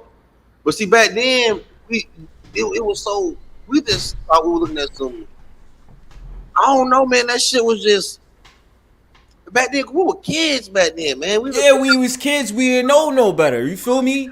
Especially when I was watching Martin, and he played his mother, I was like. Honestly, it didn't really register, I knew it was Martin playing Big Mama, but it didn't register to me that it was like some trans or like cross-dressing shit. Because really, I don't think I knew I didn't even know what that shit was. I didn't know what that was. All I thought it was some funny man that was dressing in a woman's outfit. That's what I thought. That's what I thought. I first picked up on it. In Living Color. In Living Color, you know, you had Jamie Foxx playing that, the ghetto chick. You had Jim Carrey. Jim Carrey played up as some woman in a bathing suit. You know what I'm saying? That shit was horrible as fuck. On steroids. And then you had, who else did you have that was doing that shit? The Wayans brothers. The Wayans brothers did that shit too. But then you had the Wayans brothers with Alan, whatever his name is, that was like Men on Films. And their theme song used to always be It's Raining Man. Hallelujah, it's raining, man. They used to have that shit on there. You know what I'm saying? But the Wayans brothers, they played too much. They played a couple of feminine characters, B. And then white chicks. We always talk about that. You know what I'm saying? White chicks. Terry Crews was sitting up there loving a white woman. Yo, I'm telling you. As a black man, and you try to bag white chicks like that and they butt-ass ugly? The fuck is the matter with your standards, nigga? The boy on the screen. You said what? Terry Crews is also humping dude on the screen. Who? Kevin Hart. That wasn't Terry Crews. No, that was Shaq. That was Shaq. I didn't see that. It was a big Shaq, but Shaq was doing some zesty shit too, though. Yeah, big audience. This niggas humping niggas. Hey, look, listen. You ever seen Shaq? Let me tell you something. You ever seen Shaq do the commercial for Icy Hot? That nigga got his lips perked up. And he sit up there doing the shake like that. I was like, yo, fam, you look wild zesty, nigga. You like 6'7". I seen him in real life. But I was like, yo, son, you look wild. No Diddy. You look wild zesty, fam. Doing a commercial for Icy Hot and you looking like that, dog. Hell no, son. What I'm saying. Going back to what I'm saying, you had Martin Lawrence do that. And I enjoy it. I don't know how I felt about Big Mama. I don't know how I felt. But then when he did Big Mama, how many Big Mamas did he do? He did Big Mama 3, right? Pastor? Y'all answer me this, because I don't know if Pastor can hear me. Did he do Big Mama 3? Let me see, y'all. Because y'all not helping me. Help me out here. I'm trying to have a conversation, goddammit. Big Mama 3. Yes, he did. Because that was the one in 2011. That's the one he did with Brandon T. Jackson. Yeah. That wasn't funny. You feel what I'm saying? Yeah, he did 3. He did 3 Big Mama's House, yo. And that wasn't funny. With Brandon T. Jackson, it just was off-putting. Like, Brandon T. Jackson, why did you need to be in a dress? He already played He already played a down low homosexual in Rolling Thunder, which I think what's his name? I'm forgetting every character. I never seen what's Rolling Thunder. I never seen that. Oh wow. What is it? Rolling Thunder, that movie? God damn. There's a lot of movies I haven't seen. Yo, we need to start getting Tropic Thunder, was it? No, Tropic Thunder. We need to start buying DVDs. Yeah. No, it wasn't Rolling Thunder, it was Tropic Thunder. We might need to start buying DVDs again because when the Robert Downey Jr. We might have to get our generators and watch DVDs. But if you really think about it, a lot of people, I did my last Brownstone, 2 Brownstone Powwows ago, I was talking about that. A lot of people are starting to revert back to the old technology. So they're starting to get the iPads again, the flip phones, the DVDs, and all that other stuff. They like, yo, I don't feel like paying subscriptions for Hulu, Netflix, and all this other stuff. Y'all keep going up in prices. My dad has a Nintendo 64, and when I talk to him, and we play this game called Turok. And when I talk to him, and he's like playing Turok, he sounds like so excited, much more excited than like playing the PS. Then people that play the PS5. A lot of people that play the PS5, they sound stressed the fuck out. Yeah, like, hey, man. Because them having to keep up on games and this, that, and the third, and be like, oh, this is the newest and this, that, and the third. Yo, I ain't got time, son. That's why I don't feel bad sometimes. I'm watching this on a Game Boy. Yo, Zarvi is lying. She is not watching that on no Game Boy. Imagine. Yo, Zara, you watching this on a PSP? Imagine they bring that shit back. Yo, you got your Wi-Fi connected and you watching the Brownstone Powwow on a PSP, son. Yo, that shit be lit. You watching that on a PSP. Let's get it, yo. Watching this on PSP. Let's go. But nah, son, I'm saying. Armstride. Yeah, son. But I'm saying, yeah. But Robert Downey Jr., but that's what I'm saying. His character, Brandon T. Jackson, is like, yo, son, like that. I'm just saying. Vita, that's modded. Yo, y'all stupid in my chat. Yo, we gotta take it back old school. The Game Boy Advance. You feel me? I'm telling you, yo. I'm not gonna lie to you. Yo, shit hits the fan April 8th or whatever, or things get connected or whatever. I'm buying mad old shit. I'm buying an iPod and the first iPhone in 2007. You better get that shit now.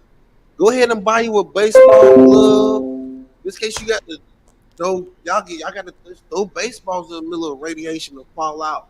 In the end of the day, waiting on the glory of the Lord to come get us. So the rapture from, and I'm not trying to joke, but the rapture from April 8th Eclipse. You understand what I'm saying? That shit going on there. I mean, let me see that. Yo, we y'all at? Hold on. Let me go back to the other picture. But yeah, that's all I'm saying. I can't think of anything else of anything that just sounded suspect. But that shit definitely was suspect. Who the fuck was this? Oh, that's still Eddie Murphy when he played what's his name? What's her name? What's that movie? Resfusia, whatever it is. Norbit. That's what it was. What did y'all think about Norbit? Because I didn't really think Norbit was too funny. Just saying. They got away with Norbit because it was like picking on obese. Wait, was there a protest about that after that movie came out or nah? Yeah, I don't think it went over well. Yeah, a lot of, because it was mixed reviews, and a lot of people were sitting up there saying, "Yo, that shit was not funny. Like you made like all the fat jokes and all that other stuff. It wasn't funny." Well, it really. You can have fat jokes, but those, I don't know, man. People got real sensitive or whatever, but like his fat jokes were like that shit. Like Norbit was that shit was dirty work. But the problem with Norbit is like he tried to take all the fat stereotypes and really try to reel it in as if there was going to be a reaction. And then because the chick was dominant with Norbit himself, he's like, oh yeah, you're going to be my man. And this, that, and third. But I said the only time you really, as Eddie Murphy's career, when he really did it correctly was Nutty Professor. That's the only time I really remember, like, yo, all fat jokes and all that other shit. I used to laugh, yo. That shit was funny. But otherwise than that, yo, bro, it wasn't hitting. Like, Norbit was not hitting. I think another issue with Norbit is how they try to take like the big fat black woman and put her against the skinny, pretty, light skinned woman. I just think that contrast and that shit just got nasty work. Like, it shit just got nasty work. How you doing? I'm not gonna lie. That was the only funny shit that was in Norbit, yo. How you doing? Yo, son, like, otherwise than that, like, okay. The slide scene was pretty funny too. The what? Yeah, the slide. Yeah. It's like, yo, that. I'm sorry, yo. But that's the thing. You know what it is, though? Can you really name any movie at this point in 2024 that's worth watching? Or the past 2 years? Yeah, the creator. That's about it. That movie that came out in 2023? Mm-hmm. With the alien shit? No, the one that was with the robot. The robots, yeah, the AI robots, yeah. No, not even that. The chick, fuck, yo. I swear to God, I remember the movie. It was a girl robot movie. Came out in like January or some shit. No, I can't remember. It's funny because I thought that I can't remember the movie name, but basically they made a toy or whatever. It starts with an M. Yo, CIP, you remember? My memory is not bad. There it go. I'm fucking wildin'. This movie, Megan. That's a scary movie, nigga. That ain't no damn. It's a scary movie.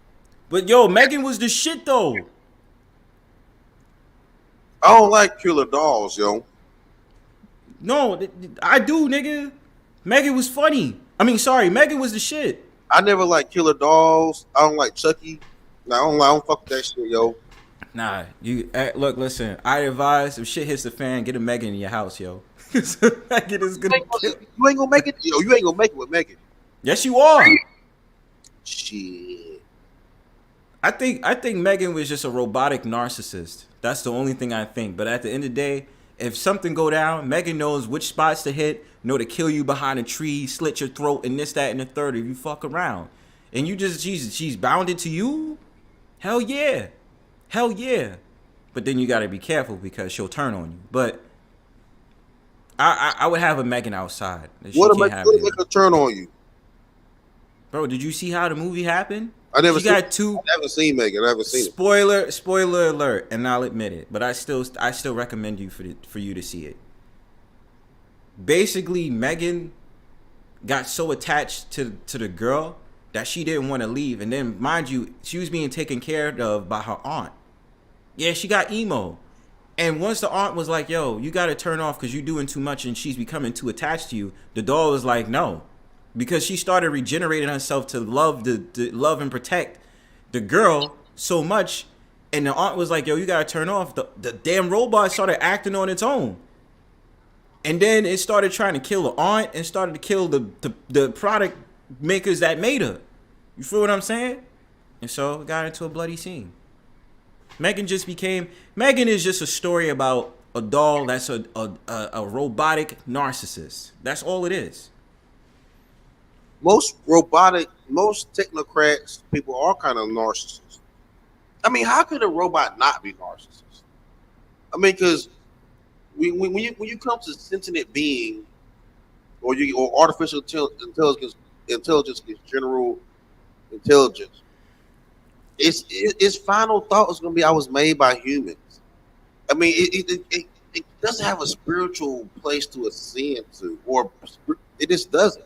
That's what I find it mighty funny that we ask AI spiritual questions, like they ask AI like what does God look like, or they ask AI all these spiritual questions. It can't have a spirit.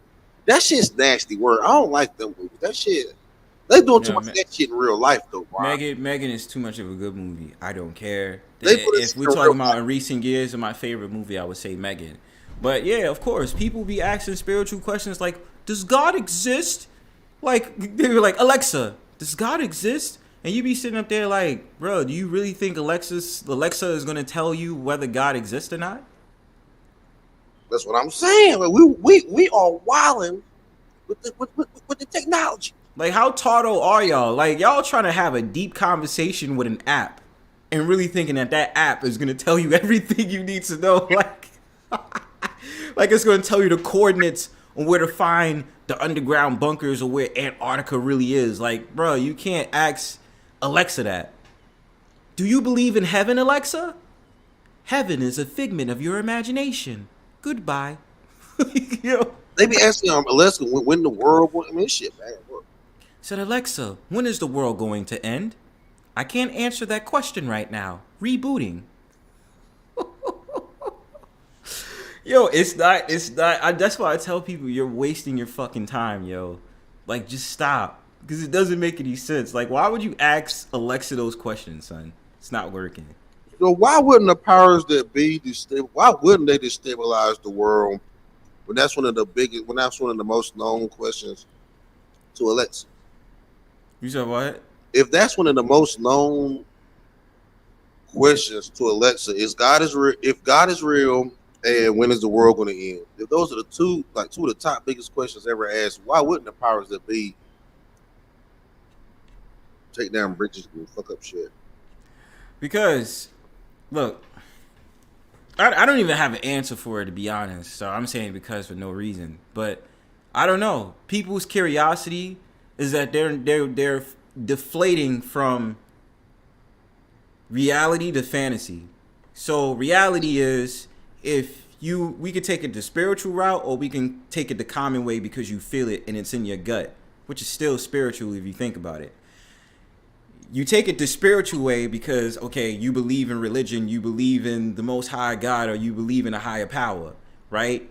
And then you cannot take it the spiritual way and just be like, look, listen, I believe it because my gut is telling me so and my intuitions is telling me so that, yo, the world is ending, right? But then there's people who so loosey-goose in thinking that technology provides all the answers, like AI or Chat GPT, and they be like, okay, yo, when is the world ending? Let me ask Alexa. And I trust Alexa's word because she hyperly answers my questions. Which, bro, you're wasting time, my dude. Like, you're not going to answer you correctly with the questions and the answers you receive, bro. Like, it's not going to happen. What are you thinking? Feel me? So just mean business. Some don't care. Stand on business. Exactly. Stand on business. It pacifies people because, like, it's that instant gratification. Yes. But that's the problem with everybody. And you need the answers now. You see how that is? Mm-hmm. We have we start developing having microwave brains. Yep. So, you know, that's how this shit go. You know what I'm saying?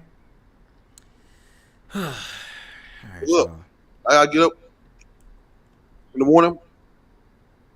You have a blessing. New York is trash. My mans. Appreciate you. Are you still there? Oh, yeah, he left off. See? He just leaves off. Alexa, how do you turn a stream by yourself to be good again? I don't know, Bronzebird. In the stream. I'm corny. Don't mind me. Yeah, he dropped. I get it. Yo, thank y'all for listening. Thank y'all for coming to my chat. Final thoughts about things, because I really think, damn, Narratives, where you fucking been, man? I wanted you to contribute to so much shit, man. We was having a conversation about so much stuff. I needed you here. God damn it. If you want to hit the link, you can hit the link to chat it up with me. We talked about a whole bunch of shit. Quafi, what's good? Just real quick for the pointers. First and foremost, the Port of Baltimore with the Francis Scott Key Bridge definitely won't be the same. Send me the link for that, because I'll stop by and check it out, because I got nothing but time tonight. I'm trying to stay up tonight anyway. So, Narratives and Dialogue, send me the link for that, because I don't know who that is. So send me the link. First and foremost, about this Francis Scott Key Bridge is a symbolism of the fall of America, which ironically is supposed to be happening right before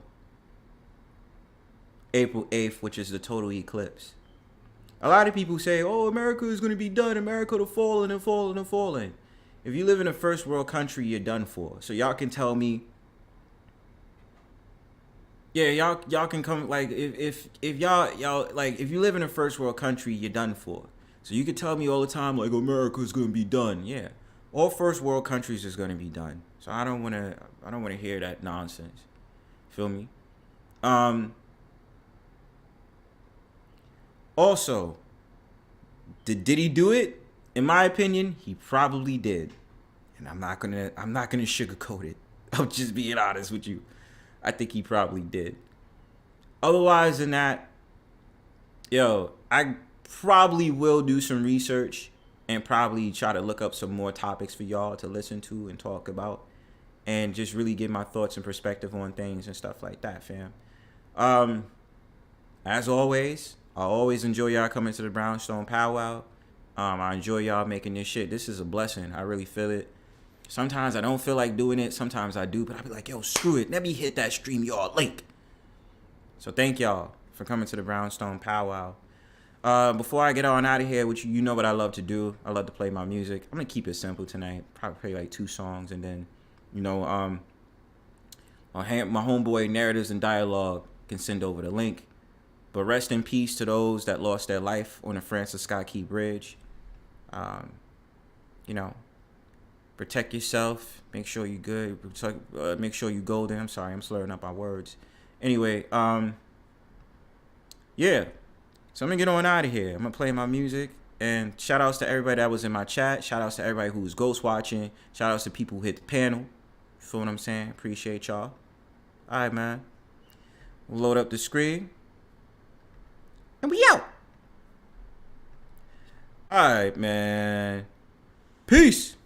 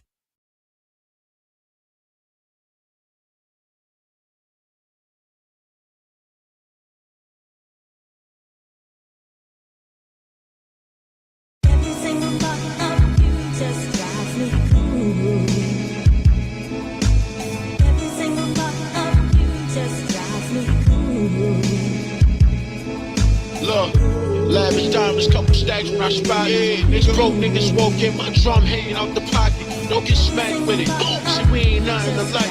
My movie by Spike. I stay ready for war like a mic. Every car collected. And get your bitch on my mic. By the night, she'll be calling me her babe. Nah, babe. Nah, babe. Yo, fitted with the Louis Vuittons, babe. I boost the race. I'm giving time. Do what you say. Y'all give these broke hoes vibes. I'm staying away. I'm living life. I miss them 7 days, 7 nights.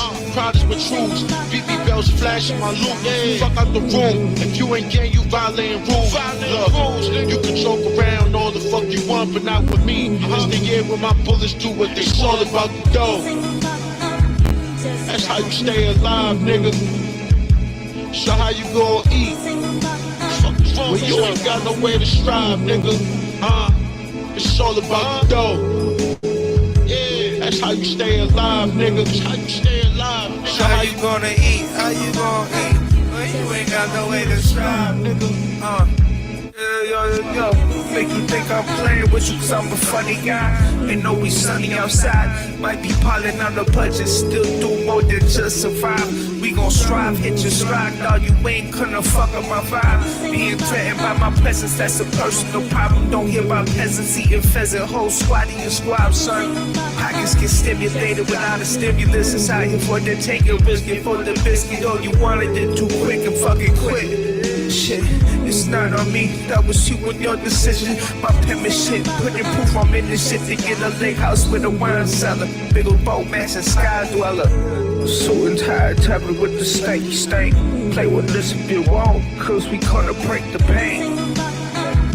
We got nowhere to hide. So how you gonna eat? Nobody fucking with you, my guy. It's all about the dough. That's how you stay alive, nigga. So how you gonna eat? Fuck is wrong with you? Ain't got no way to strive, nigga. It's all about the dough. Yeah, that's how you stay alive, nigga. That's how you stay alive, nigga. So how you gonna eat? Well, you ain't got no way to strive, nigga.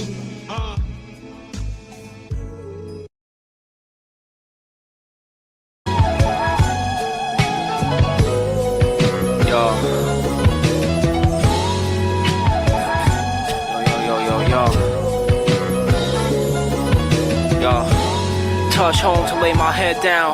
Pulled the curtains back, the red lights was flashing through the window pane. Cold vein, the rain shattered on the surface, trying to spread the worth. What's worse, how I'ma work without the purpose. Death can't stop the surge. Why I lost always how I gotta learn. Manifest can feel my hands and chest burn and bless the earth. Never took what I ain't earned to break the line of sight. Dark stages in my mind place me far away. Trying to front just like the heart vacant. Stone stalk faces, chop the arms off. Bracing for the storm, a busy stargazing, hazy eyed. Late stage capital, rearranging my brain matter. Afraid to put self-love on display. The hate fits like a glove. Smile at the wraith, arrested 10 paces to the last breath. Trapped inside a black metal casket. Preservation, gold resin in the cracks. The blood spat across the wall, backs adjacent to the altar. Walk the four corners, no less rest. We need a long stretch. Pale moonlight from the crescent covers the flesh. All debts resolved, aching and propped up. Prosper, the day shifting, glitching the simulation. Raised to relay distance to niggas. We not the same, yo. Say, we not the same, pain only part of the process. It's all raw, wind falls, dissolve on my laughing back calm and stare 1,000 yards in the ether. My goals belong to me beyond the mist and fog. So keep it.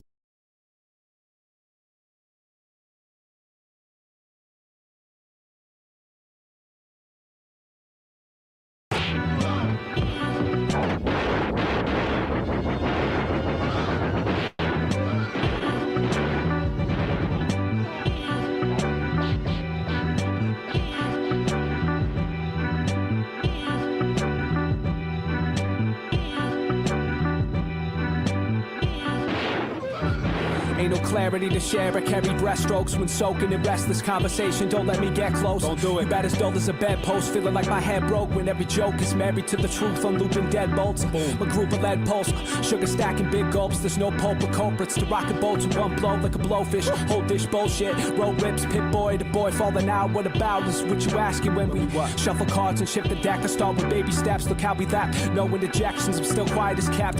Riots while you slap. Line of fire to find regret. Final line I draw on the saying is you getting no respect. None. Healthy shoulder check. Yo, wake up. Gross amounts, a mountain full of deck. Doesn't matter if you take the pay cut. Say what? Later may never bother to come. A lot of time spent shining without a sign from the sun. Ayo, Italian Veranda stanzas, course, George Costanza, immortalized from porcelain, trans music recorded, alcohol poisoning, argyle, cocaine, iron toes, pointed, fancy portraits, Saudi Arabia, military issue, black Air Forces, French for orphans, the charcuterie board well portioned, first made nail bounties to the ships, mass high off endorphins, the plug a draft dodger from Portland, TIE fighter noise to shut the bottles on cork and expired ointments, the plug suicidal, missed all the appointments, corporate exec case, paid down, want the paper now about the coinage, no matter what they tell you, cosplay shorty said the booth, spell proof, yo, give you blood poisoning from shell wounds, the plug helped destroy the oceans on behalf of Shell Group, words we dropped so far they might hit the floor and melt through the custody bump account, crows in the zone, I was in a quite particular type of apathetic storm, yo, beat up 45 fighters and immediately cut off my own toe, US military trying to carpet bomb the island, but Dr. Moreau, I was trying to get this bread with Phiik and all my peeps in tow and the robot strapped in, all my sons came out the womb already tapped in, year 5000, watch me unfreeze, go to Bill Gates' tomb with a machete off, hey, like, fuck that. Okay.